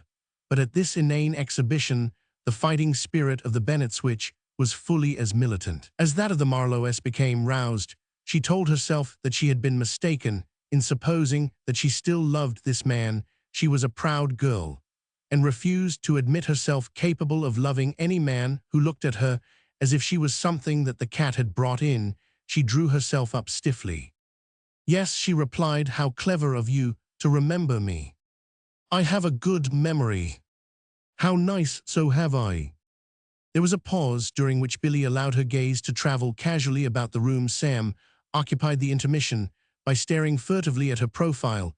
He was by now in a thoroughly overwrought condition, and the thumping of his heart sounded to him as if workmen were mending the street outside. How beautiful she looked with that red hair peeping out beneath her hat. "And however, is there anything I can do for you?" he asked in the sort of voice Widgery might have used. Sam always pictured Widgery as a small man with bushy eyebrows, a thin face, and a voice like a rusty file. "Well, I really wanted to see Sir Mallaby. My father has been called away on important business to Walton Heath. Cannot I act as his substitute?" "Do you know anything about the law?" "Do I know anything about the law?" echoed Sam, amazed. "Do I know why I was reading my Widgery on nisi prius evidence when you came in?" "Oh, were you?" said Billy, interested. "Do you always read on the floor?" "I told you I dropped my pen," said Sam coldly.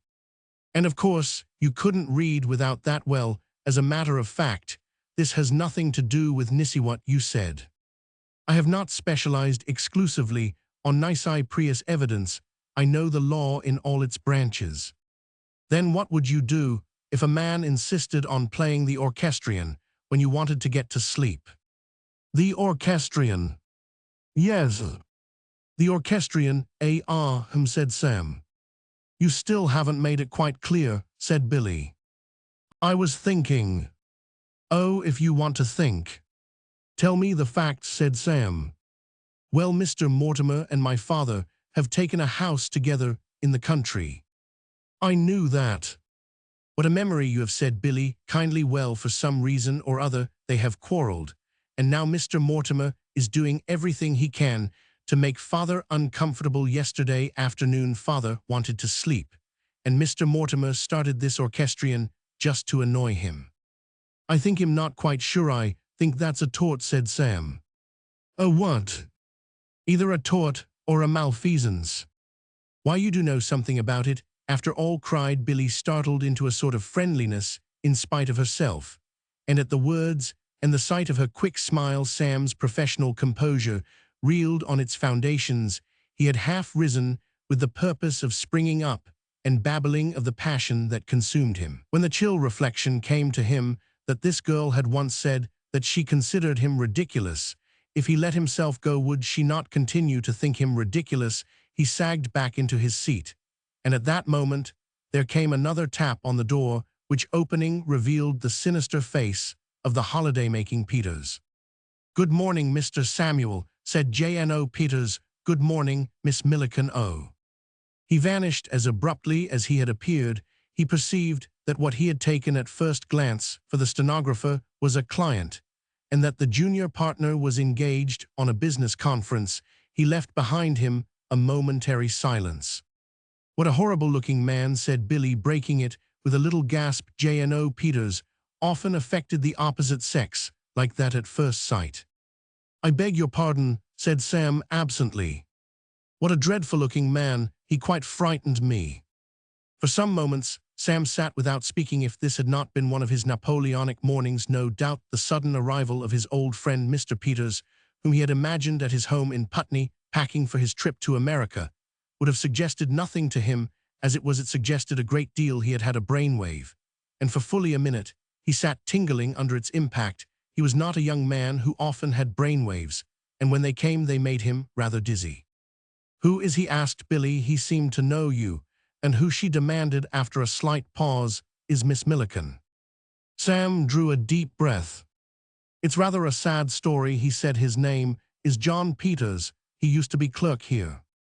"But he isn't any longer." "No." Sam shook his head. "We had to get rid of him." "I don't wonder a man looking like that." "It wasn't that so much," said Sam. "The thing that annoyed father was that he tried to shoot Miss Milliken." Billy uttered a cry of horror. "He tried to shoot Miss Milliken?" "He did shoot her the third time," said Sam, warming to his work. "Only in the arm, fortunately," he added. "But my father is rather a stern disciplinarian, and he had to go. I mean, we couldn't keep him after that." "Good gracious." "She used to be my father's stenographer, and she was thrown a good deal with Peters. It was quite natural that he should fall in love with her. She was a beautiful girl, with rather your own shade of hair. Peters is a man of volcanic passions, and when after she had given him to understand that his love was returned, she informed him one day that she was engaged to a fellow at Ealing West, he went right off his onion. I mean, he became completely distraught. I must say that he concealed it very effectively. At first we had no inkling of his condition, till he came in with the pistol, and after that, well, as I say, we had to dismiss him. A great pity, for he was a good clerk. Still, it wouldn't do. It wasn't only that he tried to shoot Miss Milliken. The thing became an obsession with him, and we found that he had a fixed idea that every red-haired woman who came into the office was the girl who had deceived him. You can see how awkward that made it. Red hair is so fashionable nowadays." "My hair is red," whispered Billy pallidly. "Yes, I noticed it myself. I told you it was much the same shade as Miss Milliken's. It's rather fortunate that I happened to be here with you when he came. But he may be lurking out there still." "I expect he is," said Sam carelessly. "Yes, I suppose he is. Would you like me to go and send him away?" "All right." But is it safe?" Sam uttered a light laugh. "I don't mind taking a risk or two for your sake," he said, and sauntered from the room, closing the door behind him. Billy followed him with worshipping eyes. J.N.O. Peters rose politely from the chair in which he had seated himself for the more comfortable perusal of the copy of Home Whispers, which he had brought with him to refresh his mind. In the event of the firm being too busy to see him immediately, he was particularly interested in the series of chats with young mothers. "Hullo, Peters," said Sam. "Want anything?" "Very sorry to have disturbed you, Mr. Samuel. I just looked in to say goodbye. I sail on Saturday, and my time will be pretty fully taken up all the week. I have to go down to the country to get some final instructions from the client, whose important papers I am taking over. I am sorry to have missed your father, Mr. Samuel." "Yes, this is his golf day. I'll tell him you looked in." "Is there anything I can do before I go?" "Do?" "Well," J.N.O. Peters coughed tactfully, "I see that you are engaged with a client, Mr. Samuel, and I was wondering if any little point of law had arisen with which you did not feel yourself quite capable of coping, in which case I might perhaps be of assistance." "Oh, that lady," said Sam. "That was Miss Milliken's sister." "Indeed, I didn't know Miss Milliken had a sister." "No," said Sam. "She is not very like her in appearance." No, this one is the beauty of the family. I believe a very bright, intelligent girl. I was telling her about your revolver just before you came in, and she was most interested. It's a pity you haven't got it with you now to show to her." "Oh, but I have it, I have, Mr. Samuel," said Peters, opening a small handbag and taking out a hymn book, half a pound of mixed chocolates, a tongue sandwich, and the pistol in the order named. "I was on my way to the Rupert Street range for a little practice. I should be glad to show it to her." "Well, wait here a minute or two," said Sam. "I'll have finished talking business in a moment." He returned to the inner office. "Well," cried Billy. "Oh, he's gone," said Sam. "I persuaded him to go away. He was a little excited, poor fellow. And now let us return to what we were talking about. You say," he broke off with an exclamation, and glanced at his watch. "Good heavens, I had no idea of the time. I promised to run up and see a man in one of the offices in the next court. He wants to consult me on some difficulty which has arisen with one of his clients. Rightly or wrongly, he values my advice. Can you spare me for a short while? I shan't be more than 10 minutes. "Certainly. Here is something you may care to look at. While I am gone, I don't know if you have read it, Widgery, on nisi prius evidence, most interesting." He went out. J.N.O. Peters looked up from his home whispers. "You can go in now," said Sam. "Certainly, Mr. Samuel, certainly." Sam took up the copy of Home Whispers and sat down with his feet on the desk. He turned to the serial story and began to read the synopsis. In the inner room, Billy, who had rejected the mental refreshment offered by Widgery and was engaged on making a tour of the office, looking at the portraits of whiskered men, whom she took correctly to be the Thorpes, Prescotts, Winslows, and Applebys mentioned on the contents bill outside, was surprised to hear the door open at her back. She had not expected Sam to return so instantaneously. Nor had he done so. It was not Sam who entered. It was a man of repellent aspect, whom she recognized instantly, for J.N.O. Peters was one of those men who, once seen, are not easily forgotten. He was smiling a cruel, cunning smile. Least she thought he was Mr. Peters himself, was under the impression that his face was wreathed in a benevolent simper, and in his hand he bore the largest pistol ever seen outside a motion picture studio. "How do you do, Miss Milliken?" he said. Chapter Roman 13, Sharks All Round. Billy had been standing near the wall, inspecting a portrait of the late Mr. Josiah Appleby, of which the kindest thing one can say is that one hopes it did not do him justice. She now shrank back against this wall, as if she were trying to get through it. The edge of the portrait's frame tilted her hat out of the straight, but in this supreme moment she did not even notice it. How do you do?" she said. If she had not been an exceedingly pretty girl, one would have said that she spoke squeakily. The fighting spirit of the Bennets, though it was considerable fighting spirit, had not risen to this emergency. It had ebbed out of her, leaving in its place a cold panic. She had seen this sort of thing in the movies. There was one series of pictures, The Dangers of Diana, where something of the kind had happened to the heroine in every reel, but she had not anticipated that it would ever happen to her, and consequently she had not thought out any plan for coping with such a situation. A grave error in this world. One should be prepared for everything, or where is one? "I've brought the revolver," said Mr. Peters. "So I see," said Billy. Mr. Peters nursed the weapon affectionately in his hand. He was rather a shy man with women as a rule, but what Sam had told him about her being interested in his revolver had made his heart warm to this girl. "I was just on my way to have a little practice at the range," he said. "Then I thought I might as well look in here." I suppose you're a good shot," quavered Billy. "I seldom miss," said J.N.O. Peters. Billy shuddered, then, reflecting that the longer she engaged this maniac in conversation, the more hope there was of Sam coming back in time to save her, she essayed further small talk. It's very ugly." "Oh no," said Mr. Peters, hurt. Billy perceived that she had said the wrong thing. "Very deadly looking, I meant," she corrected herself hastily. "It may have deadly work to do, Miss Milliken," said Mr. Peters. Conversation languished again. Billy had no further remarks to make of immediate interest, and Mr. Peters was struggling with a return of the deplorable shyness, which so handicapped him in his dealings with the other sex. After a few moments, he pulled himself together again, and as his first act was to replace the pistol in the pocket of his coat, Billy became conscious of a faint stirring of relief.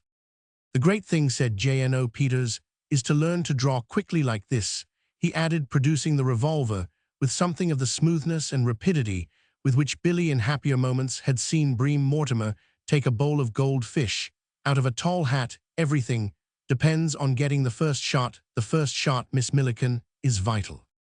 Suddenly Billy had an inspiration. It was hopeless, she knew, to try to convince this poor demented creature, obsessed with his idee fix, that she was not Miss Milliken. Denial would be a waste of time, and might even infuriate him into precipitating the tragedy. It was imperative that she should humor him. And while she was humoring him, it suddenly occurred to her, why not do it thoroughly? "Mr. Peters," she cried, "you are quite mistaken." "I beg your pardon," said J.N.O. Peters, with not a little asperity. "Nothing of the kind. You are. I assure you, I am not. Quickness in the draw is essential. You have been misinformed." "Well, I had it direct from the man at the Rupert Street range," said Mr. Peters stiffly, "and if you have ever seen a picture called Two-Gun Thomas—" "Mr. Peters," cried Billy desperately. He was making her head swim with his meaningless ravings. "Mr. Peters, hear me. I am not married to a man at Ealing West." Mr. Peters betrayed no excitement at the information. This girl seemed for some reason to consider her situation an extraordinary one, but many women, he was aware, were in a similar position. In fact, he could not at the moment think of any of his feminine acquaintances who were married to men at Ealing West. "Indeed," he said politely. "Won't you believe me?" exclaimed Billy wildly. "Why, certainly, certainly," said J.N.O. Peters. "Thank God," said Billy, "I'm not even engaged. It's all been a terrible mistake." When two people in a small room are speaking on two distinct and different subjects, and neither knows what on earth the other is driving at, there is bound to be a certain amount of mental confusion. But at this point, J.N.O. Peters, though still not wholly equal to the intellectual pressure of the conversation, began to see a faint shimmer of light behind the clouds in a nebulous kind of way. He began to understand that the girl had come to consult the firm about a breach of promise action. Some unknown man at Ealing West had been trifling with her Hartharden lawyer's clerk. As he was, that poignant cry, "I am not even engaged," had touched Mr. Peters, and she wished to start proceedings. Mr. Peters felt almost in his depth again. He put the revolver in his pocket and drew out a notebook. "I should be glad to hear the facts," he said, with professional courtesy, in the absence of the governor. "I have told you the facts." "This man at Ealing West," said Mr. Peters, moistening the point of his pencil, "he wrote you letters proposing marriage." "No, no, no." "At any rate," said Mr. Peters, disappointed, but hopeful, "he made love to you before witnesses." "Never, never. There is no man at Ealing West. There never was a man at Ealing West." It was at this point that J.N.O. Peters began for the first time to entertain serious doubts of the girl's mental balance. The most elementary acquaintance with the latest census told him that there were any number of men at Ealing West. The place was full of them. Would a sane woman have made an assertion to the contrary? He thought not, and he was glad that he had the revolver with him. She had done nothing as yet actively violent, but it was nice to feel prepared. He took it out and laid it nonchalantly in his lap. The sight of the weapon acted on Billy electrically. She flung out her hands in a gesture of passionate appeal and played her last card. "I love you," she cried. She wished she could have remembered his first name. It would have rounded off the sentence neatly in such a moment. She could hardly call him Mr. Peters. "You are the only man I love." "My gracious goodness," ejaculated Mr. Peters, and nearly fell over backwards to a naturally shy man. This sudden and wholly unexpected declaration was disconcerting, and the clerk was moreover engaged. He blushed violently, and yet even in that moment of consternation, he could not check a certain thrill. No man thinks he is as plain as he really is, but J.N.O. Peters had always come fairly near to a correct estimate of his charms, and it had always seemed to him that in inducing his fiancée to accept him, He had gone some. He now began to wonder if he were not really rather a devil of a chap after all. There must be precious few men going about capable of inspiring devotion like this on the strength of about 6.5 minutes casual conversation. Calmer thoughts succeeded this little flicker of complacency. The girl was mad. That was the fact of the matter. He got up and began to edge towards the door. Mr. Samuel would be returning shortly, and he ought to be warned. "So that's all right, isn't it?" said Billy. "Oh, quite," said Mr. Peters. Thank you very much." "I thought you would be pleased," said Billy, relieved, but puzzled. For a man of volcanic passions, as Sam Marlowe had described him, he seemed to be taking the thing very calmly. She had anticipated a strenuous scene. "Oh, it's a great compliment," Mr. Peters assured her. At this point Sam came in, interrupting the conversation at a moment when it had reached a somewhat difficult stage. He had finished the installment of the serial story in Home Whispers, and looking at his watch, he fancied that he had allowed sufficient time to elapse for events to have matured along the lines which his imagination had indicated. The atmosphere of the room seemed to him, as he entered, a little strained. Billy looked pale and agitated. Mr. Peters looked rather agitated too. Sam caught Billy's eye. It had an unspoken appeal in it. He gave an imperceptible nod, a reassuring nod, the nod of a man who understood all and was prepared to handle the situation. "Come, Peters," he said, in a deep, firm, quiet voice, laying a hand on the clerk's arm. "It's time that you went." "Yes, indeed, Mr. Samuel, yes, indeed." "I'll see you out," said Sam soothingly, and led him through the outer office and on to the landing outside. "Well, good luck, Peters," he said, as they stood at the head of the stairs. "I hope you have a pleasant trip. Why, what's the matter? You seem upset." "That girl, Mr. Samuel, I really think she cannot be quite right in her head." Nonsense," said Sam firmly. "She's all right. Well, goodbye." "Goodbye, Mr. Samuel. When did you say you were sailing?" "Next Saturday, Mr. Samuel, but I fear I shall have no opportunity of seeing you again. Before then I have packing to do, and I have to see this gentleman down in the country." "All right then, well, say goodbye now." "Goodbye, Peters. Mind you have a good time in America. I'll tell my father you called." Sam watched him out of sight down the stairs, then turned and made his way back to the inner office. Billy was sitting limply on the chair which J.N.O. Peters had occupied. She sprang to her feet. "Has he really gone?" "Yes, he's gone this time." "Was he violent?" "A little," said Sam, "a little. But I calmed him down." He looked at her gravely. "Thank God I was in time." "Oh, you are the bravest man in the world," cried Billy, and burying her face in her hands, burst into tears. There," said Sam. There, come, it's all right now. There. He knelt down beside her. He slipped one arm round her waist. He patted her hands. There, he said. "I have tried to draw Samuel Marlowe so that he will live on the printed page. I have endeavored to delineate his character so that it will be as an open book. And if I have succeeded in my task, the reader will by now have become aware that he was a young man with the gall of an army mule. His conscience, if he had ever had one, had become atrophied through long disuse. He had given this sensitive girl the worst fright she had had since a mouse had got into her bedroom at school. He had caused J.N.O. Peters to totter off to the Rupert Street range, making low, bleating noises. And did he care? No, all he cared about was the fact that he had erased forever from Billy's mind that undignified picture of himself as he had appeared on the boat, and substituted another which showed him brave, resourceful, gallant. All he cared about was the fact that Billy, so cold 10 minutes before, had just allowed him to kiss her for the 42nd time. If you had asked him, he would have said that he had acted for the best, and that out of evil cometh good, or some sickening thing like that. That was the sort of man Samuel Marlowe was.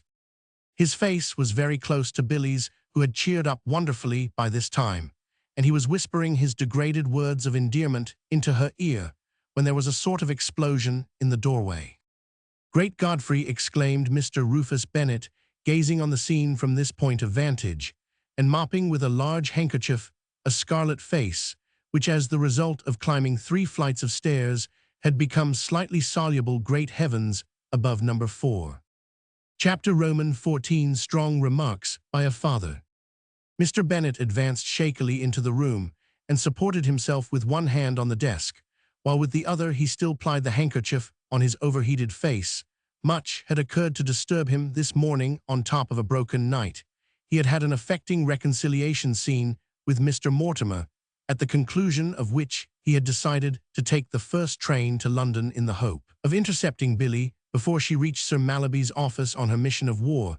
The local train service kept such indecently early hours that he had been compelled to bolt his breakfast, and in the absence of Billy, the only member of the household who knew how to drive the car to walk to the station, a distance of nearly 2 miles, the last 100 yards of which he had covered, at rapid gallop under the erroneous impression that an express whose smoke he had seen in the distance was the train he had come to catch arrived on the platform. He had had a trying wait, followed by a slow journey to Waterloo. The cab which he had taken at Waterloo had kept him in a lively state of apprehension all the way to the Savoy, owing to an apparent desire to climb over motor omnibuses. When it could not get round them at the Savoy, he found that Billy had already left, which had involved another voyage through the London traffic, under the auspices of a driver who appeared to be either blind or desirous of committing suicide. He had 3 flights of stairs to negotiate, and finally arriving at the office, he had found his daughter in the circumstances already described. "Why, father," said Billy, "I didn't expect you." As an explanation of her behavior, this might no doubt have been considered sufficient, but as an excuse for it, Mr. Bennet thought it inadequate, and would have said so had he had enough breath. This physical limitation caused him to remain speechless, and to do the best he could in the way of stern fatherly reproof by puffing like a seal after a long dive in search of fish. Having done this, he became aware that Sam Marlowe was moving towards him with outstretched hand. It took a lot to disconcert Sam, and he was the calmest person present. He gave evidence of this in a neat speech. He did not in so many words congratulate Mr. Bennet on the piece of luck which had befallen him, but he tried to make him understand by his manner that he was distinctly to be envied as the prospective father-in-law of such a one as himself. "I am delighted to see you, Mr. Bennet," said Sam. "You could not have come at a more fortunate moment. You see for yourself how things are. There is no need for a long explanation. You came to find a daughter, Mr. Bennet, and you have found a son." And he would like to see the man, thought Sam, who could have put it more cleverly and pleasantly and tactfully than that. "What are you talking about?" said Mr. Bennet, recovering breath. "I haven't got a son." "I will be a son to you. I will be the prop of your declining years." "What the devil do you mean, my declining years?" demanded Mr. Bennet with asperity. "He means when they do decline, father dear," said Billy. Of course," said Sam. "When they do decline, not till then, of course, I wouldn't dream of it. But once they do decline, count on me, and I should like to say for my part," he went on handsomely, "what an honor I think it to become the son-in-law of a man like Mr. Bennet of New York." He added spaciously, not so much because he knew what he meant, for he would have been the first to admit that he did not, but because it sounded well. "Oh," said Mr. Bennet, "you do you?" Mr. Bennet sat down. He put away his handkerchief, which had certainly earned a rest. Then he fastened a baleful stare upon his newly discovered son. It was not the sort of look a proud and happy father-in-law ought to have directed at a prospective relative. It was not, as a matter of fact, the sort of look which anyone ought to have directed at anybody, except possibly an exceptionally prudish judge at a criminal in the dock, convicted of a more than usually atrocious murder. Billy, not being in the actual line of fire, only caught the tail end of it, but it was enough to create a misgiving. "Oh, father, you aren't angry." "Angry? You can't be angry." "Why can't I be angry?" declared Mr. Bennet, with that sense of injury which comes to self-willed men when their whims are thwarted. "Why the devil shouldn't I be angry? I am angry. I come here and find you like this, and you seem to expect me to throw my hat in the air and give 3 rousing cheers. Of course I'm angry. You are engaged to be married to an excellent young man of the highest character, one of the finest young men I have ever known." "Oh well," said Sam, straightening his tie modestly, It's awfully good of you. But that's all over, father. What's all over? You told me yourself that you had broken off my engagement to Bream. Welleries I did, said Mr. Bennet, a little taken aback, that is to a certain extent so, but he added with restored firmness, it's on again. But I don't want to marry Bream. Naturally, said Sam, naturally quite out of the question.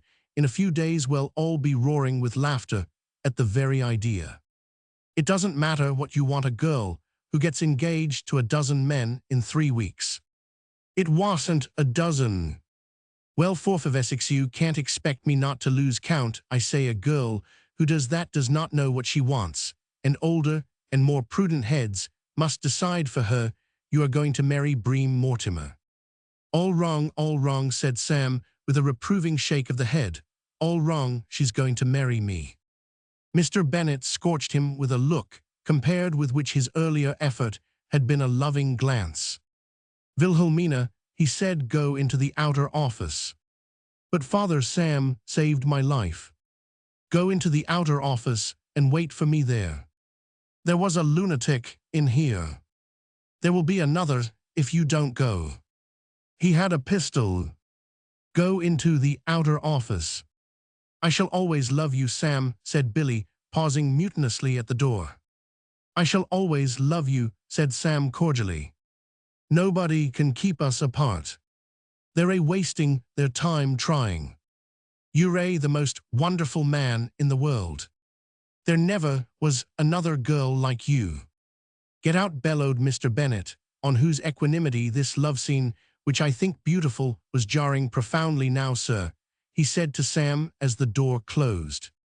Yes, let's talk it over calmly, said Sam. I will not talk it over calmly. Oh, come, you can do it if you try. In the first place, whatever put this silly idea into your head about that sweet girl marrying Bream Mortimer? Bream Mortimer is the son of Henry Mortimer. I know, said Sam, and while it is no doubt unfair to hold that against him, it's a point you can't afford to ignore. Henry Mortimer, you and I have Henry Mortimer's number. We know what Henry Mortimer is like, a man who spends his time thinking up ways of annoying you. You can't seriously want to have the Mortimer family linked to you by marriage. Henry Mortimer is my oldest friend. That makes it all the worse. Fancy a man who calls himself your friend treating you like that. The misunderstanding to which you allude has been completely smoothed over. My relations with Mr. Mortimer are thoroughly cordial. Well, have it your own way. Personally, I wouldn't trust a man like that, and as for letting my daughter marry his son, I have decided once and for all. If you'll take my advice, you will break the thing off. I will not take your advice.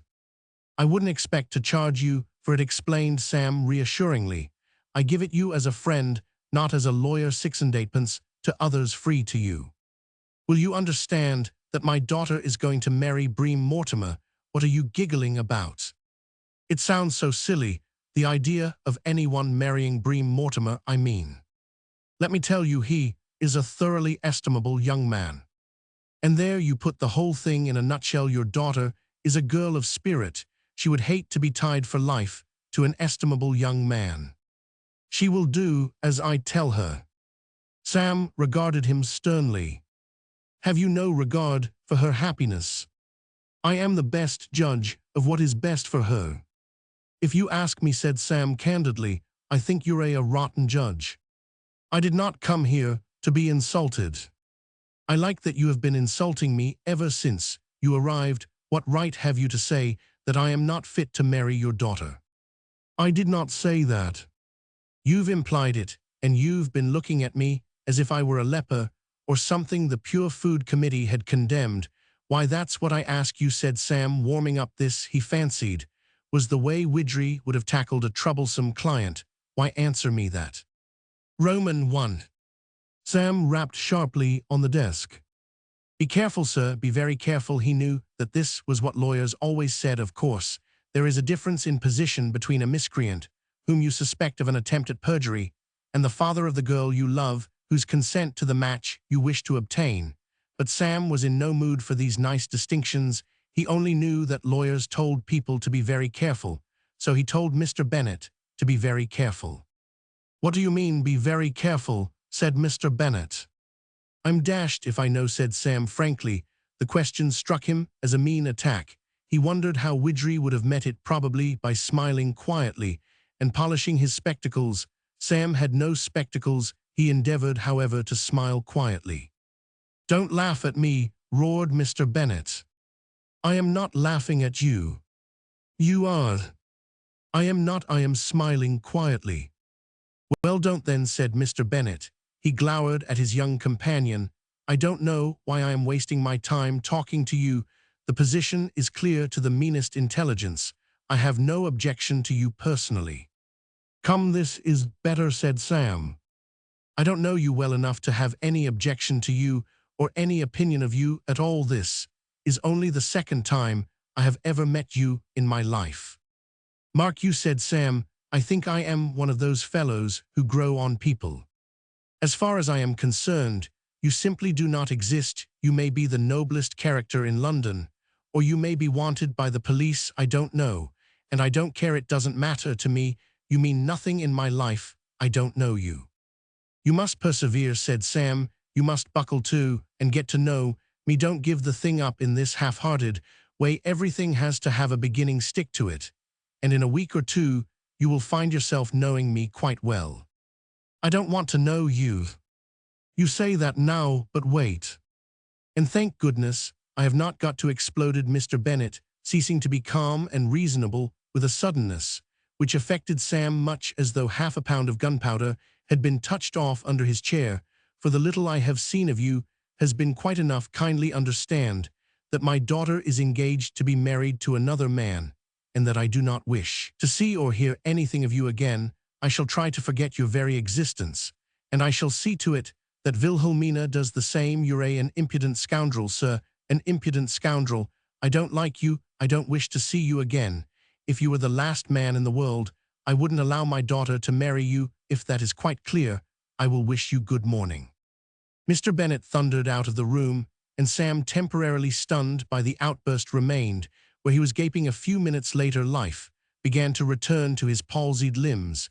It occurred to him that Mr. Bennet had forgotten to kiss him good-bye, and he went into the outer office to tell him so, but the outer office was empty. Sam stood for a moment in thought. Then he returned to the inner office, and picking up a timetable, began to look out trains to the village of Windlehurst in Hampshire, the nearest station to his Aunt Adeline's charming old-world house, Windles. Chapter Roman 15, Drama at a Country House. As I read over the last few chapters of this narrative, I see that I have been giving the reader rather too jumpy a time to almost a painful degree.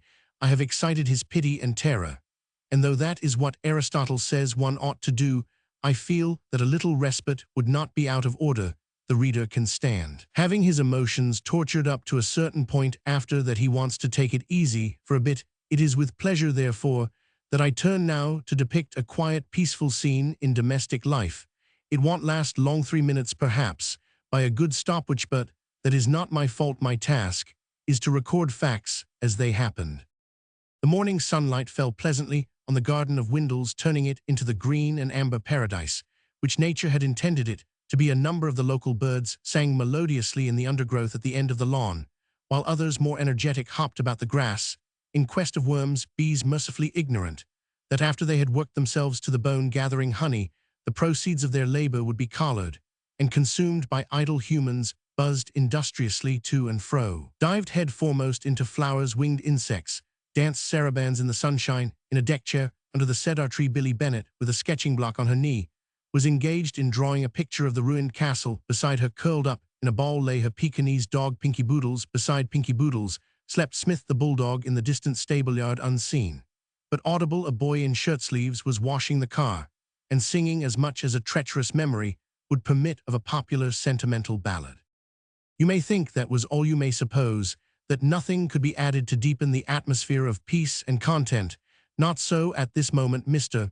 Bennet emerged from the French windows of the drawing-room, clad in white flannels and buckskin shoes, supplying just the finishing touch that was needed.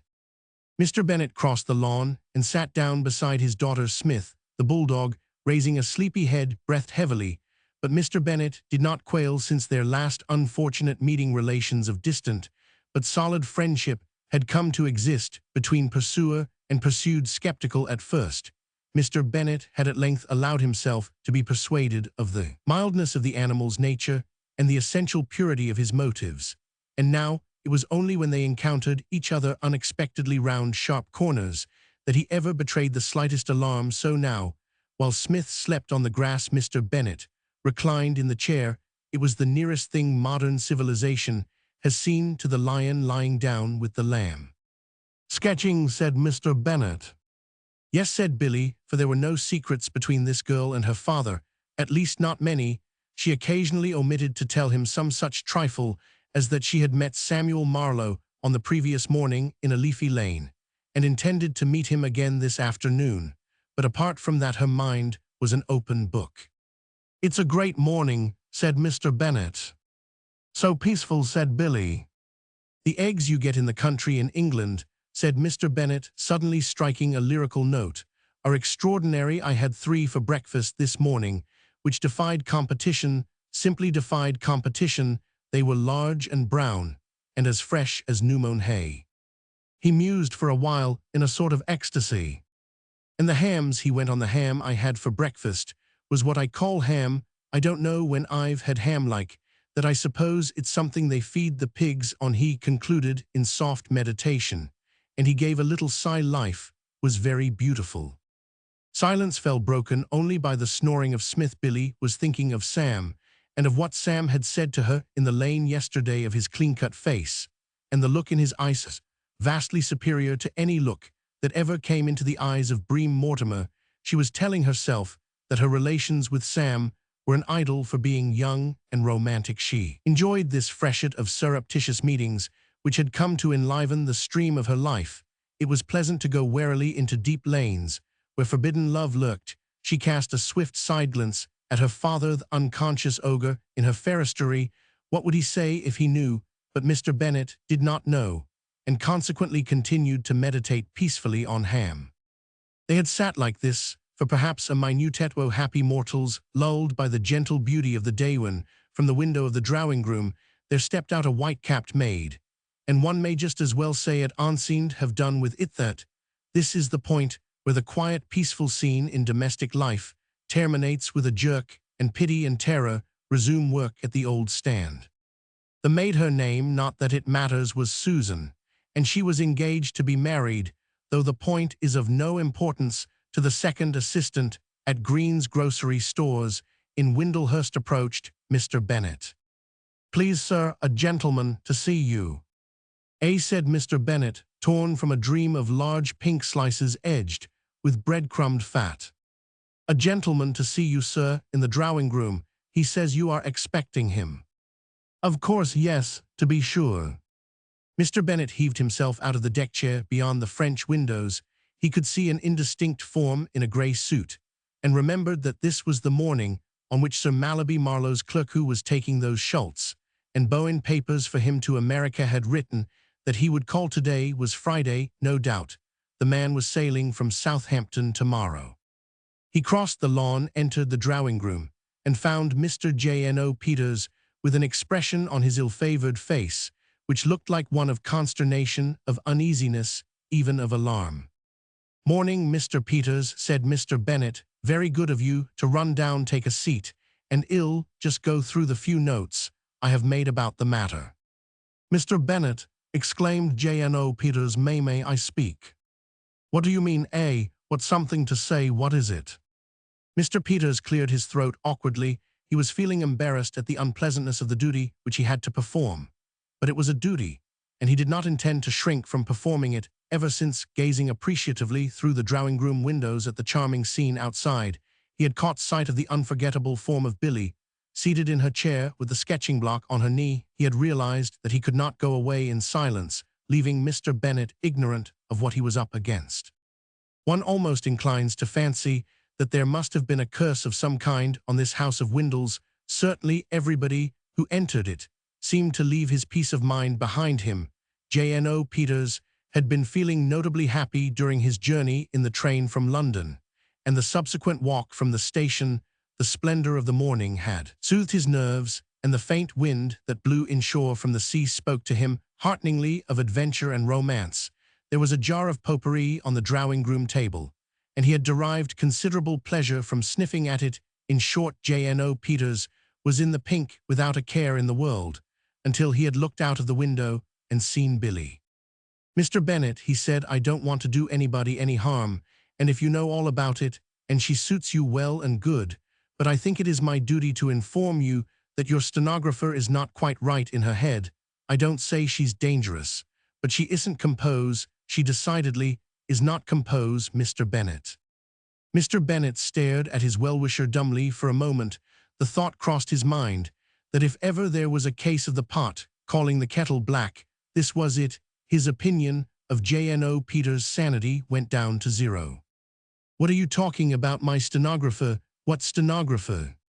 It occurred to Mr. Peters that a man of the other's wealth and business connections might well have a troop of these useful females. He particularized. "I mean the young lady out in the garden there, to whom you were dictating just now, the young lady with the writing pad on her knees." What, Mr. Bennet spluttered. "Do you know who that is?" he exclaimed. "Oh yes, indeed," said J.N.O. Peters. "I have only met her once, when she came into our office to see Mr. Samuel, but her personality and appearance stamped themselves so forcibly on my mind that I know I am not mistaken. I am sure it is my duty to tell you exactly what happened when I was left alone with her in the office. We had hardly exchanged a dozen words, Mr. Bennet, when her J.N.O. Peters, modest to the core, turned vividly pinkwin. She told me that I was the only man she loved." Mr. Bennet uttered a loud cry. "Sweet spirits of nitre, what?" "Those were her exact words." "Five," ejaculated Mr. Bennet in a strangled voice. "By the great horn spoon, number 5. Mr. Peters could make nothing of this exclamation, and he was deterred from seeking light by the sudden action of his host, who, bounding from his seat, with a vivacity of which one would not have believed him capable, charged to the French window, and emitted a bellow. "Wilhelmina!" Billy looked up from her sketching block. With a start it seemed to her that there was a note of anguish, of panic, in that voice. What her father could have found in the drawing-room to be frightened at she did not know, but she dropped her block and hurried to his assistance. "What is it, father?" Mr. Bennet had retired within the room when she arrived, and going in after him, she perceived at once what had caused his alarm there. Before her, looking more sinister than ever, stood the lunatic Peters, and there was an ominous bulge in his right coat pocket, which to her excited senses betrayed the presence of the revolver. What J.N.O. Peters was, as a matter of fact, carrying in his right coat pocket was a bag of mixed chocolates, which he had purchased in Windlehurst. But Billy's eyes, though bright, had no X-ray quality. Her simple creed was that if J.N.O. Peters bulged at any point, that bulge must be caused by a pistol. She screamed and backed against the wall. Her whole acquaintance with J.N.O. Peters had been one constant backing against walls. "Don't shoot," she cried, as Mr. Peters absent-mindedly dipped his hand into the pocket of his coat. "Oh, please, don't shoot." "What the deuce do you mean?" said Mr. Bennet irritably. "Wilhelmina, this man says that you told him you loved him." "Yes, I did, and I do really, Mr. Peters, I do." "Suffering cats." Mr. Bennet clutched at the back of his chair. "But you've only met him once," he added almost pleadingly. "You don't understand, father dear," said Billy, desperately ill. "Explain the whole thing later when—" "Father," ejaculated J.N.O. Peters feebly. "Did you say father?" "Of course I said father. This is my daughter, Mr. Peters." "My daughter? I mean your daughter Ariera, you sure?" "Of course I am sure. Do you think I don't know my own daughter?" "But she called me Mr. Peters." "Well, it's your name, isn't it?" "But if Shafe, this young lady, is your daughter, how did she know my name?" The point seemed to strike Mr. Bennet. He turned to Billy. "That's true. Tell me, Wilhelmina, when did you and Mr. Peters meet?"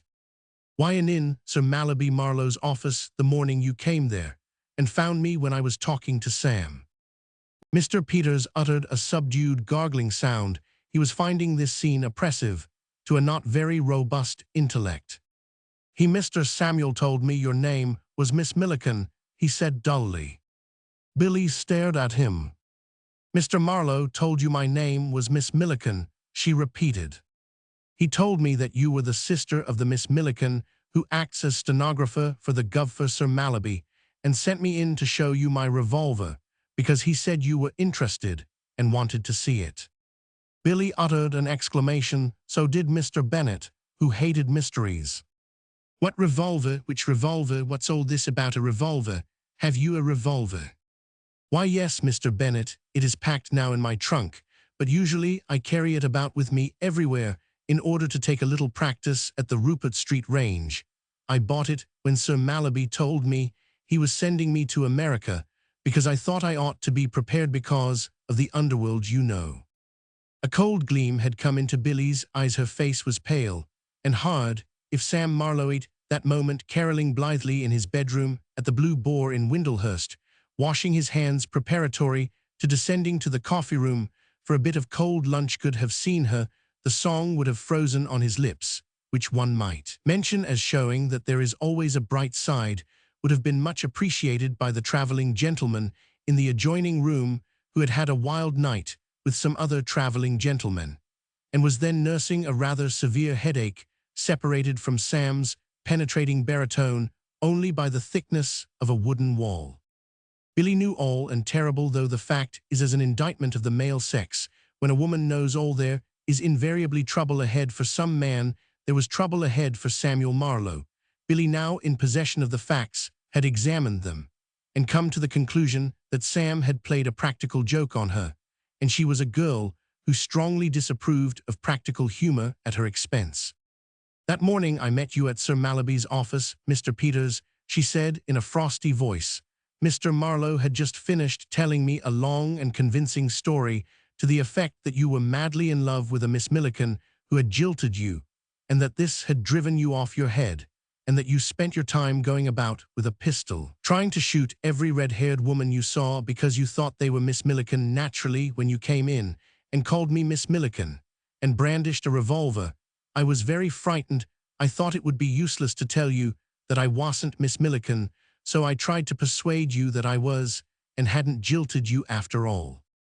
Good gracious, said Mr. Peters, vastly relieved, and yet for always there is bitter mixed with the sweeter shade disappointed than you don't love me after all. No, said Billy, I am engaged to Bream Mortimer, and I love him and nobody else in the world.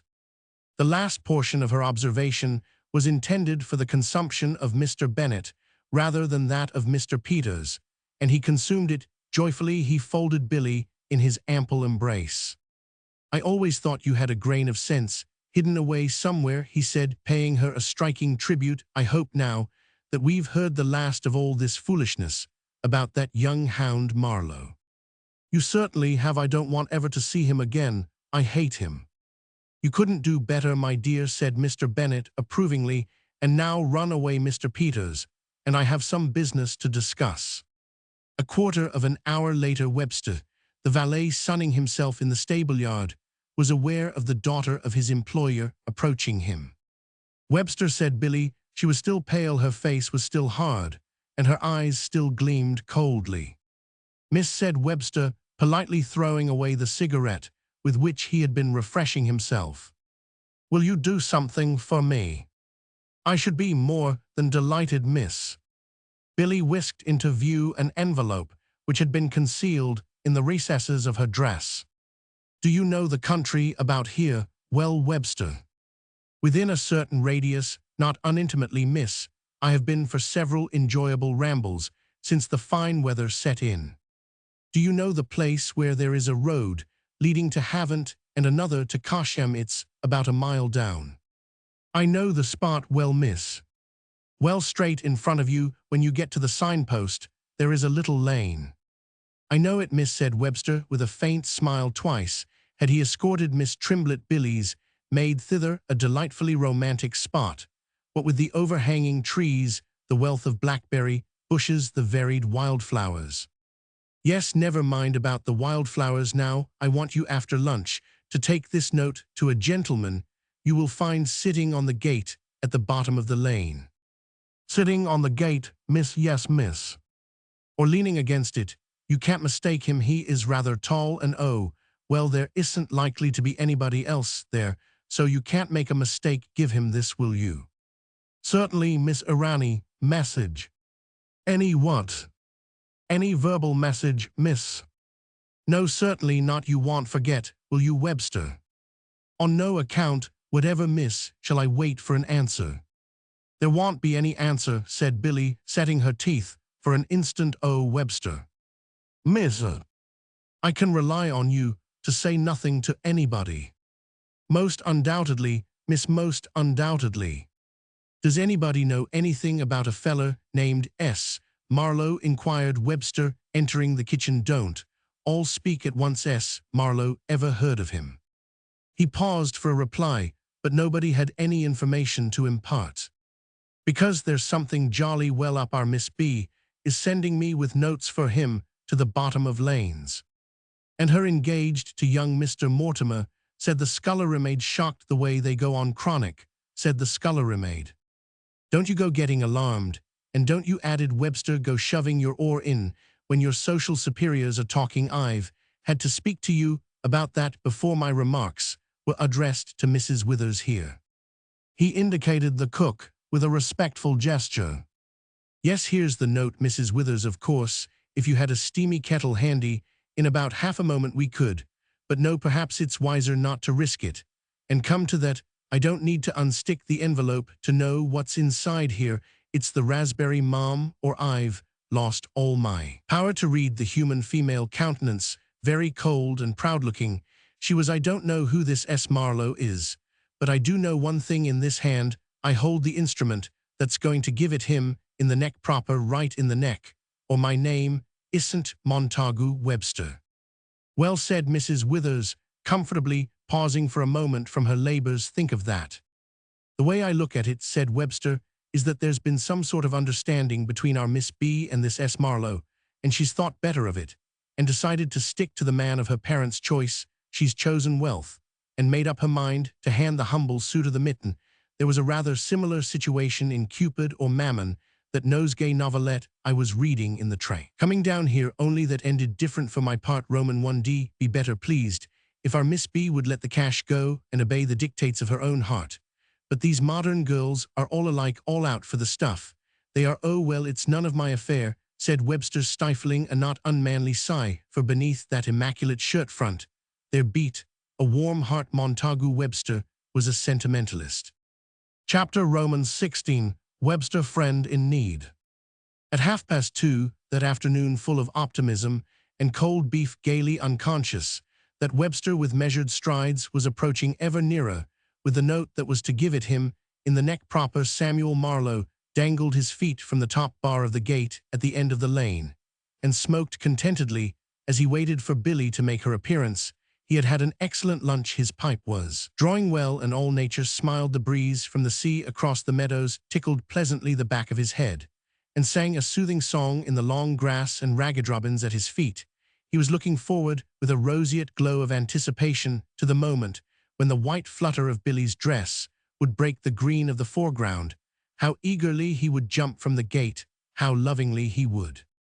The elegant figure of Webster interrupted his reverie. Sam had never seen Webster before, and it was with no pleasure that he saw him now. He had come to regard this lane as his own private property, and he resented trespassers. He tucked his legs under him and scowled at Webster under the brim of his hat.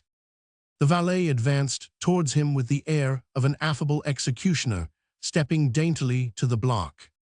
"Mr. Marlowe, sir?" he inquired politely. Sam was startled. He could making nothing of this. What? Have I the pleasure of addressing Mr. S. Marlowe? Yes, that's my name. Mine is Webster, sir. I am Mr. Bennet's personal gentleman's gentleman. Miss Bennet entrusted me with this note to deliver to you, sir. Sam began to grasp the position. For some reason or other, the dear girl had been prevented from coming this afternoon, and she had written to explain and relieve his anxiety. It was like her. It was just the sweet, thoughtful thing he would have expected her to do. His contentment with the existing scheme of things returned. The sun shone out again, and he found himself amiably disposed towards the messenger.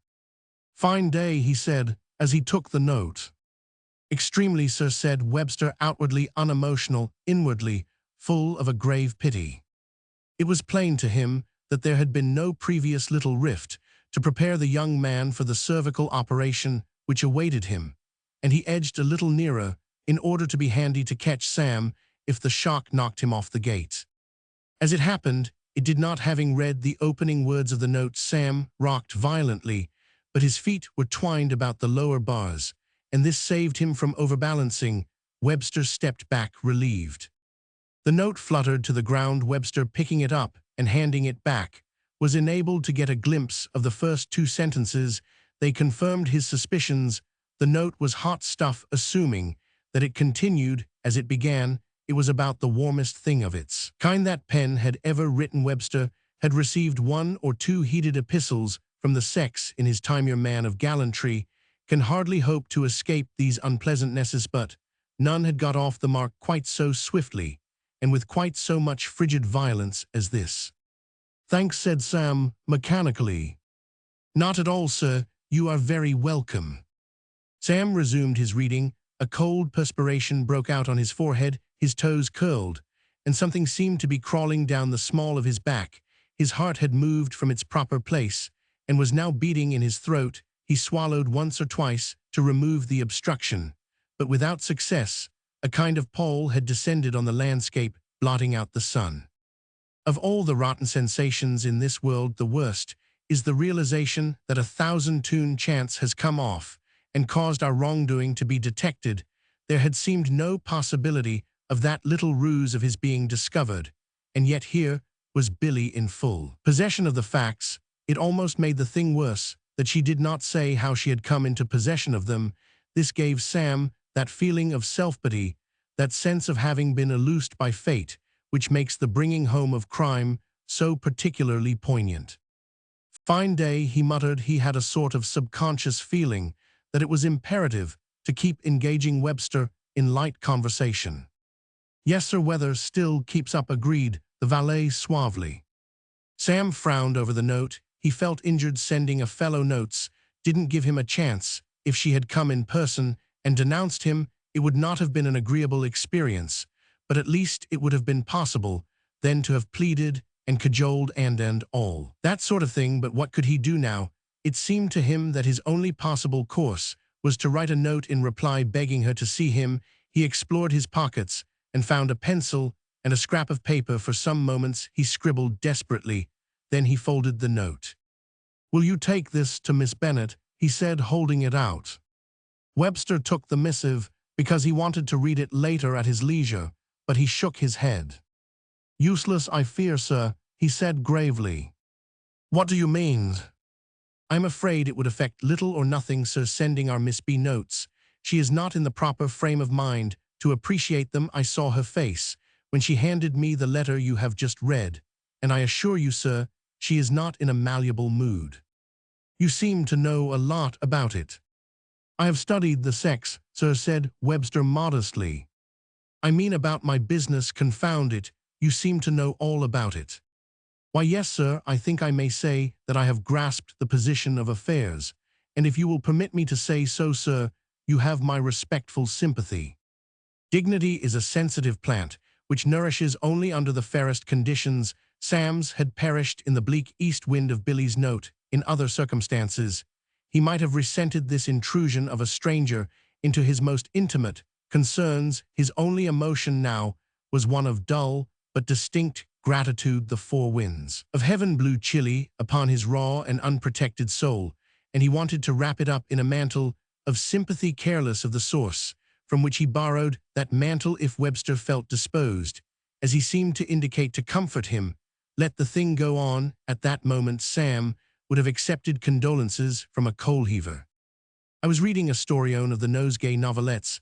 I do not know if you are familiar with the series Siren, which much the same situation occurred. It was entitled Cupid or Mammon. the heroine Lady Blanche Trefusis, forced by her parents to wed a wealthy suitor, dispatches a note to her humble lover, informing him, "It cannot be, I believe it often happens like that, sir." "You're all wrong," said Sam. "It's not that at all." "Indeed, sir, I supposed it was." "Nothing like it, aye. Sam's dignity on its deathbed made a last effort to assert itself. "I don't know what it's got to do with you." "Precisely, sir," said Webster with dignity, "just as you say good afternoon, sir." He swayed gracefully, conveying a suggestion of departure, without moving his feet. The action was enough for Sam. Dignity gave an expiring gurgle, and passed away, regretted by all. "Don't go," he cried. The idea of being left alone in this infernal lane, without human support, overpowered him. Moreover, Webster had personality, he exuded it.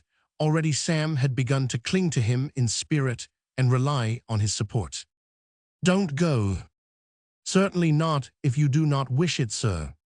Webster coughed gently to show his appreciation of the delicate nature of the conversation.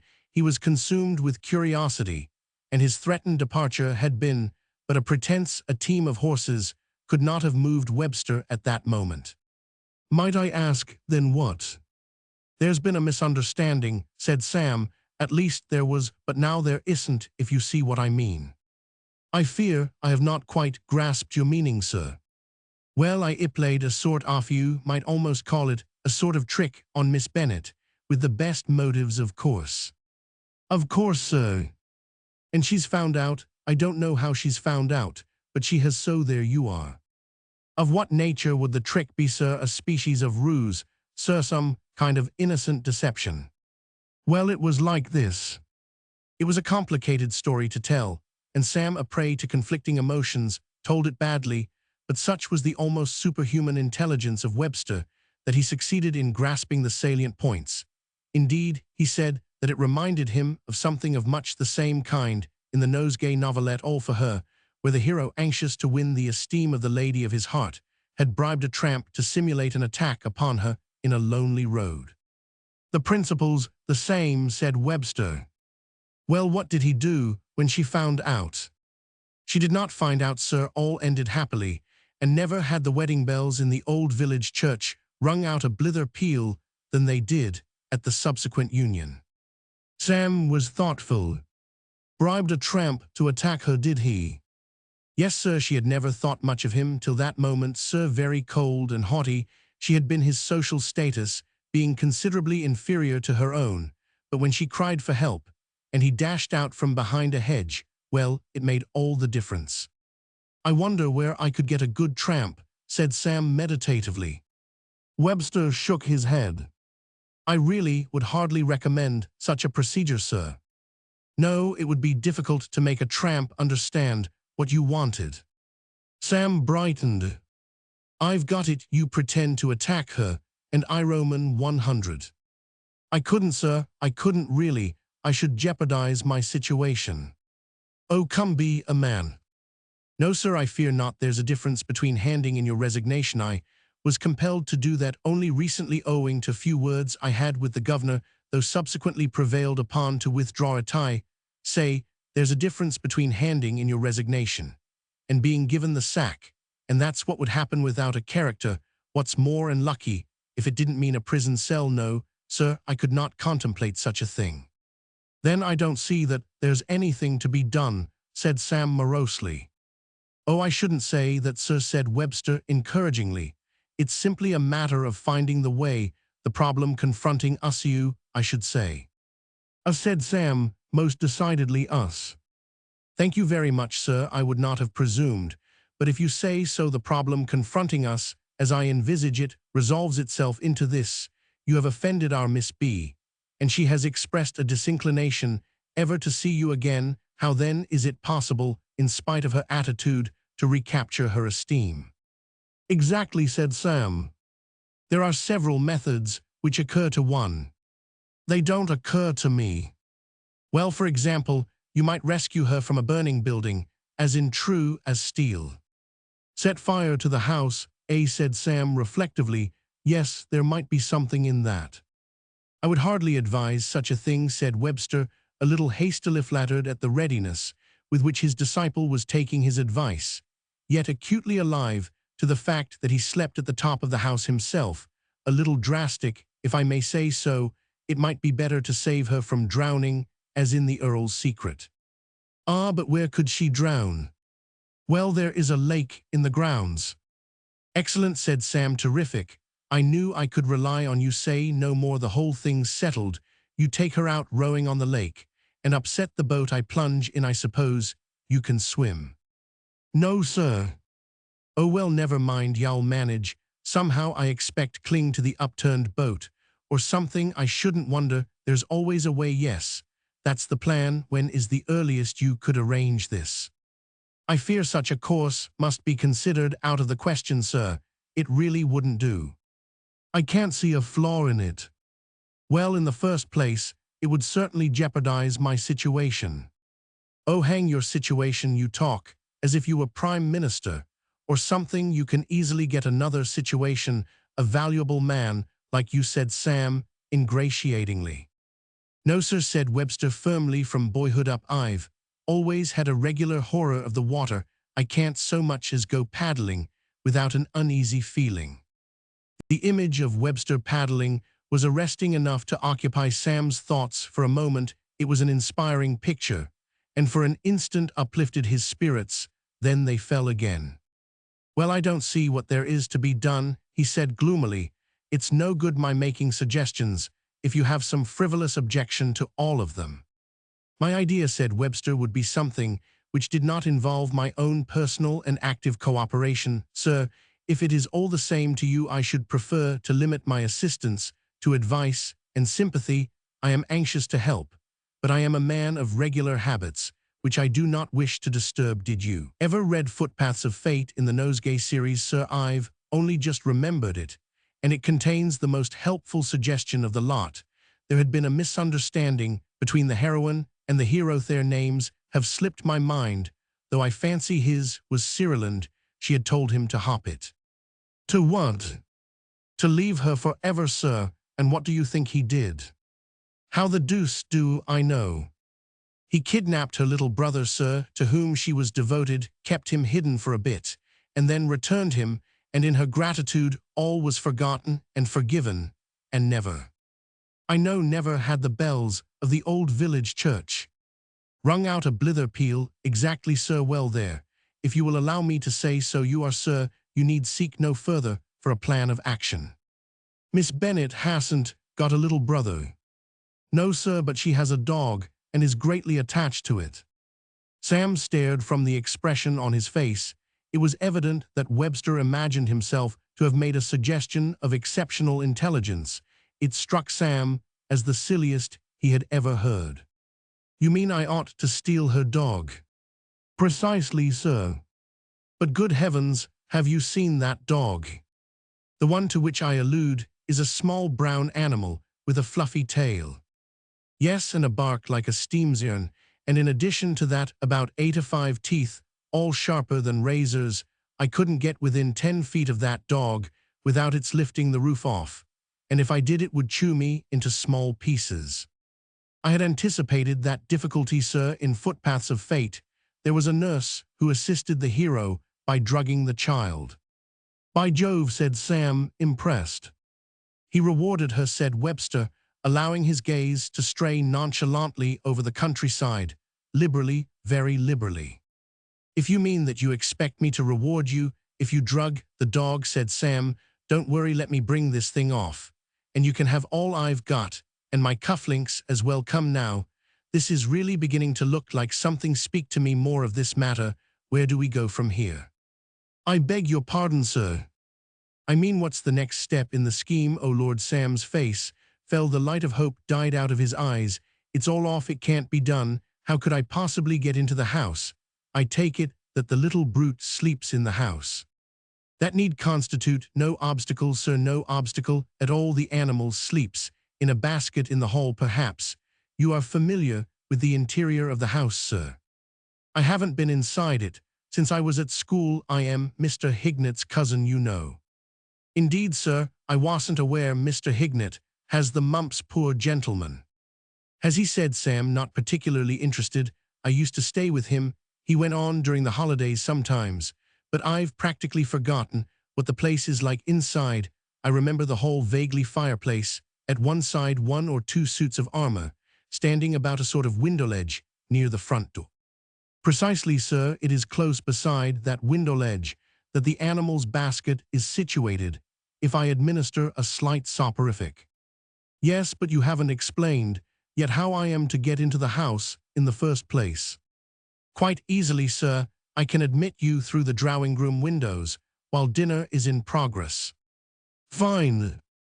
You can then secrete yourself in the cupboard, in the drawing-room perhaps. You recollect the cupboard to which I refer, sir? No, I don't remember any cupboard. As a matter of fact, when I used to stay at the house, the drawing-room was barred. Mrs. Hignett wouldn't let us inside it for fear we should smash her china. Is there a cupboard? Immediately behind the piano, sir, a nice roomy cupboard. I was glancing into it myself, in a spirit of idle curiosity, only the other day. It contains nothing, except a few knickknacks on an upper shelf. You could lock yourself in from the interior, and be quite comfortably seated on the floor till the household retired to bed. When would that be?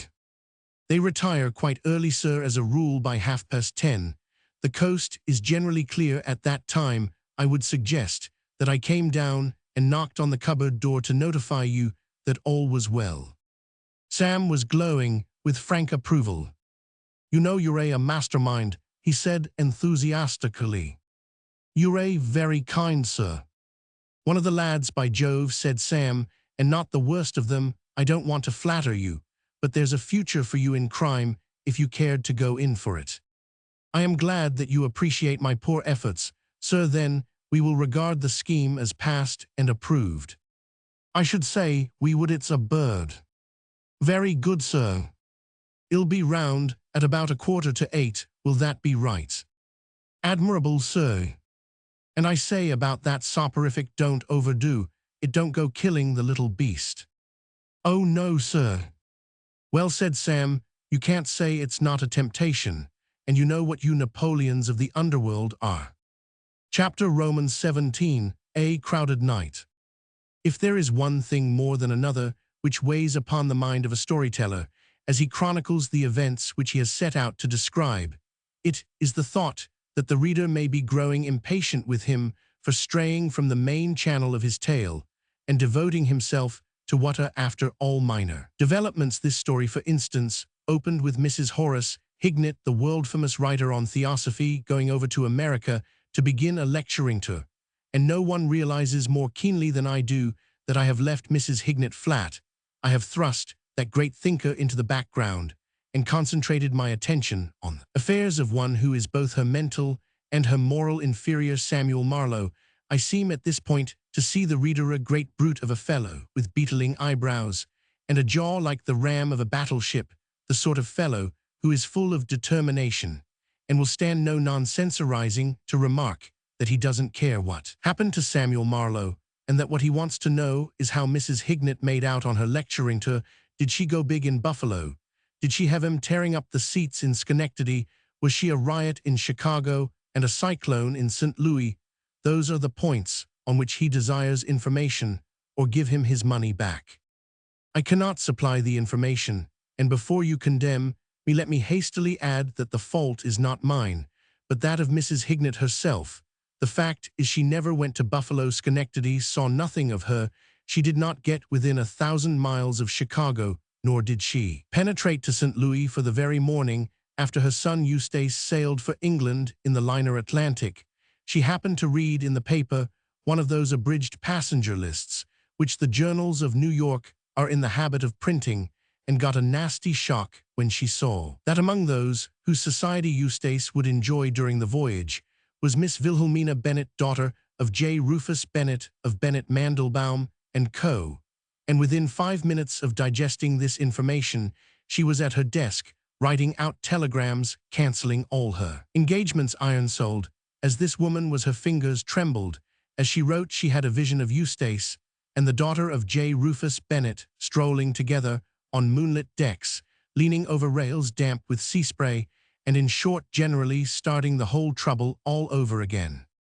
In the height of the tourist season, it is not always possible for one who wishes to leave America to spring on to the next boat along mornings, telephoning to the offices of the Cunard, and the White Star brought Mrs. Hignett the depressing information that it would be a full week before she could sail. For England, that meant that the inflammable Eustace would have over 2 weeks to conduct an uninterrupted wooing, and Mrs. Hignett's heart sank, till suddenly she remembered that so poor a sailor as her son was not likely to have had leisure for any strolling on the deck during the voyage on the Atlantic.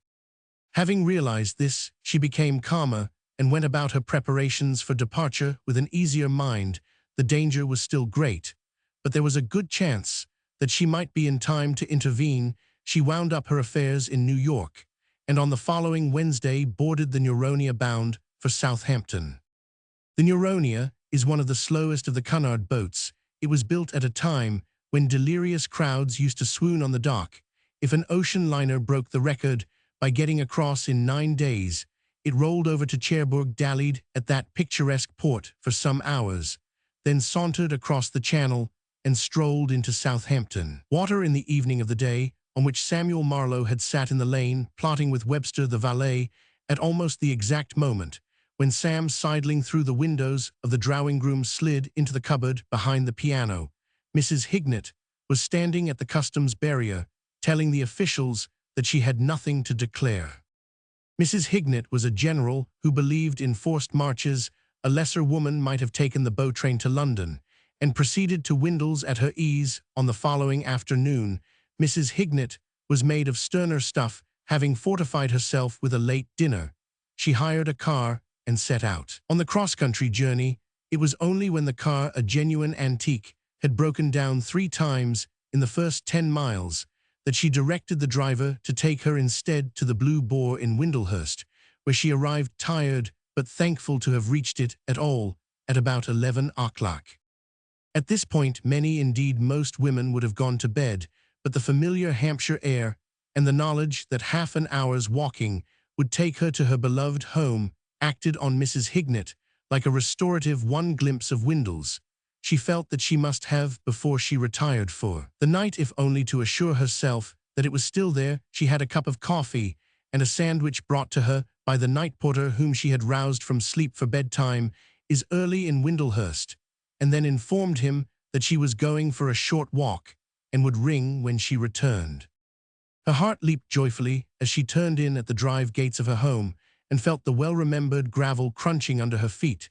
The silhouette of the ruined castle against the summer sky gave her the feeling which all returning wanderers know, and when she stepped onto the lawn and looked at the black bulk of the house, indistinct and shadowy with its backing of trees, tears came into her eyes. She experienced a rush of emotion which made her feel quite faint, and which lasted until, on tiptoeing nearer to the house in order to gloat more adequately upon it, she perceived that the French windows of the drawing-room were standing ajar. Sam had left them like this in order to facilitate departure, if a hurried departure should by any mischance be rendered necessary, and drawn curtains had kept the household from noticing the fact.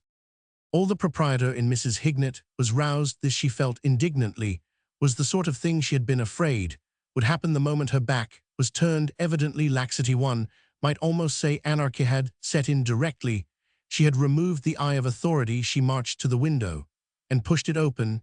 She had now completely abandoned her kindly scheme of refraining from rousing the sleeping house and spending the night at the inn. She stepped into the drawing-room with the single-minded purpose of routing Eustace out of his sleep and giving him a good talking to for having failed to maintain her own standard of efficiency among the domestic staff. If there was one thing on which Mrs. Horace Hignett had always insisted, it was that every window in the house must be closed at lights out. She pushed the curtains apart with a rattle, and at the same moment from the direction of the door there came a low but distinct gasp which made her resolute heart jump and flutter. It was too dark to see anything distinctly, but in the instant before it turned and fled, she caught sight of a shadowy male figure and knew that her worst fears had been realized. The figure was too tall to be Eustace, and Eustace, she knew, was the only man in the house. Male figures, therefore, that went flitting about Windles must be the figures of burglars. Mrs. Hignett, bold woman though she was, stood for an instant spellbound, and for one moment of not unpardonable panic, tried to tell herself that she had been mistaken. Almost immediately, however, there came from the direction of the hall a dull, chunky sound, as though something soft had been kicked, followed by a low gurgle, and the noise of staggering feet. Unless he were dancing a pas seul out of sheer lightness of heart, the nocturnal visitor must have tripped over something. The latter theory was the correct one. Montagu Webster was a man who at many a subscription ball had shaken a gifted dancing pump, and nothing in the proper circumstances pleased him better than to exercise the skill which had become his as the result of 12 private lessons at half a crown a visit. But he recognized the truth of the scriptural adage that there is a time for dancing, and that this was not his only desire. When stealing into the drawing-room, he had been confronted through the curtains by a female figure, was to get back to his bedroom undetected. He supposed that one of the feminine members of the house party must have been taking a stroll in the grounds, and he did not wish to stay and be compelled to make laborious explanations of his presence there in the dark. He decided to postpone the knocking on the cupboard door, which had been the signal arranged between himself and Sam, until a more suitable occasion. In the meantime, he bounded silently out into the hall and instantaneously tripped over the portly form of Smith, the bulldog, who, roused from a light sleep to the knowledge that something was going on, and being a dog who always liked to be in the center of the maelstrom of events, had waddled out to investigate. By the time Mrs. Hignett had pulled herself together sufficiently to feel brave enough to venture into the hall, Webster's presence of mind and Smith's gregariousness had combined to restore that part of the house to its normal nocturnal condition of emptiness. Webster's stagger had carried him almost up to the green baize door leading to the servants' staircase, and he proceeded to pass through it without checking his momentum, closely followed by Smith, who, now convinced that interesting events were in progress which might possibly culminate in cake, had abandoned the idea of sleep and meant to see the thing through. He gambled in Webster's wake up the stairs and along the passage leading to the latter's room, and only paused when the door was brusquely shut in his face, upon which he sat down to think the thing over. He was in no hurry. The night was before him, promising, as far as he could judge from the way it had opened, excellent entertainment. Mrs. Hignett had listened fearfully to the uncouth noises from the hall. The burglars had now discovered that there were at least two of them appeared to be actually romping. The situation had grown beyond her handling. If this troop of Terpsichorean marauders was to be dislodged, she must have assistance. It was man's work. She made a brave dash through the hall, mercifully unmolested, found the stairs, raced up them, and fell through the doorway of her son Eustace's bedroom like a spent marathon runner staggering past the winning post. At about the moment when Mrs. Hignett was crunching the gravel of the drive, Eustace was lying in bed listening to Jane Hubbard as she told the story of how an alligator had once got into her tent while she was camping on the banks of the Isawasi River in Central Africa. Ever since he had become ill, it had been the larger-hearted girl's kindly practice to soothe him to rest with some such narrative from her energetic past. "And what happened then?" asked Eustace breathlessly. He had raised himself on one elbow in his bed.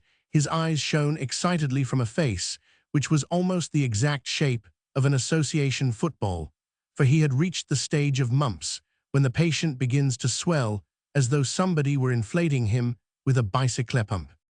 "Oh, I jabbed him in the eye with a pair of nail scissors, and he went away," said Jane Hubbard.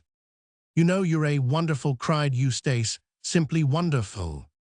Jane Hubbard flushed a little beneath her tan. She loved his pretty enthusiasm. He was so genuinely stirred by what were to her the merest commonplaces of life. "Why, if an alligator got into my tent," said Eustace, "I simply wouldn't know what to do. I should be nonplussed." "Oh, it's just a knack," said Jane carelessly. "You soon pick it up." "Nail scissors." "It ruined them, unfortunately. They were never any use again for the rest of the trip. I had to manicure myself with a hunting spear." "You're a marveled." Eustace lay back in bed and gave himself up to meditation. He had admired Jane Hubbard before, but the intimacy of the sick room and the stories which she had told him to relieve the tedium of his invalid state had set the seal on his devotion. It has always been like this. Since Othello wooed Desdemona, for 3 days Jane Hubbard had been weaving her spell about Eustace Hignett, and now she monopolized his entire horizon. She had spoken like Othello of Antaeus vast, and deserts idle rough quarries rocks and hills, whose heads touched heaven, and of the cannibals that each other eat the anthropophagi, and men whose heads do grow beneath their shoulders, this to hear would. Eustace Hignett seriously incline, and swore in faith 'twas strange 'twas, passing strange 'twas, pitiful 'twas, wondrous pitiful. He loved her for the dangers she had passed, and she loved him that he did pity them. In fact, one would have said that it was all over, except buying the license, had it not been for the fact that his very admiration served to keep Eustace from pouring out his heart. It seemed incredible to him that the queen of her sex, a girl who had chatted in terms of equality with African headhunters, and who swatted alligators as though they were flies, could ever lower herself to care for a man who looked like the after-taking advertisement of a patent food. But even those whom nature has destined to be mates may misunderstand each other, and Jane, who was as modest as she was brave, had come recently to place a different interpretation on his silence. In the last few days of the voyage, she had quite made up her mind that Eustace Hignett loved her, and would shortly intimate as much in the usual manner. But since coming to Windles, she had begun to have doubts. She was not blind to the fact that Billy Bennet was distinctly prettier than herself, and far more the type to which the ordinary man is attracted, and much as she loathed the weakness, and despised herself for yielding to it, she had become distinctly jealous of her true. Billy was officially engaged to Bream Mortimer, but she had had experience of the brittleness of Miss Bennet's engagements, and she could by no means regard Eustace as immune. "Do you suppose they will be happy?" she asked. "Who?" said Eustace, excusably puzzled, for they had only just finished talking about alligators, but there had been a pause since his last remark, and Jane's thoughts had flitted back to the subject that usually occupied them. "Billy and Bream Mortimer." "Oh," said Eustace, "yes, I suppose so. She's a delightful girl." "Yes," said Eustace, without much animation. "And of course, it's nice their fathers being so keen on the match. It doesn't often happen that way. No, people's people generally want people to marry people. People don't want to marry," said Eustace, clothing in words a profound truth, which from the earliest days of civilization has deeply affected the youth of every country. "I suppose your mother has got somebody picked out for you to marry," said Jane casually. "Mother doesn't want me to marry anybody," said Eustace, with gloom. It was another obstacle to his romance. "What, never?" "No." "Why ever not?" "As far as I can make out, if I marry I get this house, and Mother has to clear out silly business." "Well, you wouldn't let your mother stand in the way if you ever really fell in love," said Jane. "It isn't so much a question of letting her stand in the way. The tough job would be preventing her. You've never met my mother." "No, I am looking forward to it." "You're looking forward?" Eustace eyed her with honest amazement. "But what could your mother do? I mean, supposing you had made up your mind to marry somebody. What could she do?" "Why, there isn't anything she wouldn't do." "Why?" Once Eustace broke off. The anecdote which he had been about to tell contained information which, on reflection, he did not wish to reveal. "Once," said Jane. "Oh, well, I was just going to show you what Mother is like. I was going out to lunch with a man, and Eustace was not a ready improvisator, and she didn't want me to go, so she stole all my trousers." Jane Hubbard started, as if wandering through one of her favorite jungles. She had perceived a snake in her path. She was thinking hard. That story which Billy had told her on the boat, about the man to whom she had been engaged, whose mother had stolen his trousers on the wedding morning. It all came back to her with a topical significance which it had never had before. It had lingered in her memory, as stories will, but it had been a detached episode, having no personal meaning for her. But now she did that just to stop you going out to lunch with a man, she said slowly. "Yes, rotten thing to do, wasn't it?" Jane Hubbard moved to the foot of the bed, and her forceful gaze shooting across the intervening counterpane pinned Eustace to the pillow. She was in the mood which had caused spines in Somaliland to curl like withered leaves. "Were you ever engaged to Billy Bennett?" she demanded. Eustace Hignett licked dry lips. His face looked like a hunted melon. The flannel bandage draped around it by loving hands hardly supported his sagging jaw. "Why, were you?" cried Jane, stamping an imperious foot. There was that in her eye before which warriors of the lower Congo had become as chewed blotting paper. Eustace Hignett shriveled in the blaze. He was filled with an unendurable sense of guilt. "Welleries," he mumbled weakly. Jane Hubbard buried her face in her hands and burst into tears. She might know what to do when alligators started exploring her tent, but she was a woman. This sudden solution of steely strength into liquid weakness had on Eustace Hignett the stunning effects which the absence of the last stare has on the returning reveler creeping up to bed in the dark. It was as though his spiritual foot had come down hard on empty space and caused him to bite his tongue. Jane Hubbard had always been to him a rock of support, and now the rock had melted away and left him wallowing in a deep pool. He wallowed gratefully.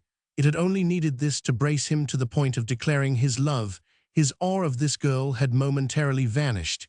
He felt strong and dashing. He scrambled down the bed and peered over the foot of it at her huddled form. "Have some barley water," he urged. "Try a little barley water." It was all he had to offer her, except the medicine which, by the doctor's instructions, he took 3 times a day in a quarter of a glass of water. "Go away," sobbed Jane Hubbard. The unreasonableness of this struck Eustace. "But I can't. I am in bed. Where could I go?" "I hate you." "Oh, don't say that. You're still in love with her." "Nonsense. I never was in love with her." "Then why were you going to marry her?" "Oh, I don't know. It seemed a good idea at the time." Oh. Eustace bent a little further over the end of the bed and patted her hair. "Do have some barley water," he said, "just a sip." "You are in love with her," sobbed Jane. "I am not. I love you." "You don't." "Pardon me," said Eustace firmly. "I've loved you ever since you gave me that extraordinary drink with Worcester sauce in it on the boat." Why didn't you say so before?" "I hadn't the nerve. You always seemed so, I don't know how to put it, I always seemed such a worm. I was just trying to get the courage to propose when I caught the mumps, and that seemed to me to finish it. No girl could love a man with 3 times the proper amount of face." "As if that could make any difference. What does your outside matter? I have seen your inside." "I beg your pardon. I mean—" Eustace fondled her back hair. "Jane, queen of my soul, do you really love me?" "I've loved you ever since we met on the subway." She raised a tear-stained face. "If only I could be sure that you really loved me." "I can prove it," said Eustace proudly. "You know how scared I am of my mother. Well, for your sake, I overcame my fear and did something which, if she ever found out about it, would make her sorer than a sunburned neck. This house, she absolutely refused to let it to old Bennett and old Mortimer. They kept after her about it, but she wouldn't hear of it. Well, you told me on the boat that Wilhelmina Bennett had invited you to spend the summer with her, and I knew that if they didn't come to Windles, they would take some other place, and that meant I wouldn't see you, so I hunted up old Mortimer and let it to him on the quiet, without telling my mother anything about it." "Why, you darling angel child," cried Jane Hubbard joyfully. "Did you really do that for my sake? Now I know you love me." "Of course, if mother ever got to hear of it." Jane Hubbard pushed him gently into the nest of bedclothes and tucked him in with strong, calm hands. She was a very different person from the girl who so short a while before had sobbed on the carpet. "Love is a wonderful thing.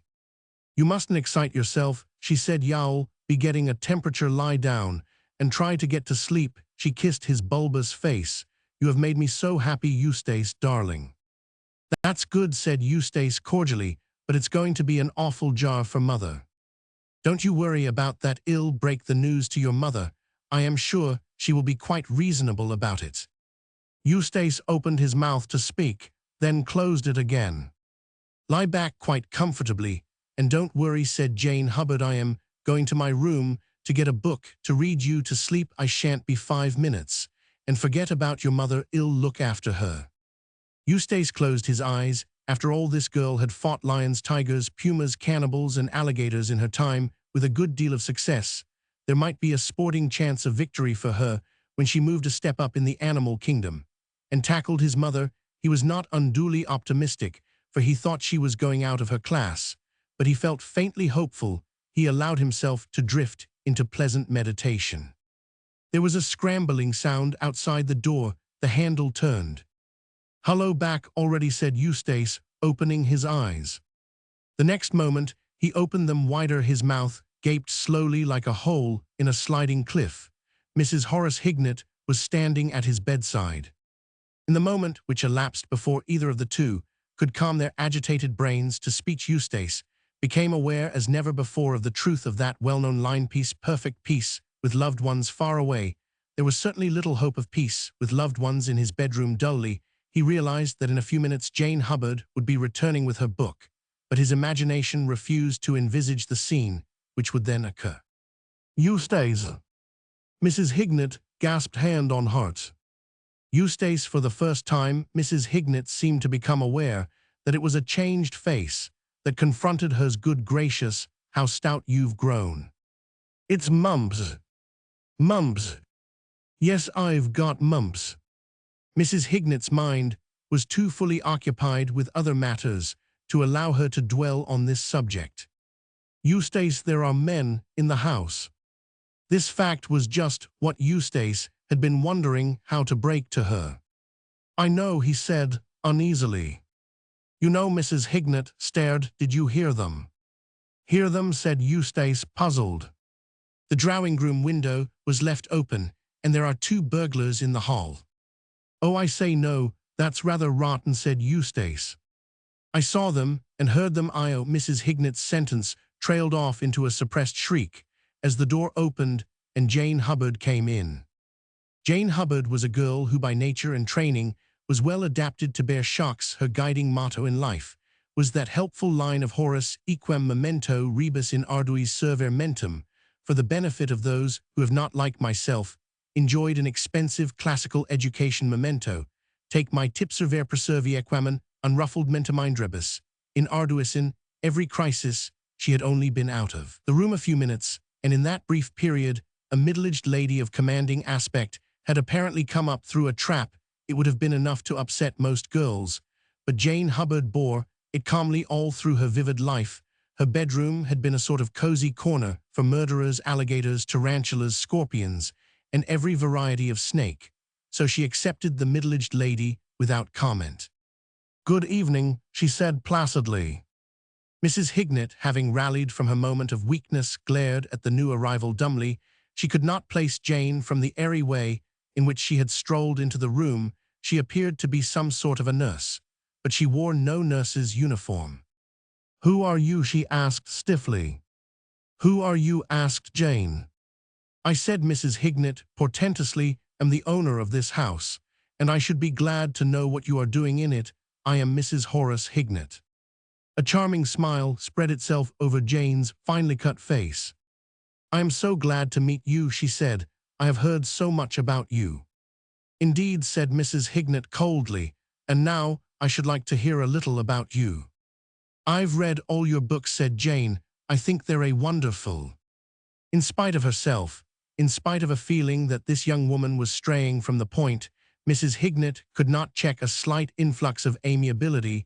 She was an authoress who received a good deal of incense from admirers, but she could always do with a bit more besides. Most of the incense came by post. Living a quiet and retired life in the country, it was rarely that she got it handed to her face to face. She melted quite perceptibly.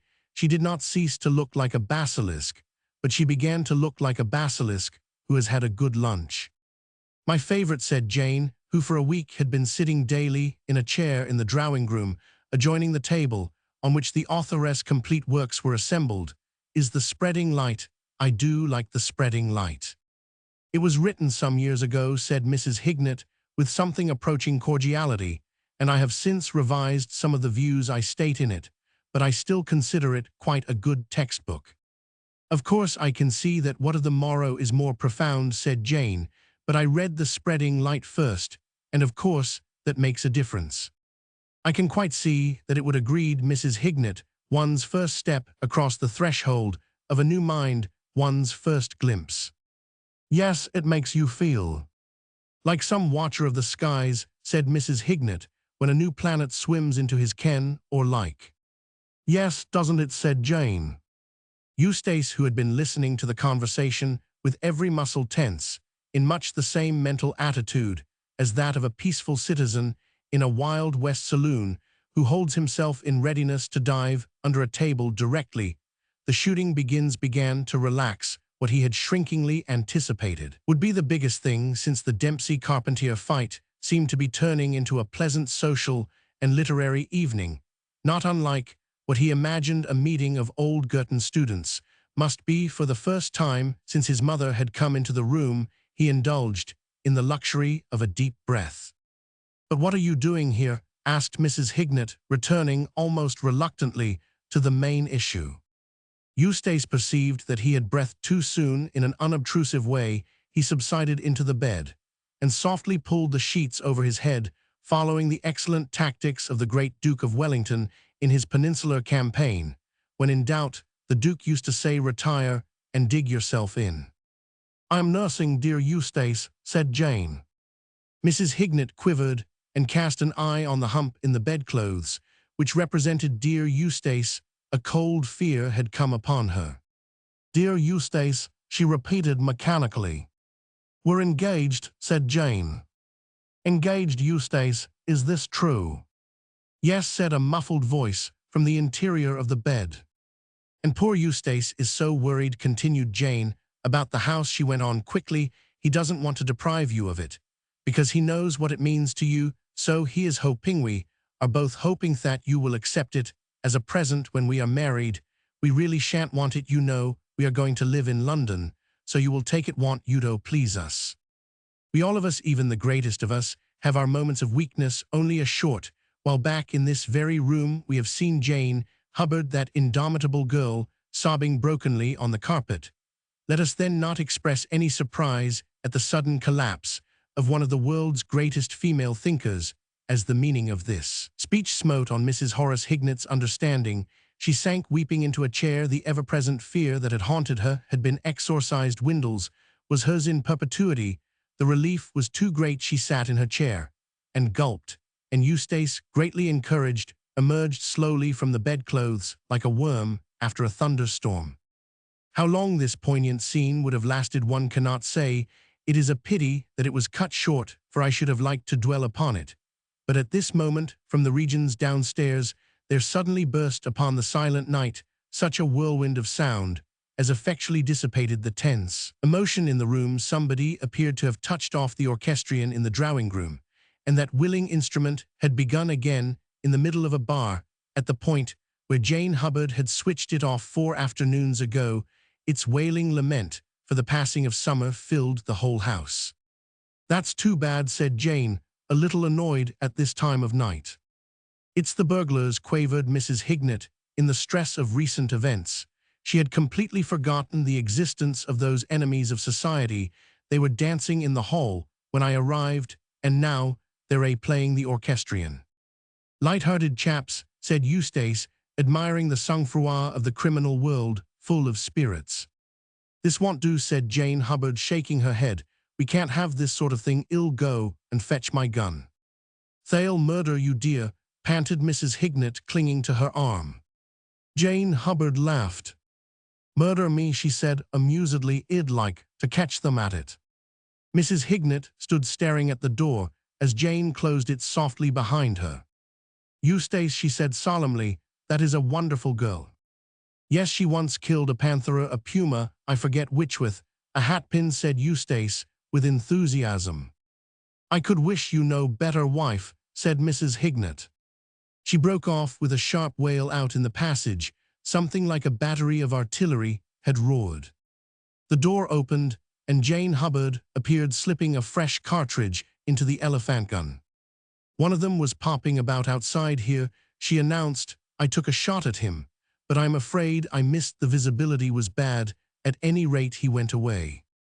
In this last statement, she was perfectly accurate. Bream Mortimer, who had been aroused by the orchestrion, and who had come out to see what was the matter, had gone away at the rate of 50 miles an hour. He had been creeping down the passage when he found himself suddenly confronted by a dim figure, which without a word had attempted to slay him with an enormous gun. The shot had whistled past his ears and gone singing down the corridor. This was enough for Bream. He had returned to his room in 3 strides and was now under the bed. The burglars might take everything in the house, and welcome, so that they did not molest his privacy. That was the way Bream looked at it, and very sensible of him too, I consider. "We'd better go downstairs," said Jane.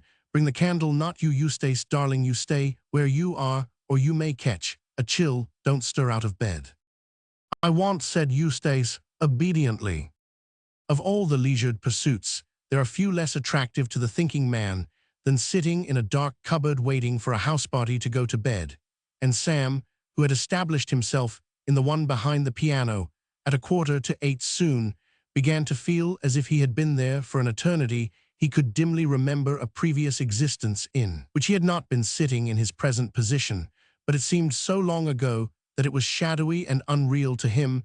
The ordeal of spending the evening in this retreat had not appeared formidable when he had contemplated it that afternoon in the lane, but now that he was actually undergoing it, it was extraordinary how many disadvantages it had. Cupboards as a class are badly ventilated, and this one seemed to contain no air at all, and the warmth of the night, combined with the cupboard's natural stuffiness, had soon begun to reduce Sam to a condition of pulp. He seemed to himself to be sagging like an ice cream in front of a fire. The darkness too weighed upon him. He was abominably thirsty. Also, he wanted to smoke. In addition to this, the small of his back tickled, and he more than suspected the cupboard of harboring mice. Not once or twice, but many 100 times, he wished that the ingenious Webster had thought of something simpler. His was a position which would just have suited one of those Indian mystics who sit perfectly still for 20 years contemplating the infinite. But it reduced Sam to an almost imbecile state of boredom.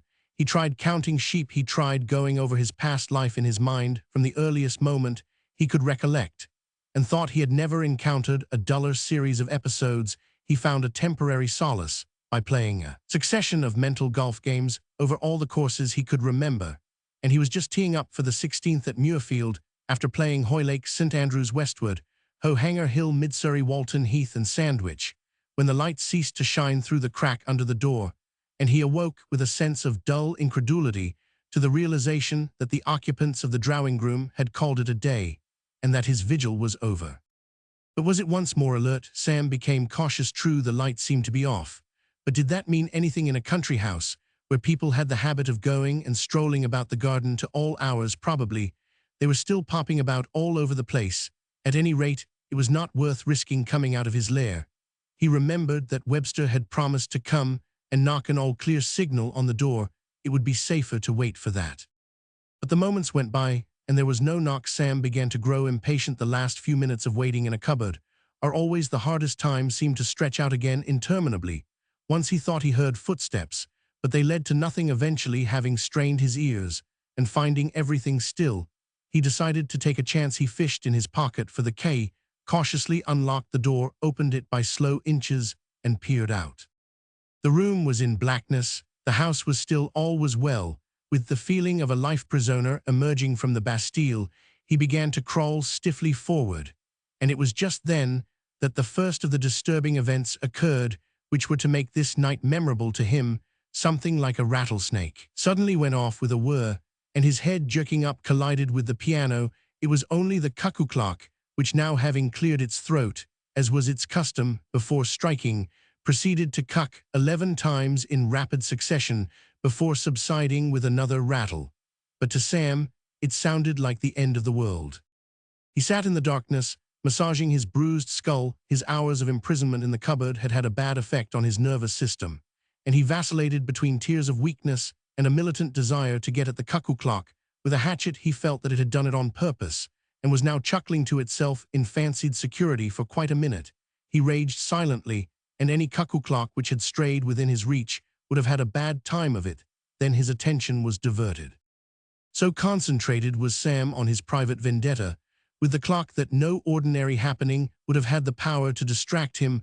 What occurred now was by no means ordinary, and it distracted him like an electric shock, as he sat on the floor, passing a tender hand over the egg-shaped bump, which had already begun to manifest itself beneath his hair. Something cold and wet touched his face and paralyzed him so completely, both physically and mentally, that he did not move a muscle, but just congealed where he sat into a solid block of ice. He felt vaguely that this was the end. His heart had stopped beating, and he simply could not imagine it ever starting again. And if your heart refuses to beat, what hope is there for you? At this moment, something heavy and solid struck him squarely in the chest, rolling him over. Something gurgled asthmatically in the darkness. Something began to lick his eyes, ears, and chin in a sort of ecstasy, and clutching out, he found his arms full of totally unexpected bulldog.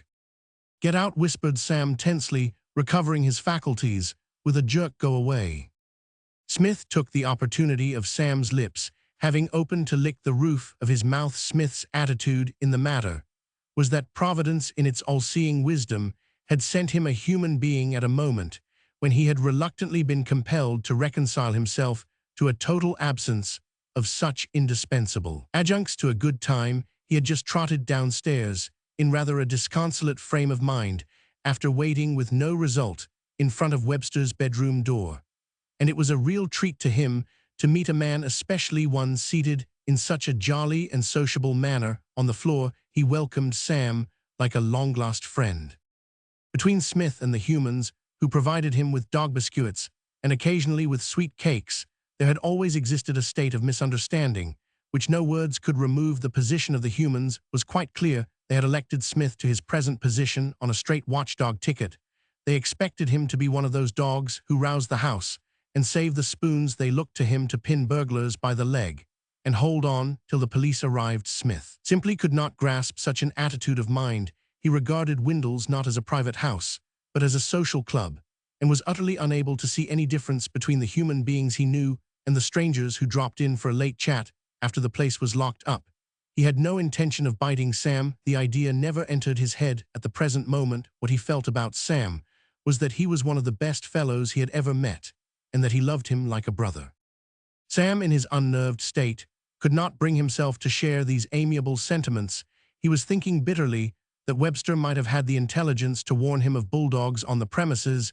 It was just the sort of woolen-headed thing fellows did, forgetting facts like that. He scrambled stiffly to his feet and tried to pierce the darkness that hemmed him in. He ignored Smith, who snuffled sportively about his ankles, and made for the slightly less black oblong which he took to be the door leading into the hall.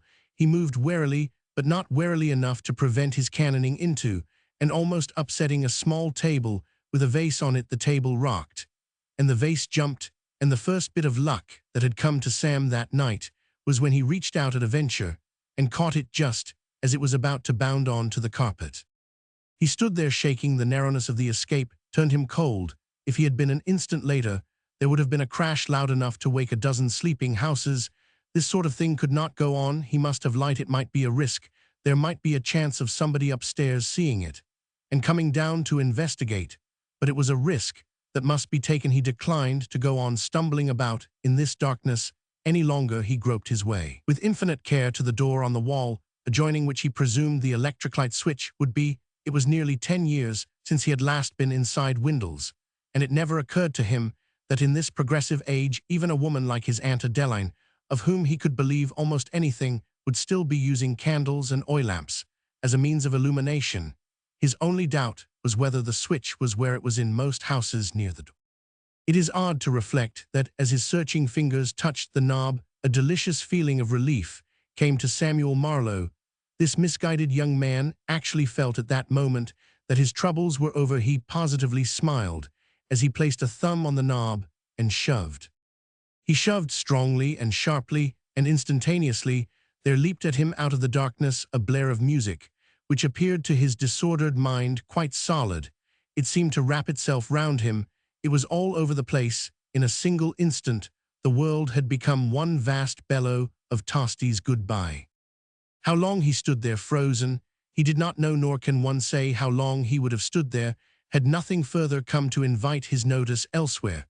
But suddenly drowning even the impromptu concert, there came from somewhere upstairs the roar of a gun, and when he heard that, Sam's rigid limbs relaxed, and a violent activity descended upon him, he bounded out into the hall, looking to right and to left for a hiding place. One of the suits of armor, which had been familiar to him in his boyhood, loomed up in front of him, and with the sight came the recollection of how, when a mere child on his first visit to Windles, playing hide and seek with his cousin Eustace, he had concealed himself inside this very suit, and had not only baffled Eustace through a long summer evening, but had wound up by almost scaring him into decline by booing at him through the visor of the helmet. Happy days, happy days! He leaped at the suit of armor, having grown since he was last inside it. He found the helmet a tight fit, but he managed to get his head into it at last, and the body of the thing was quite roomy. "Thank heaven," said Sam. He was not comfortable, but comfort just then was not his primary need. Smith the bulldog, well satisfied with the way the entertainment had opened, sat down, wheezing slightly, to await developments. He had not long to wait. In a few minutes the hall had filled up nicely.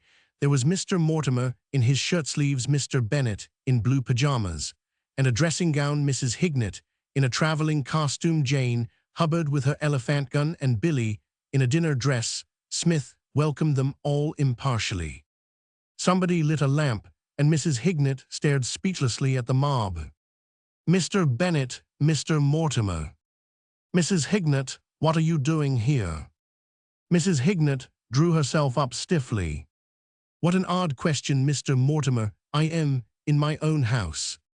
"But you rented it to me for the summer, at least your son, Roman 999. "Eustace let you Windles for the summer," said Mrs. Hignett incredulously. Jane Hubbard returned from the drawing-room, where she had been switching off the orchestrion. "Let us talk all that over cosily tomorrow," she said. "The point now is that there are burglars in the house." "Burglars!" cried Mr. Bennet, aghast. "I thought it was you playing that infernal instrument, Mortimer." "What on earth should I play it for at this time of night?" said Mr. Mortimer irritably. "It woke me up," said Mr. Bennet complainingly, "and I had had great difficulty in dropping off to sleep. I was in considerable pain. I believe I've caught the mumps from young Hignett." "Nonsense, you're always imagining yourself ill," snapped Mr. Mortimer. "My face hurts," persisted Mr. Bennet.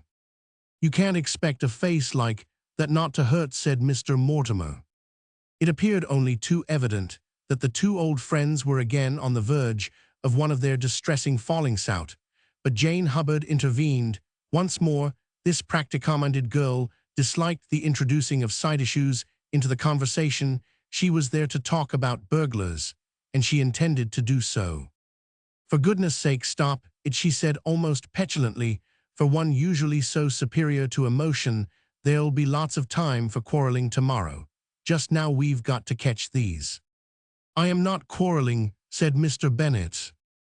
"Yes, you are," said Mr. Mortimer. "I am not." "You are." "Don't argue." "I am not arguing." "You are." "I am not." Jane Hubbard had practically every noble quality which a woman can possess, with the exception of patience. A patient woman would have stood by, shrinking from interrupting the dialogue. Jane Hubbard's robuster course was to raise the elephant gun, point it at the front door, and pull the trigger. "I thought that would stop you," she said complacently, as the echoes died away, and Mr. Bennet had finished leaping into the air. She inserted a fresh cartridge and sloped arms. "Now the question is—" "You made me bite my tongue," said Mr. Bennet, deeply aggrieved. "Serve you right," said Jane placidly. "Now the question is, have the fellows got away, or are they hiding somewhere in the house? I think they're still in the house." "The police!" exclaimed Mr. Bennet, forgetting his lacerated tongue and his other grievances. "We must summon the police." "Obviously," said Mrs. Hignett, withdrawing her fascinated gaze from the ragged hole in the front door, the cost of repairing, which she had been mentally assessing. "We must send for the police at once." "We don't really need them, you know," said Jane, if y'all all go to bed and just leave me to potter round with my gun. And blow the whole house to pieces, said Mrs. Hignett tartly.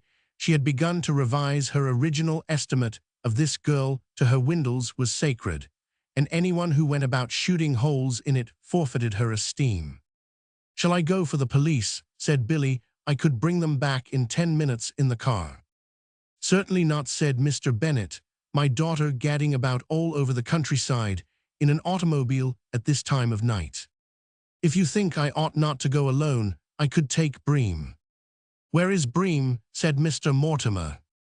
The odd fact that Bream was not among those present suddenly presented itself to the company. Where can he be? Said Billy. Jane Hubbard laughed, the wholesome, indulgent laugh of one who is broad-minded enough to see the humor of the situation, even when the joke is at her expense. What a silly girl I am, she said. I do believe that was Bream I shot at upstairs. How foolish of me making a mistake like that. You shot my only son, cried Mr. Mortimer. I shot at him, said Jane. My belief is that I missed him, though how I came to do it beats me. I don't suppose I've missed a sitter like that since I was a child in the nursery, of course. She proceeded, looking on the reasonable side. The visibility wasn't good, but it's no use saying I ought at least to have winged him, because I ought. She shook her head with a touch of self-reproach. I shall get chaffed about this if it comes out, she said regretfully. The poor boy must be in his room, said Mr. Mortimer. Under the bed, if you ask me, said Jane, blowing on the barrel of her gun and polishing it with the side of her hand. He's all right, leave him alone, and the housemaid will sweep him up in the morning. Oh, he can't be, cried Billy, revolted. A girl of high spirit, it seemed to her repellent that the man she was engaged to marry should be displaying such a craven spirit at that moment. She despised and hated Bream Mortimer.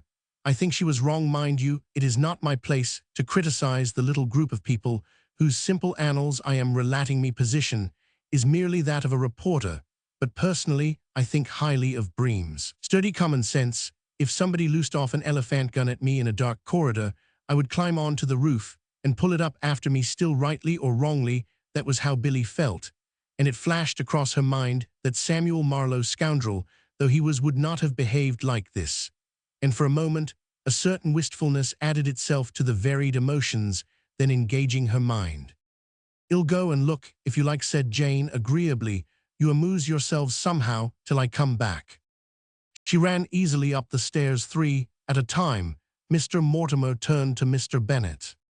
"It's all very well you're saying Wilhelmina mustn't go, but if she doesn't, how can we get the police? The house isn't on the phone, and nobody else can drive the car." "That's true," said Mr. Bennet, wavering. "Of course we could drop them a postcard first thing tomorrow morning," said Mr. Mortimer, in his nasty, sarcastic way. "I'm going," said Billy resolutely. It occurred to her, as it has occurred to so many women before her, how helpless men are in a crisis. The temporary withdrawal of Jane Hubbard had had the effect which the removal of the rudder has on a boat. "It's the only thing to do. I shall be back in no time." She stepped firmly to the coat-rack and began to put on her motoring cloak, and just then Jane Hubbard came downstairs, shepherding before her a pale and glassy-eyed Bream. Right under the bed, she announced cheerfully, making a noise like a piece of fluff in order to deceive burglars. Billy cast a scornful look at her fiancé, absolutely unjustified in my opinion, but nevertheless she cast it. But it had no effect at all. Terror had stunned Bream Mortimer's perceptions. His was what the doctors call a penumbral mental condition. "Bream," said Billy, "I want you to come in the car with me to fetch the police." "All right," said Bream. "Get your coat." "All right," said Bream. "And cap." "All right," said Bream. He followed Billy in a docile manner out through the front door, and they made their way to the garage at the back of the house. Both silent. The only difference between their respective silences was that Billy's was thoughtful, while Bream's was just the silence of a man who has unhitched his brain and is getting along as well as he can without it. In the hall they had left Jane Hubbard, once more took command of affairs. Well, that's something done, she said, scratching Smith's broad back with the muzzle of her weapon. Something accomplished, something done. Has earned a night's repose, not that we're going to get it. Yet I think those fellows are hiding somewhere, and we ought to search the house and rout them out. It's a pity Smith isn't a bloodhound, he's a good cakehound. But as a watchdog, he doesn't finish in the first 10. The cakehound, charmed at the compliment, frisked about her feet like a young elephant. The first thing to do, continued Jane, is to go through the ground floor rooms. She paused to strike a match against the suit of armor nearest to her, a proceeding which elicited a sharp cry of protest from Mrs. Hignett, and lit a cigarette. "I'll go first, as I've got a gun." She blew a cloud of smoke. "I shall want somebody with me to carry a light, and—" "Take you." "What?" said Jane. "I didn't speak," said Mr. Mortimer. "Who am I to speak?" he went on bitterly. "Who am I that it should be supposed that I have anything sensible to suggest?" "Somebody spoke," said Jane. Roman 1. "A Jew." "Do you feel a draft, Mr. Bennet?" cried Jane, sharply wheeling round on him. "There is a draft," began Mr. Bennet. "Well, finish sneezing, and I'll go on." "I didn't sneeze. Somebody sneezed." "It seemed to come from just behind you," said Mrs. Hignett nervously. "It couldn't have come from just behind me," said Jane, "because there isn't anything behind me from which it could have." She stopped suddenly, in her eyes the light of understanding, on her face the set expression which was wont to come to it on the eve of action. "Oh," she said in a different voice, a voice which was cold and tense and sinister. "Oh, I see." She raised her gun and placed a muscular forefinger on the trigger. "Come out of that," she said. "Come out of that suit of armor, and let's have a look at you." "I can explain everything," said a muffled voice through the visor of the helmet. "I cannot you." The smoke of the cigarette tickled Sam's nostrils again, and he suspended his remarks.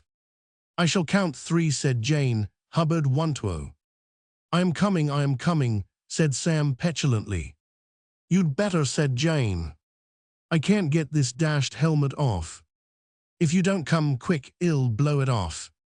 Sam stepped out into the hall, a picturesque figure, which combined the costumes of 2 widely separated centuries. Modern as far as the neck, he slipped back at that point to the Middle Ages. "Hands up," commanded Jane. "Hubbard." "My hands are up," retorted Sam querulously, as he wrenched at his unbecoming headwear. "Never mind trying to raise your hat," said Jane. "If you've lost the combination, well, dispense with the formalities. What we're anxious to hear is what you're doing in the house at this time of night, and who your pals are. Come along, my lad, make a clean breast of it, and perhaps y'all get off easier. Are you a gang?" "Do I look like a gang?" "If you ask me what you look like." "My name is Marlowe, Samuel Marlowe." "Alias what?" "Alias nothing. I say my name is Samuel Marlowe."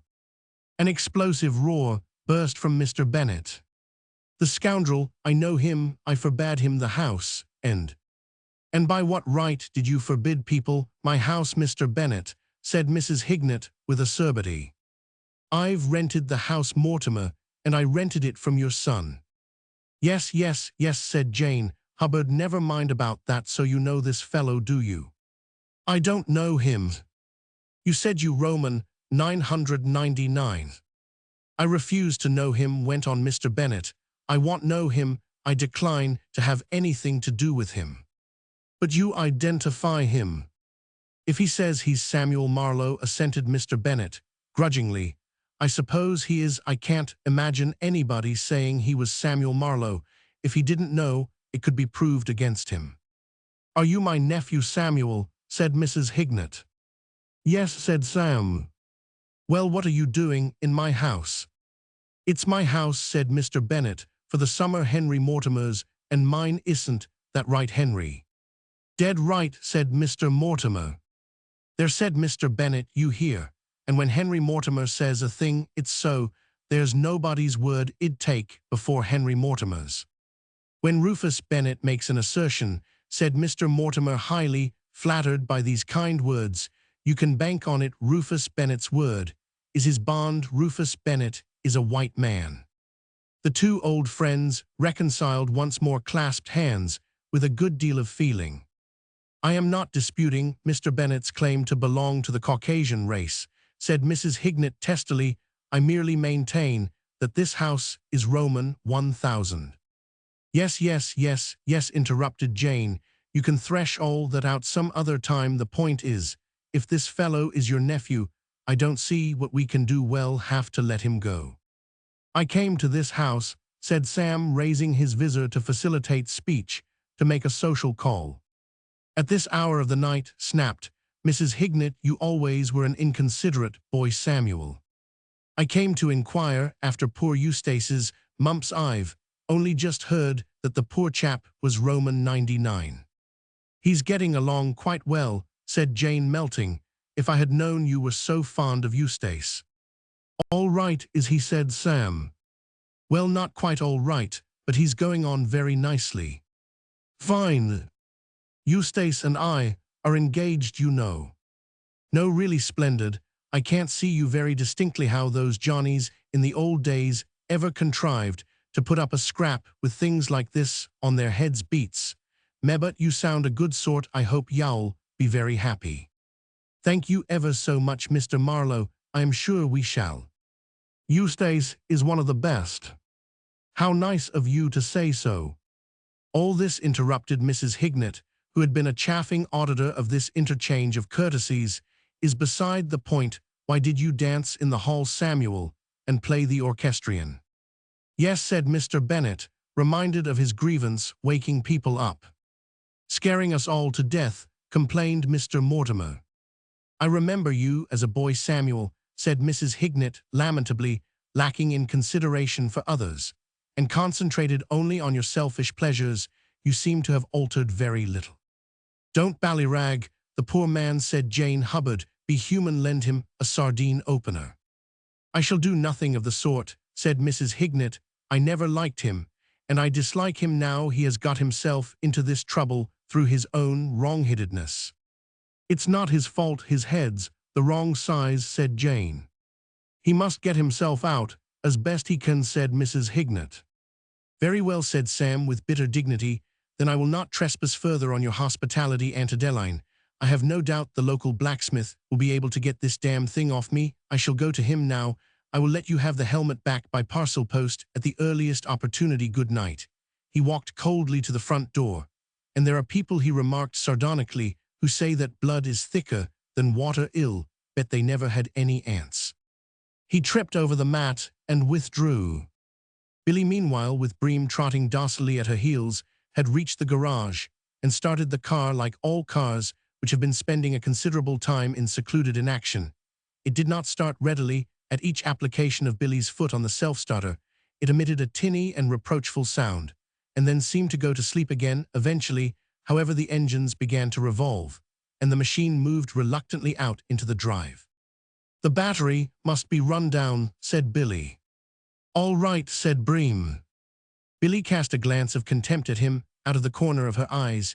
She hardly knew why she had spoken to him, except that, as all motorists are aware, the impulse to say rude things about their battery is almost irresistible to a motorist. The art of conversation consists in rapping out scathing remarks either about the battery or the oiling system. Billy switched on the headlights and turned the car down the dark drive. She was feeling thoroughly upset. Her idealistic nature had received a painful shock on the discovery of the yellow streak in Bream. To call it a yellow streak was to understate the facts.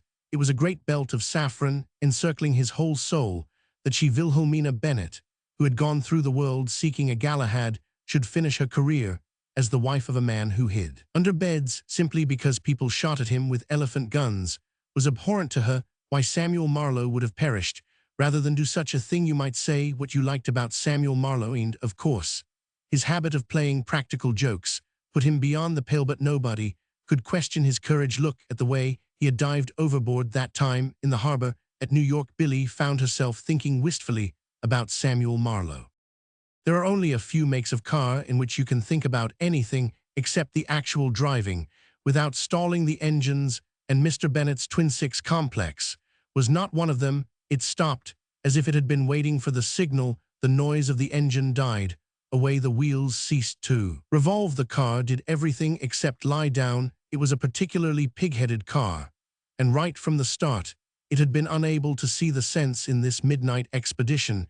It seemed now to have the idea that if it just lay low and did nothing presently, it would be taken back to its cozy garage. Billy trod on the self-starter. Nothing happened. "You'll have to get down and crank her," she said curtly. "All right," said Bream. "Well, go on," said Billy impatiently. "They get out and crank her." Bream emerged for an instant from his trance. "All right," he said. The art of cranking a car is one that is not given to all men. Some of our greatest and wisest stand helpless before the task. It is a job towards the consummation of which a noble soul and a fine brain help not at all. A man may have all the other gifts, and yet be unable to accomplish a task which the fellow at the garage does with one quiet flick of the wrist, without even bothering to remove his chewing gum. This being so, it was not only unkind, but foolish of Billy to grow impatient. As Bream's repeated efforts failed of their object, it was wrong of her to click her tongue, and certainly she ought not to have told Bream that he was not fit to churn butter. But women are an emotional sex, and must be forgiven much in moments of mental stress. "Give it a good sharp twist," she said. "All right," said Bream. "Here, let me do it," cried Billy. She jumped down and snatched the thingamy from his hand with bent brows and set teeth. She wrenched it round. The engine gave a faint, protesting mutter like a dog that has been disturbed in its sleep, and was still once more. "May I help?" It was not Bream who spoke, but a strange, voicier, sepulchral voice, the sort of voice someone would have used in one of Edgar Allan Poe's cheerful little tales if he had been buried alive, and was speaking from the family vault, coming suddenly out of the night. It affected Bream painfully. He uttered a sharp exclamation, and gave a bound which, if he had been a Russian dancer, would undoubtedly have caused the management to raise his salary. He was in no frame of mind to bear up under sudden sepulchral voices.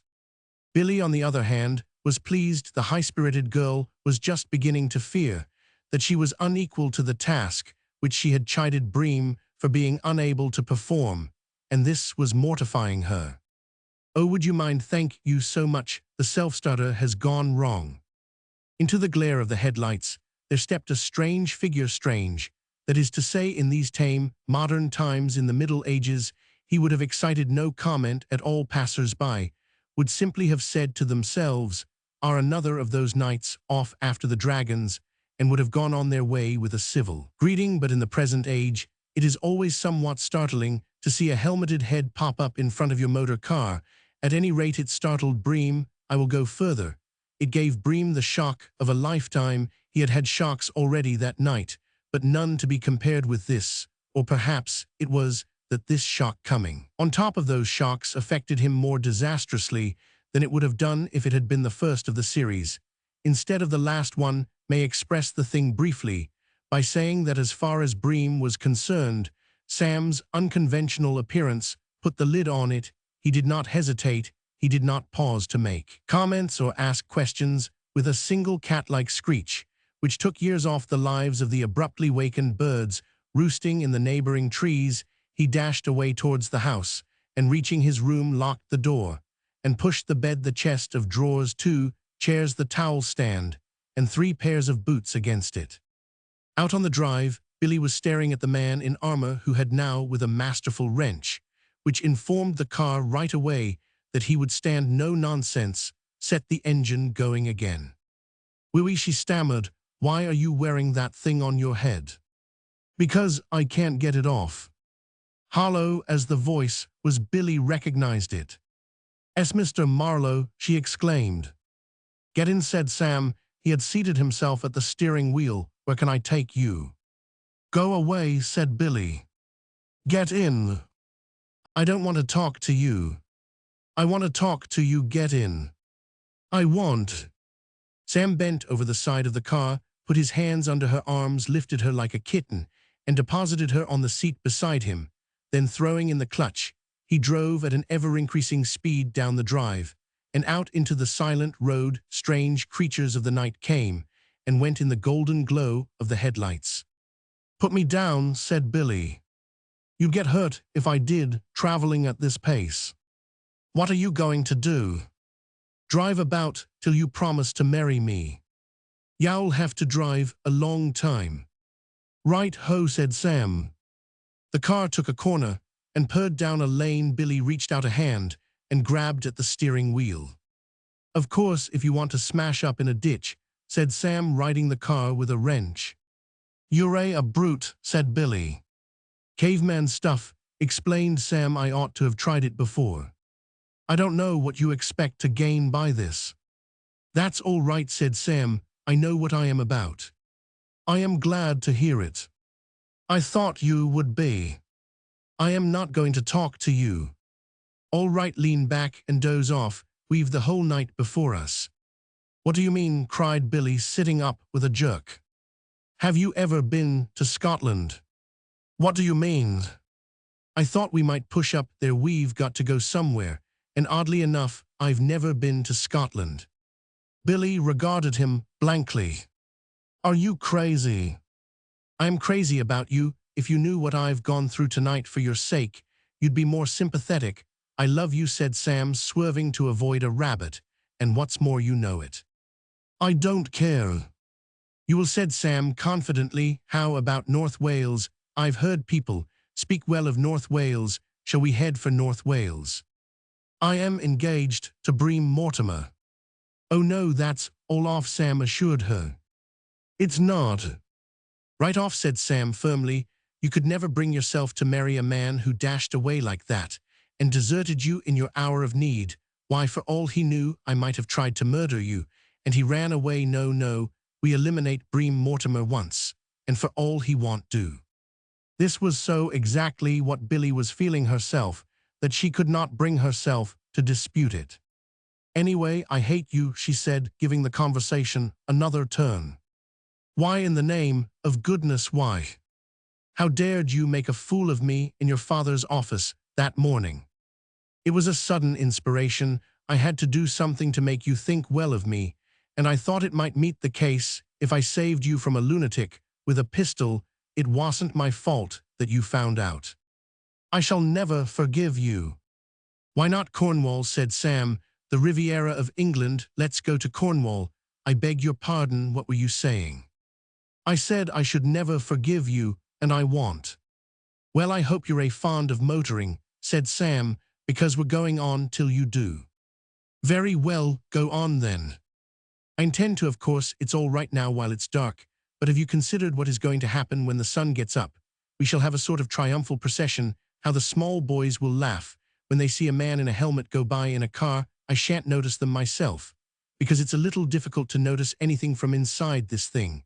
But I'm afraid it will be rather unpleasant for you. I know what well do well go to London and drive up and down Piccadilly. That will be fun. There was a long silence. Is my helmet on straight? Said Sam. Billy made no reply. She was looking before her down the hedge-bordered road, always a girl of sudden impulses. She had just made a curious discovery, to wit, that she was enjoying herself. There was something so novel and exhilarating about this midnight ride that imperceptibly her dismay and resentment had ebbed away.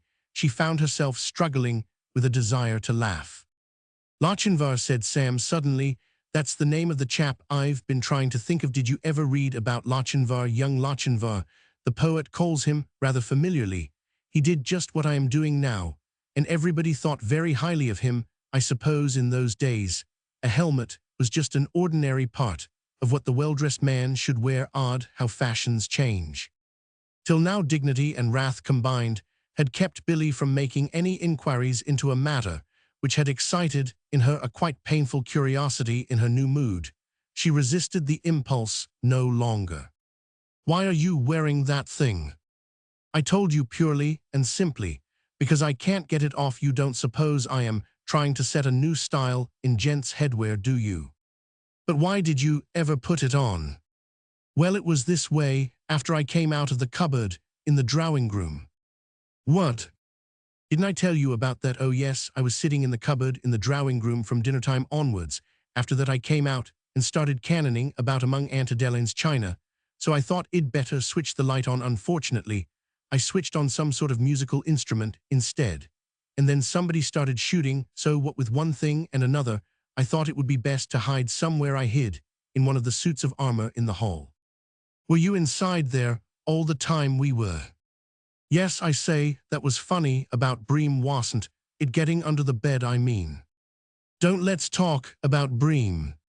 That's the right spirit, I like to see it all right, let's get back to the main issue, will you marry me?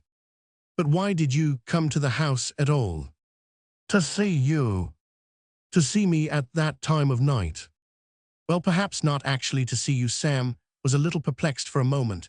Something told him that it would be injudicious to reveal his true motive and thereby risk disturbing the harmony which he felt had begun to exist between them, to be near you, to be in the same house with you. He went on vehemently, feeling that he had struck the right note. You don't know the anguish I went through. After I read that letter of yours, I was mad. I was well to return to the point. Will you marry me? Billy sat looking straight before her. The car, now on the main road, moved smoothly on. Will you marry me? Billy rested her hand on her chin and searched the darkness with thoughtful eyes. Will you marry me? The car raced on. Will you marry me? Said Sam. Will you marry me? Will you marry me? Oh, don't talk like a parrot, cried Billy. It reminds me of Bream. But will you? Yes, said Billy. Sam brought the car to a standstill with a jerk, probably very bad for the tires. Did you say yes? Yes. Darling, said Sam, leaning towards her. Oh, curse this helmet. Why? Well, I rather wanted to kiss you, and it hampers me. Let me try and get it off. Bend down. Ouch, said Sam. It's coming there, how helpless men are.